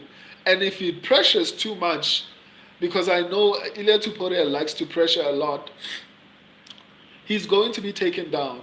I haven't seen how Ilia Tuporia performs offensively against someone who is um, good at both striking and grappling. I mean, Josh Emmett was able to take Ilia Tuporia to a decision. I mean, that's even though Ilia Tuporia won that fight, Josh Emmett took him to a decision. All right, so for me, that's a bit of a problem. I think Alexander Volkanovski and Max Holloway, because they don't have a lot of power. Volkanovski is a volume fighter. Normally, he needs a lot of shots in order to finish you, unless it's a situation like the Gaethje fight, whereby they were just standing, they were planted and just even the Korean Zombie fight was similar to the Justin Gaethje fight, where the Korean Zombie was basically planted and trying to knock him out. So in those situations, it's different. Anyone can get knocked out. Even I can knock out anyone if we're planted and you allow me to throw my foot at your face. That's not what I'm talking about. Alexander Volkanovski and Max Holloway normally require a lot of volume as long as you're not planted in front of them. Right? So Ilia Tupuria has power, but unfortunately, Volkanovski and what do you call him? Um, Max Holloway do not have that much power. So it was easy. If you look at those fights, Max Holloway was doing decently well up until he got knocked out. Alexander Volkanovski was doing decently well until he got knocked out. So when it comes to Islam, it's not going to be that easy, number one. So on the feed, obviously, the pressure of Ilia Tuporia might be problematic because I don't know if I've seen anyone who I don't know if I've seen Islam pressured, right? But Islam is so defensively good that I don't know if the pressure will affect him. That's why I think if Ilya tries to pressure Islam, what Islam is going to do is probably try to take him down and grapple with him. Another issue is I don't know how good Ilya Tiporia is on the ground. Of course, I saw him against Bryce Mitchell, but I don't think Bryce Mitchell is an elite grappler. He's a good grappler with low fight IQ. So it's not necessarily like Bryce Mitchell is Hamza Chimaev, for example. I know Hamza Chimaev is an extreme comparison, but it's difficult to gauge how good Ilia Tuporia's ground game is because I haven't seen him against an extremely high level grappler, especially the level of Islam Makhachev. So I think official pick, like you asked me, I'm going to lean towards Islam Makhachev, to be honest. Not official. I still need to do a little bit more research. But if you're going to ask me for my pick right now, I'm going to lean Islam Makhachev. Pino Rifler, you were the type of kid that cry because he got 90. You were the type of kid to cry because he got 99% instead of 100% on the exam. I bet my life you were. I don't know. I think in this situation I put in so much effort into my predictions, and the 60% is not the kind of result I'm expecting with the kind of effort that I put into my predictions. No. Um, okay, that's crazy. That's a crazy take, brother. I respect your opinion, though. Yeah. That's why I was like, I'm gonna sound a bit crazy. Nick, I think Ilya Tuporia beats him, but Islam is great also. Okay, we'll see. Movza versus Ilya would have showed that level. I would have liked to see that, especially because Movza Evloev did decently well against Arnold Allen. You look pretty.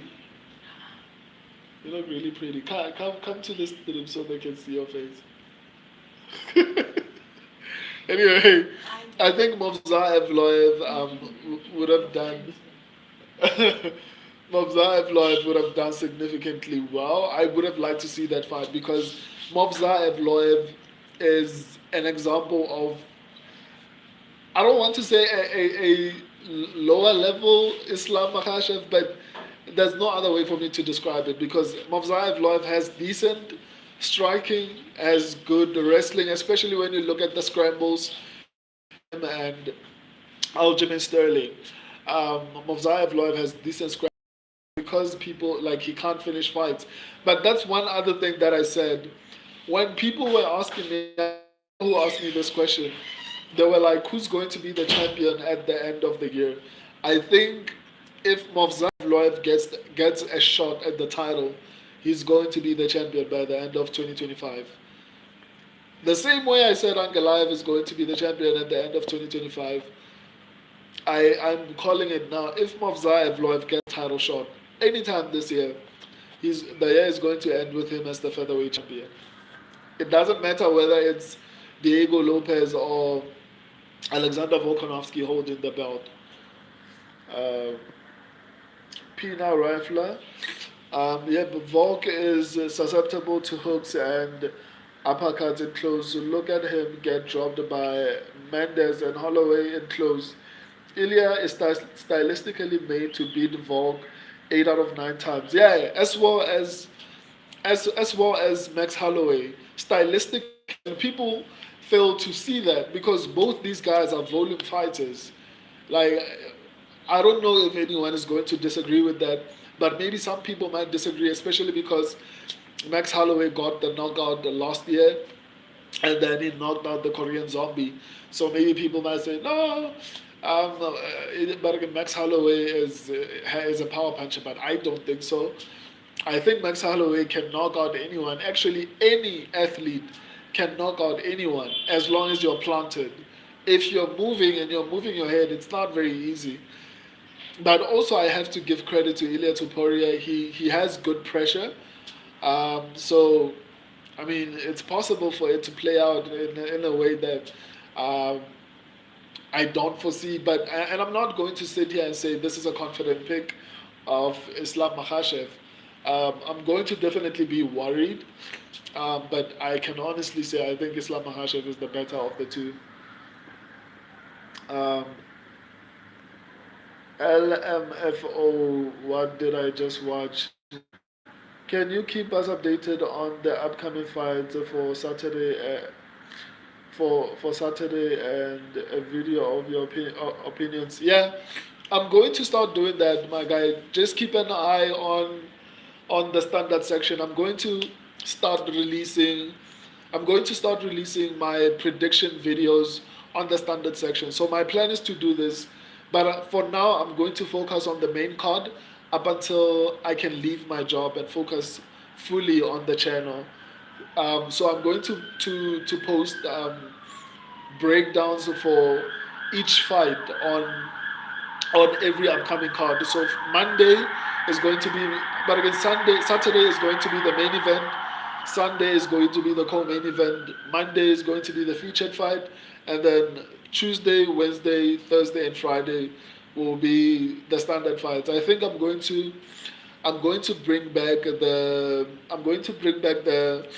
upsets predictions back to the live videos, and then my standard predictions will come out in singular videos. So, for example, right now, the breakdown for Marvin Vittori versus Roman Dolidze 2 is already out on the standard section of the channel. I break down today. I'm going to be releasing the breakdown for the co-main event. I forgot kind of who's the co-main event, but I've already recorded that breakdown.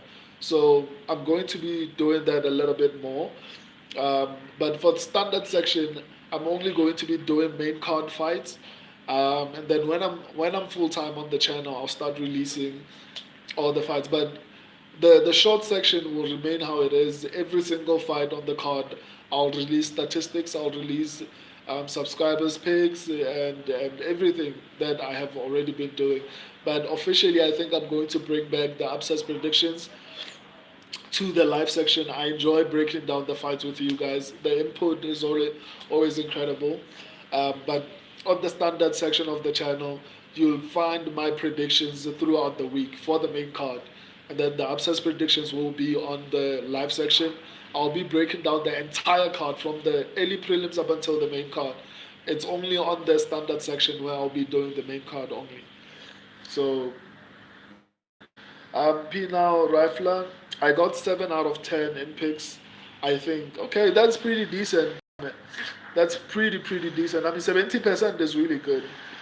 The first fight with Volk against Islam shows him getting pressured and struggle.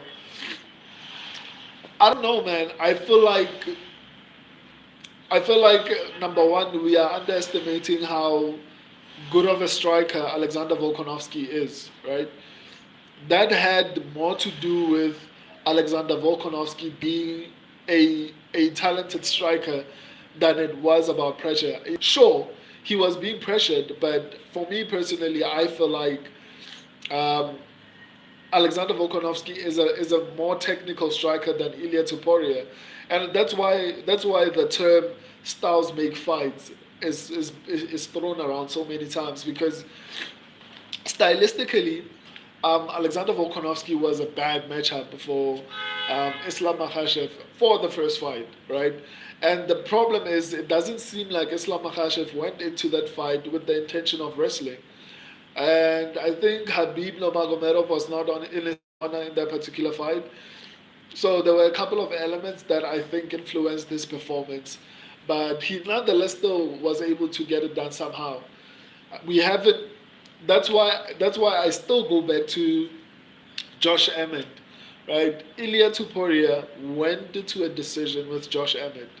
So for me, I still need to see. I still feel like between Ilia Tuporia and Islam Makhachev, I think Islam Makhachev is seasoned. He's more tested. He's fought strikers like Alexander Volkanovski, Dustin Poirier. I don't know. I'm not adding Bobby Green to that.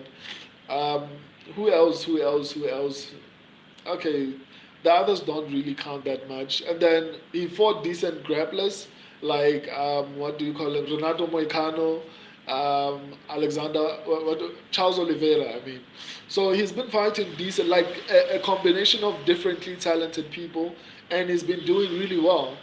Whereas um, Ilia Tuporia, the only grappling threat that he's ever faced was Bryce Mitchell. The only power puncher that he faced, he was unable to finish in Josh Emmett. Volkanovski and Max Holloway are volume fighters. They are not power punchers. So I'm not surprised that he was able to knock both of them out. And by the way, I picked Ilia Tuporia to knock out Max Holloway. I picked Ilia Tuporia to knock out Alexander Volkanovski. So this is not coming from a dude who picked Max or Alexander. No, I picked Ilya to win against um, Alexander Volkanovski when people were on the fence about how good Ilya Tuporia is. I also picked Ilya Tuporia to beat Max Holloway when Max Holloway was coming off of a massive knockout. So it's not me saying Ilya Tuporia is not good. Don't misunderstand me. He's very good. I just feel like Max Holloway, but again, what do you call him? Islam Makhachev is more complete and more seasoned. He has the knockout ability, he has the grappling ability, he has the technical striking abilities. Whereas I feel like Ilia Tuporia, number one, is shorter. It's going to work in his disadvantage, especially in close fights. Whenever fights are close, little things like reach are going to have an impact in how the fight plays out. Number one, he's short, so the reach is going to be a problem. Number two, I think Ilia Tuporia is not that technical. He has a lot of power. I think Ilia Tuporia has good wrestling, but I haven't seen enough for me to be able to make an informed decision or judgment of that particular fight. So, but I guess we'll just have to wait and see, though. Pino Rifler, I don't know about Ilia versus Movza. That's a tricky fight. Too bad we'll never see it. Yeah, I wanted to see that fight, to be honest. Why my Aussie fucking Diaz is my nemesis now. He was supposed to get crushed and not crush the cat. Wow, why my? I'm 100% on title fights this year. This is not real. I know there's only been 5. I mean, that's good, Wamai. That's a really decent performance, man. You've been doing good on picks. Why is this even here? Let me actually hold. Why? Yeah, I think this is better. So, um, let me see. Pina Rifler. Aussie fucking Diaz got gifted a decision because 81% of the bets were on Jordan Jobam. Wow, that's crazy.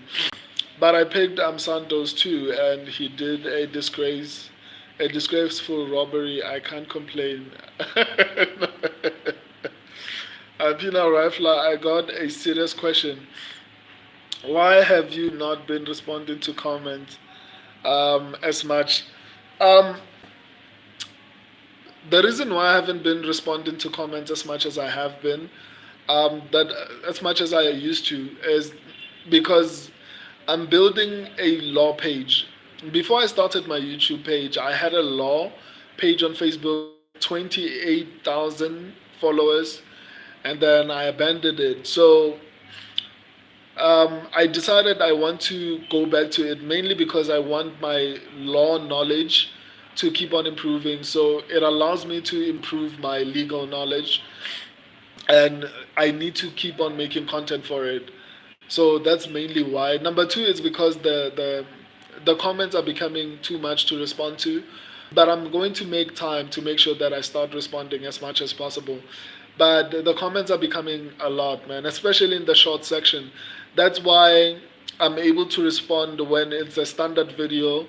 That's why I'm able to respond when it's a live video, because the comments are not as much. But the shorts, oh my goodness, like I can get like 500 comments in just one day, which is insane. And I'll try to respond as much as I can, and I apologize for that.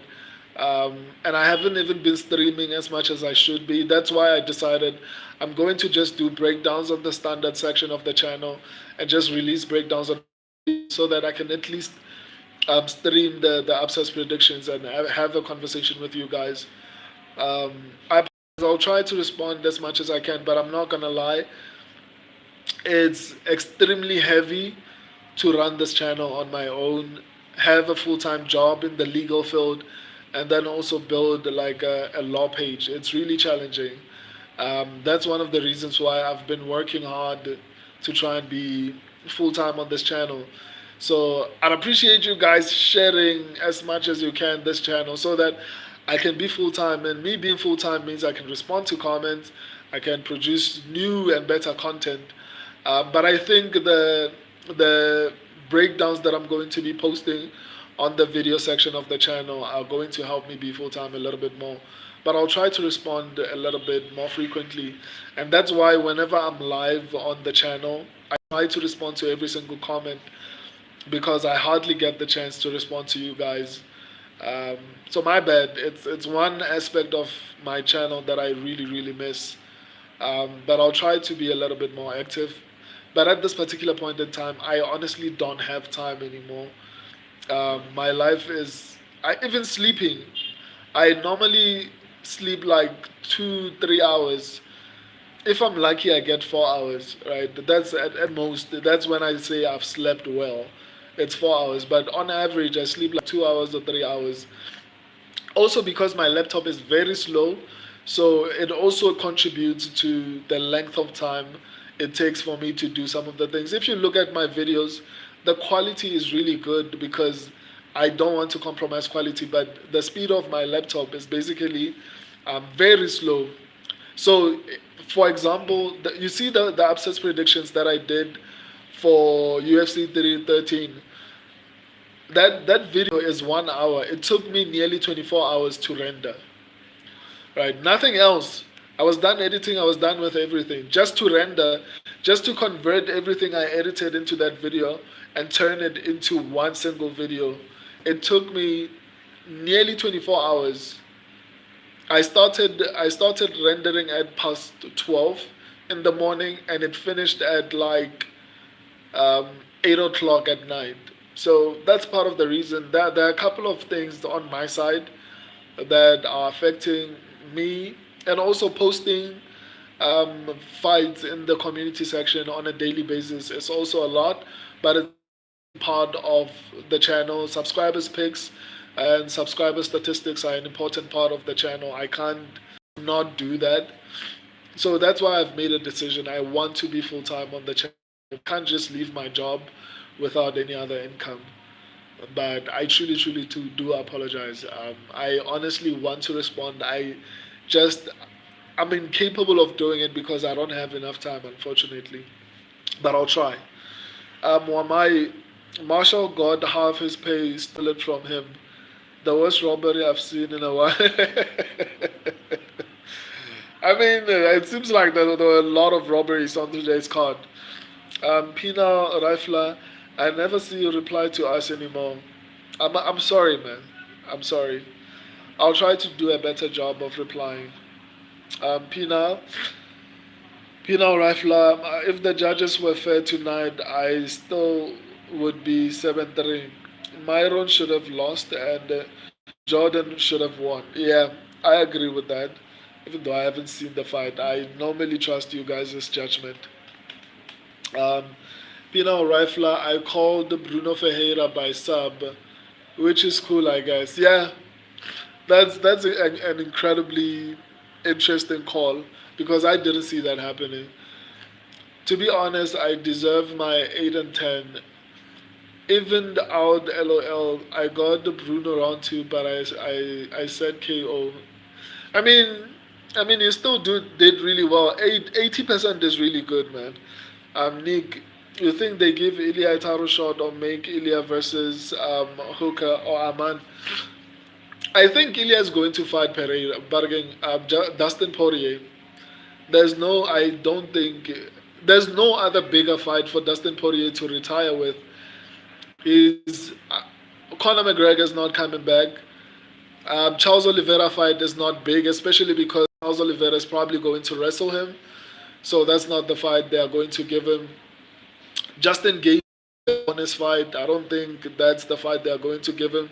A trilogy is not something the UFC is going to do. Who else is in the top 5? Aman Sarukian. That's a hard fight. I don't think the UFC would give him a hard fight for a retirement. Even if not necessarily a hard fight, I'm not saying it like that. I'm saying Aman Sarukian is going to get a title shot in his next fight. Most likely he's going to be facing someone who is in a similar position. I would think a fight between Aman Sarukian and Charles Oliveira is more likely than Aman Sarukian versus Ilya Tuporia. Mainly because Charles Oliveira just won a fight. Like, he has an argument for a title shot. And Aman Sarukian obviously has an argument for a title shot. So the second fight between Charles Oliveira and Aman Sarukian seems more likely for me. So I'm 80% confident that Ilya Tuporia's next fight is not going to be against Islam Makhachev. It's probably going to be against Dustin Poirier. Chances are Islam Makhachev is moving up because I remember seeing a post by Islam Makhachev saying the UFC gave him 2 offers. One is in his division, one is outside his division. So what that means is Ilya might have been offered to Islam Makhachev, of which I don't think he's going to fight him. And then I think Bilal was offered, which I think Islam is going to take. Because the only person who's been refusing to fight Islam is Bilal, right? Islam hasn't said no. it's Habib also who has been like, nah, they are brothers and everything like that. But Islam has not refused to fight Bilal. It's only Habib and Bilal who say those things. But I guess we'll just have to wait and see because it seems like the ball is in Islam's court. If he refuses to fight Bilal, he might not get another chance to become a double champion. My bro, Ilya would fold Hooker. Yeah, Dan Hooker is another possible fight for Ilya Tuporia if it's not what do you call him, Dustin Poirier. And I agree. I mean, Ilya in that situation, I'd favor Ilya. Wamai picking Ahmed Rama round one KO versus Bryce is what made picking fights. Wow, that's impressive, dude.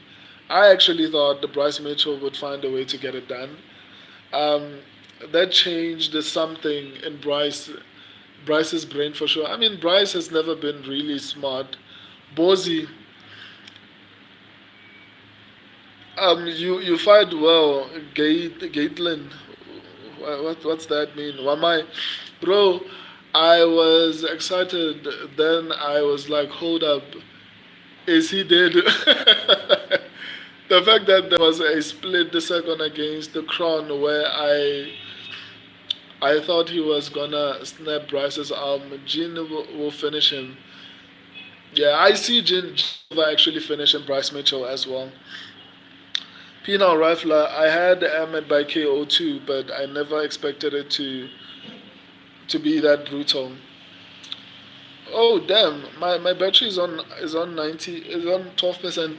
I'm going to respond to all of you today, guys.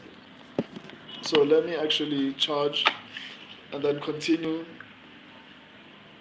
until there's no questions in the comment section. My battery is acting up. Anyway, who's next? Pinaldo Rifler. Is it crazy to say that Bryce has a possibility to get to get in the win? I mean, it's not crazy to be honest. Um, Jin got taken down a few times by Jordan, and Bryce is way better on the ground than Jordan. That being said, Jin by KO, TKO. I mean, I don't know. Recently, like even on this card, I got 60%, which is not something I'm used to.